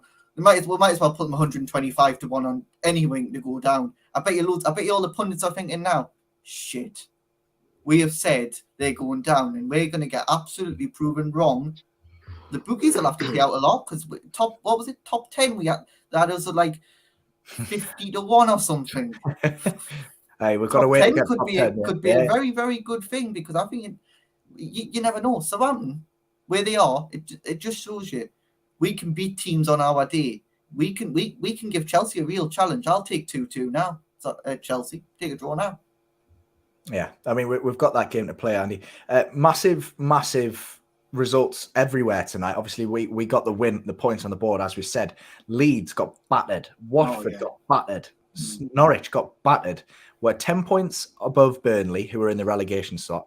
We're 9 points above Everton, who are in the spot above them. And then we're 8 points above Leeds. And then it's like they're 3 teams who they've got to win 3 games in a row with us losing 3 games for them to even. That ain't going to happen, because we're not going to lose. I think the only team that's capable of that is Burnley. Leeds have gone now. I think with the change of manager, they should. As much as we'll probably all look at Leeds playing and go admire the way they play, we all know the weaknesses. They go man for man, they get caught, they concede goals. Yeah, but they're great to watch. But they will never, Definitely. But is there a manager from America that's never really managed in the Premier League or even knows the Premier League going to keep them up above him? I think that's a bad decision. I think Bielsa got them there. He should have the opportunity to keep them up. Yeah. Should have. To our benefit, I think. To our benefit. Yeah, absolutely. I'm rubbing our hands at that, aren't we? He was Ralph Rangnick's assistant at Leipzig as well, or something, I heard on the thing. But Ralph Rangnick's not doing anything, so he'll not do anything either. Exactly. Seeing these managers who are assistant managers and think they're going to do so good in the Premier League. You just look at Frank Lampard at Everton. I'm sorry, but Frank Lampard is nowhere near Premier League quality. Put him in the Championship, he maybe do something, but Premier League, no. Everton, wrong I think the squad's letting him down. Yeah. Andy, before we'll let you go because we've got some other lads waiting, but before we do, I'd love to hear from you. Who you think is going to go down in that 3rd spot, presuming that Norwich and Watford are already down? So I'll let you pick any team, and also the Chelsea and Everton game coming up in the next 7 days. How many points are we getting, and what's your score predictions for those 2 games? So the teams going down are Norwich, Watford, and what was the other choices? Go ahead, say again. So at the moment, Burnley are in that spot, but then there's Everton, which are only 1 point above, but they've got a couple of games in hand, and then Leeds are 2 points. Okay, there we go. Easy as that. Then. Obviously, Everton. We want Everton to go down. Don't want Leeds. I would love Everton to go down. Don't get us wrong. I'd like Everton to go down simply because from hostile fans that I've experienced away, they're not nice. So I always treat people the way they want to treat me. I want to treat them, and they've not been nice. So, of course, Everton, I hope Leeds go down. Could be dock points. Leeds is a nice quick trip, though. Yeah, keep Leeds up for the short away day. Yeah, that's what Lee would say. I'll rephrase that. I think Leeds will go down, but I want Everton to go down. Sorry. All right, then. And then the next two games, how many points and what scores? I think we're going to make a load of changes at Chelsea. So I think that game, as you say, we might hold them to a draw, you never know. But I'd say we're not going to pick anything up from there. Performance is what we want to see from players that are being given a chance. That's what we want to see in the weekend. And then Everton, I'd say we comfortably beat them 1-0, but comfortably. Yeah. Rose performance. I love that. Another 3 points off Everton, make them cry. Pickford getting angry again. Comfortable 1-0 win. They haven't got the spine for it. No. The 5-0 defeat, they got off Tottenham was hilarious. Yeah. But later on the season, Everton will play teams which have got nothing to play for, like a Villa or a whoever, and I think their quality players might just shine and they might pick up some points.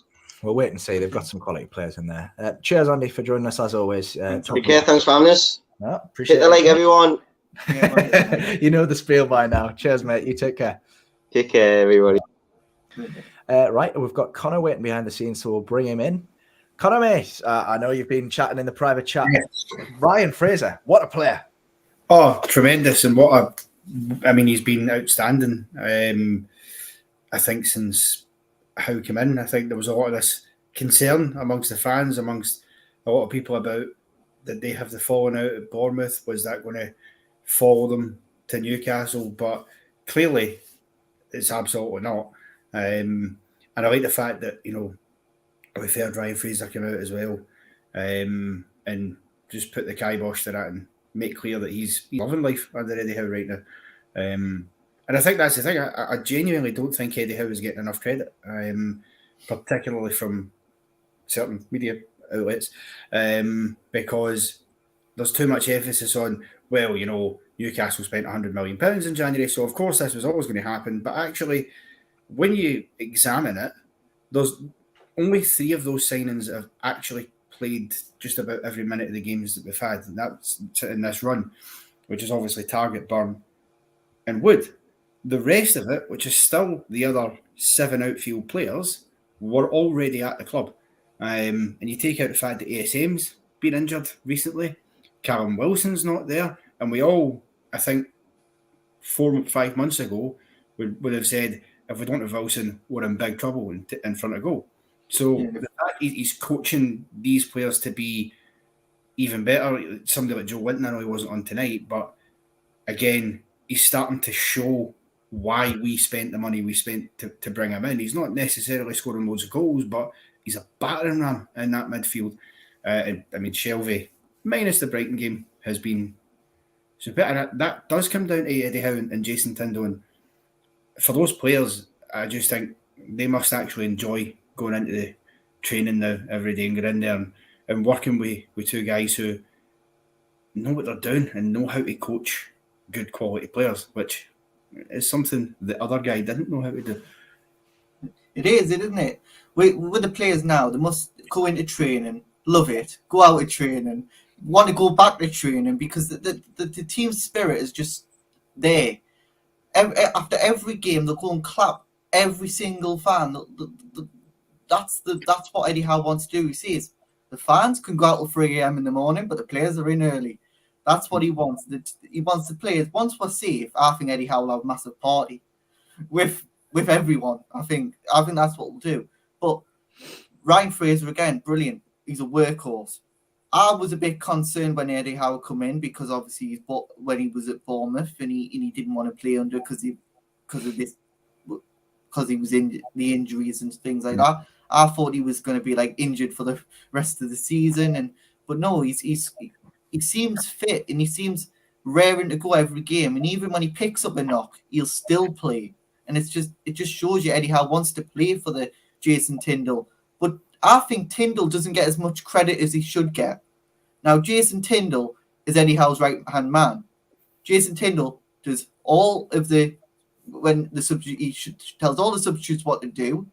Obviously, he's a really good coach. You don't see much of Graham Jones anymore. It's always Jason Tyndall, and Jason Tyndall is bringing much more to Newcastle than our previous assistant coaches.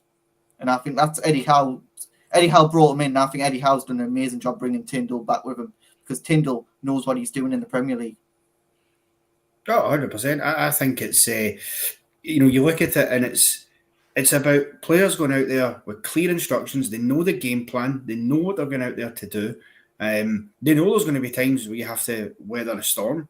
But I think they're starting to find a balance now where instead of before where, we'd have to weather a bit of pressure on a storm and we just automatically just fall back almost into 2 banks of 5 and stay there for the majority of a half or a game, a lot of the time when we took the lead. Actually, there's still that appetite to break out and go forward, and they're always looking for can we get the forward pass? I love seeing defenders, looking up and looking ahead of them to see, is there a pass there? And not just automatically, not even bothering to look, just going back to the goalkeeper. And that's what we've been doing a lot of. Look, we've had some scrappy games in this. And I know that, Andy, we were talking to Tella, was saying about, we've not necessarily played any of the big boys, as it were. But I think we've had at least 4 or 5 really tough games in this run that easy banana skins. You look at, I thought getting a point away at West Ham, superb. It wasn't vintage football. It wasn't the best thing I've ever seen, but we hung on in there. And actually, it was a game that we ourselves had 1 or 2 chances, could have nicked it, as did West Ham, you've got to say. Tonight against Southampton, for years when we've played the teams on the South Coast, home or away, we've had many a headache against them. So it's nice to, get Brighton off the back at the weekend and go and beating, Southampton at St Mary's. That's not something a lot of teams actually go and do. Yeah, definitely.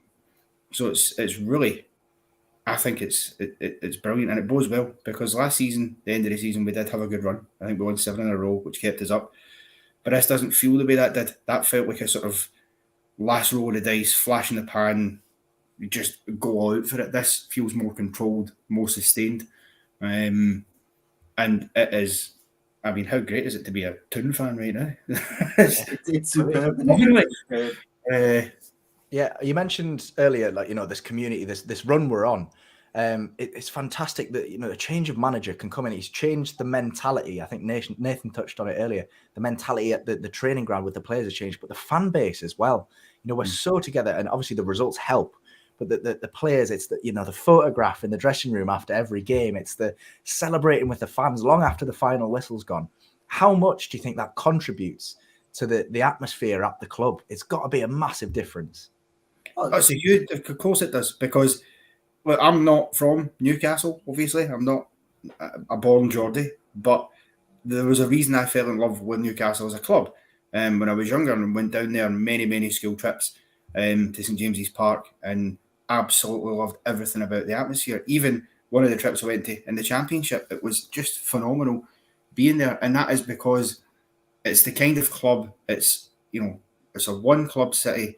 And if everybody is pulling in the same direction and pulling together, it makes everything feel that much better. And I think it gives the players more confidence, because if you're an away team, I would hazard to guess that one of the grounds you don't want to go away to when everyone's in full voice and everything's going really well would be St James's. It would not be the kind of atmosphere an away player would enjoy playing in those circumstances. And it gets you over the line in certain games, whether it is against bigger clubs or, just tighter games that you've maybe not played great in. So I think it really, really, really does massively help.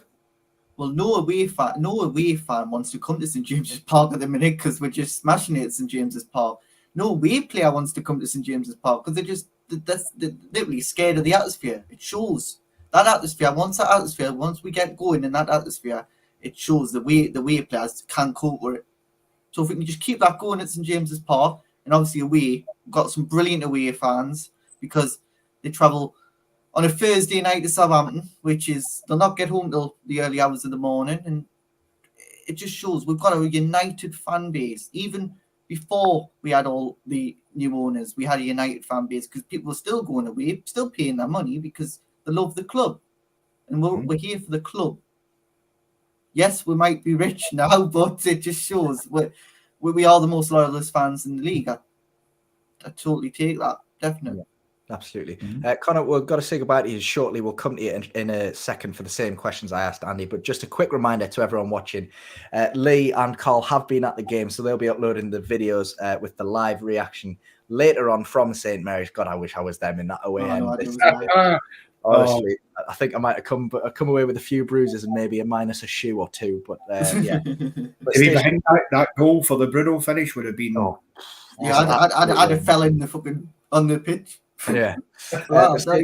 Stay tuned for that later on. We are got the fan reaction here with Connor and Nathan. We'll live for another 20 minutes or so. I can see Paul waiting in the wings to come on as well. Drop a like on the video if you've enjoyed and keep commenting down below as well. Keep interacting with us. We'd love to hear from all of you. And if you haven't already, subscribe to the channel and the sister channel NFTV Extra and check us out on social media as well. Right then, Connor, before we let you go, who's going down and what's the results going to be for the next two fixtures? Well, I actually think, I think Watford and Norwich, I think they already are kind of done. They would take a hell of a lot. But I think Everton will go down. I genuinely do. Because I don't think they've got enough fight about them or spirit about them. I don't think, you look at Burnley, you look at Leeds, they're not in great form. Burnley are, of the three, kind of on the ascendancy. They've had a couple of bad results there, but they went on a good run. But they've got players, as the Leeds, who are experienced in that kind of battle, that kind of scrap. Those players at Leeds fought for 2 seasons very hard, had to bounce back from being so close to getting promoted and fight again. And Burnley, Sean Dyche, they fight all the time. And I just think the players at Everton are a bunch of groomed, spoiled brats for me who've not got a clue how you get out of battles like this. And Lampard isn't experienced enough either to deal with it. So for me, I think it's Everton. I hope it's Everton. But I also you look at yeah, I hope so as well. You look at the fixtures. They've got Wolves, who've just slapped Watford 4-0 tonight. Then they've obviously got to play us. We're in fantastic form. Then you've got Everton and Man United and Liverpool, who 3 teams at the top end of the table, followed by Chelsea, Leicester, Brentford and Arsenal. As they've got the Watford game. Points. It's a tough run in. You look at the form that they're in as well. You cannot see them picking up points, really. Maybe a draw United, but that's it. Yeah. So anyway, then, Connor, your predictions have got Chelsea on Sunday and then Everton, as mentioned, next Thursday. How many points and what's the score going to be? I think we can get 4 points from the 2 games, but it's more likely we'll get 3 because I think we'll beat Everton. I fancy that we can do that. Chelsea, I think we can get a draw there because we have seen a few occasions this season they've not really played well at Stamford Bridge, and I think was it Brentford, I think, or Brighton? One of them went there and got points earlier in the season. So it can be done. So yeah, I think 4. I think we can get a draw at the weekend and beat Everton, but I'll not be too disappointed if we do lose to Chelsea. That happens. Yeah, we can't expect it, can we? Lovely stuff. Appreciate you coming on as always, mate. You take care, and hopefully we'll see you after the next win on Sunday. Yes, lovely. Take care. 10 wins in a row, that'll be lovely. Yeah, sure, mate. Lovely stuff. Right, Nathan, we've got Paul coming on, who's probably going to be our last guest, so we'll bring him in now. Evening, mate. How are you feeling after that? Gobsmacked. Totally gobsmacked. A year ago, would you say that you'd be worried that Joe Linton wasn't playing? Yeah, you'd be worried. You'd be worried to get about 5 million out of him a year ago. Joe Linton not playing, Saint-Maximin not playing, Callum Wilson not playing. I was just shocked. But I just didn't expect it. Really didn't. Southampton's always a hard team to play against.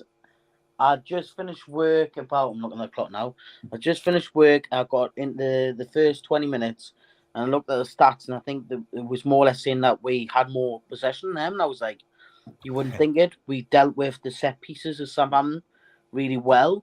So we know how good they are from set pieces, because obviously there's a certain lad on their team who are really good at free kicks.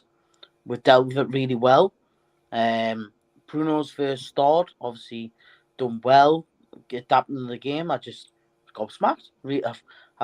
I just felt a little bit like when I was watching Sean, I was like, how many times are you going to go down? And then you got to think of the last game Newcastle had, it took a lot out of them. And I've spoken to the show beforehand, when somebody had said about Steve Bruce taking the team, they said that the fitness pre-season wasn't the best. And tonight, to be able to deal with the constant, because they did have a lot of the ball at times as well, I just felt like we dealt with it really well. My only problem was tonight, I was like, who are you going to bring on that's going to change the game? Yeah. With Gale, Jordan, is he going to change the game? No. He's never gonna Longstaff bring hasn't Gale played on, is much he? football, and you're thinking to yourself, well, hold on. Like, you haven't got, like, Miggy, he'll come on, he'll run. He'll always run. But is he going to change the game? That's where I was a bit like, I'm getting a bit worried here. I don't think anyone's going to change the game. But this is one of them things where we did so well from a very, very, very deep attack and cross from Shelby, and Wood scored. Great goal. Fantastic goal. But then it's a case of, right, it's discipline now. Yeah. And Bruno, the last game, as much as he's going to be a great player, there's no other word about it, and excuse me French, he fucked about in the last game. He gets a box where you're thinking, look, you can't do that in English football. You don't get enough time on the ball. No. And he nearly did it again today. But he got rid of it, and his discipline's changed him. And I think it's a case of people like Shelby who's saying, look, you can do this and you can do that. And I just felt like today, them two midfielders, they're not the type of midfielders who are going to drive at people and dictate the game. They're great passers of the ball. And that's where I felt, we're going to be really vulnerable today. You know, Joe Linton, I can't believe I'm going to say it again. Joe Linton, who's going to get the ball and drive at people and put tackles in. But no, it is. Not every game's going to be 100%. And like we say, it's a long way to travel there. And for the fans. And it's one of them where you got to dig in and get the result. And they did it. Yeah. Absolutely. You touched on the depth of the squad there, and I'll ask you this, Nathan. You know, the bench we had today, we've notoriously this season not had a solid bench. The bench today, for me, is full of players that can come on at any given moment and give you a 5, 6, 7 out of 10. Yeah. But there's no one there that's going to give you a 9 or a 10. You know, if Saint-Maximin was on there, he can come on and change a game. Nathan, are you worried going into the last few games of the season, if we do pick up injuries or suspension at all, that we do lack a bit of depth? No, I'm not, because Eddie Howe, he knows who to bring on and who not to bring on. He's got his team set. If we get injuries, Miggy's going to have to get a bit of run out. Yes, he may not be good at times, but he runs, he tries his best, and we've just got to hope that Miggy can show a performance once in a while, which he can, because we've seen it. He can do a bit of Sean Longstaff. I understand now why he wants to keep him, because he is a solid player for the bench. He comes on and he gives you a 6 or 7 out of 10. He does the dirty work late in games, and that's why he wants to keep him. And I was like, I don't really want to keep him, but now I think I'm changing my opinion on Longstaff. I think he'll be a player who'll come on probably 70 minutes, 60 minutes. Someone's tired, bring him on. He'll do the dirty work, and we'll graft the 3 points, which we've done today. Obviously, Dwight Gale, he's got no future at the club. He'll be gone. Mankiw, obviously, on the bench. He's off. He's our second right back. Obviously, Kraft played today, but Mankiw wasn't as fit as we all thought. Obviously, he'll slot in the next game, probably. Kraft will come out. They want to get rid of Kraft, but don't we just keep him for our third right back? Yeah, I mean, we don't need to sell him for cash, I guess. Like, maybe he comes... Or wages. Yeah. We don't need it. Literally, Kraft has shown he can do something. He can come in when someone's injured and he can perform. Yes, we may have faults in a game where he's throw-ins and sometimes he's positioning and he's passing, but Eddie Howe can work on that during pre-season because Eddie Howe didn't have a pre-season to work at. So it's been very difficult for Eddie Howe just to go into that squad and say, right, players, play my way or don't play. Yeah. Well, that's And the philosophy. in pre-season, he might change formation. He might look at different things. January, he brought players in. Obviously, we had no Trippier today. We had no Callum Wilson. We had no Maximum. We had no Manquillo. It just shows you. Maximum doesn't need to be in the team for Newcastle to win. When have we ever said that before? When have we ever said Jordan. Wilson didn't have to be in the team for us to win? Yeah. It just shows you the team is changing, and that is what we need. This is what we needed at the start of the season. But sadly, we'd be 8th right. I think we'd be about 7th right now if the season started in January. So it just shows you Newcastle are building for the future. Obviously, we've got these young players on the bench. When we're safe, I'd give the young players, these young academy players, a bit of a chance because we'll be safe in about 2 games if we say draw and a win. I think we're safe then. But get another win. Say another win. It's after the Everton game. Get another win there after the Everton game, and then we're safe because 3 wins we're safe, or 2 wins and a draw we're safe. Then maybe give the academy lads just maybe 20 minutes there and there because I think we could. Obviously we're building our academy now. Obviously we're going to build a new training ground. We're going to do that. We've got loads of big plans. What we're going to do with this team. Show what we need to now look at who we're going to sell in the summer, who we're going to keep, and who we're going to loan. Because that big squad, you've got to trim it down. Yeah, well, stay tuned. Is Murphy going to stay? Is Kraft going to stay? Yeah. Is Maximum even going to be in the starting lineup next season? Because we're going to get bigger players in. Maximum's going to have to work the Eddie Howe way, which is track back for the ball, go for the win tackles, win the ball, run at the defense like he did against Everton. If we can have Maximum what he did against Everton every time on the pitch, he become a world-class player. He wants to win the Ballon d'Or. He needs to perform like winning the Ballon d'Or. Yeah, I think it might be a long way off, but if there's anyone that can transform his game, it's Eddie Howe. We'll look forwards then, Paul. We'll look backwards for a second. 9 games unbeaten, 3 wins on the bounce. Looking forward to that Chelsea game. If you were in charge, what do you change approaching that? Because obviously we've got Chelsea on Sunday and Everton on Thursday. We've talked a little bit about how Chelsea's a little bit of a free hit. Everton's the big game. Paul, if you were in charge, would you rotate the side a little bit, rest some key players, or would you keep it the same? Good question. There's a lot to say about what's happened with Chelsea in the last 24 hours. Yeah. How can that affect them? Well, they did affect them tonight. I mean, 3-1 against Norwich tonight, so clearly not letting them affect the it. Premier League, though, so don't take much of reading of that. This is the thing, though. We've always been, as far as I'm concerned, we've always been a bit of a horrible team for Chelsea to play against. We've had Cisse, who scored 2 worldies. We've shut Mourinho up, and he's been on the sidelines a few times. He's always turned around and said he would love to manage Newcastle at something because his connections with Robson. I would love to see. I don't know. Would you like to see a little bit more pace up front? As in, would you try seeing Maximum up front instead of Wood? I don't know. Would you keep the way it is? It's a hard one. What you got to think about is how they line up. So that's the difference. The Reece James is injured, which is a big positive for us. He's a big threat and had a blinder against us in the last fixture. But apart from that, they've got so many threats. I mean, the 3 goal scorers today were Kai Havertz, Mason Mount, and Trevor Chalobah. That's. Tell you what, I'd have Mason Mount anytime at Newcastle. Oh, I don't know about that. I don't rate him. Let's just remember though, Newcastle are missing 4 big players a day, and this is a furthest journey. And we'll come with a result. Yeah, and it's not just the random 4 players; it's your spine of your team as well. That's like Lascelles was warming up the day, and he was your captain, and he's not even getting on the pitch. Yeah, Yeah, we've got to wrap things up, unfortunately, Paul. But before we do, we'll get your predictions like we've got off everyone. Who's going down? Who's going down, and what's your predictions for the next 2 games? I don't want Everton to go down. I'm going to be a little bit. I saw you shaking your head when we said that. I've got family from Liverpool, and right. If I was a red or blue, I'm a blue. Right.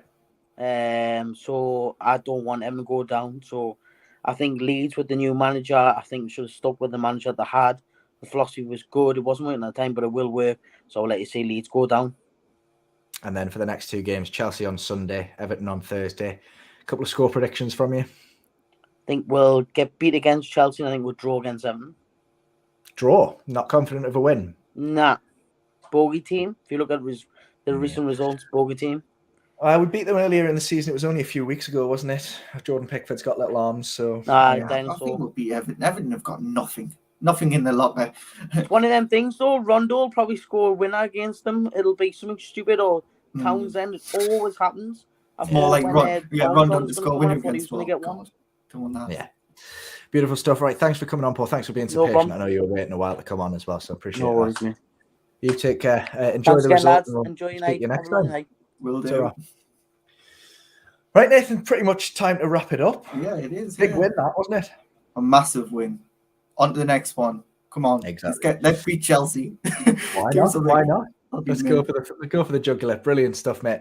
Yes, thank you if you've stuck with us. Coming up to 4 hours here on Newcastle Fans TV. I've been here from the start. So thank you to every single one of you that's tuned in. And thank you even more if you've liked the video and commented throughout. Big help. And it's always nice to interact with you lot down in the comments as well. If you haven't already, subscribe to us on Newcastle Fans TV and NFTV Extra. Head over to Twitch as well. We're trying to get a nice community going over on Twitch. I know we've got a few Twitchers joining us tonight. So thank you, lads, for tuning in. Stay tuned. We are ending the live broadcast, but Lee will be here later on with his reaction from St. Mary's. He's in the hotel now, getting it edited and uploaded for you all. Of course, we've got plenty of content coming up for you on Newcastle Fans TV over the next few days. We'll be looking ahead to the Chelsea game on Sunday. We'll be back with the live match watch along. Will you be there, Nathan, watching the game? I'll not be at Chelsea. I'm looking for a ticket. I'm still looking. We'll hopefully get one, but I don't think got a ticket for Nathan. Let us anyone know. got a ticket? DM me. Yeah, lovely stuff. You can follow us on Twitter, Facebook, Instagram, basically any social media, TikTok as well. Go follow us on there. I know Liam's across that. But thank you so much, everyone, for joining. If you haven't already, drop a like on the video and subscribe to the channel. 3 points on the board, three wins on the bounce, 9 unbeaten. Massive win against Southampton. Chris Wood with his first goal for the club, and Bruno Guimaraes, first start, first goal. What a game. On to the next one. See you later. See you later.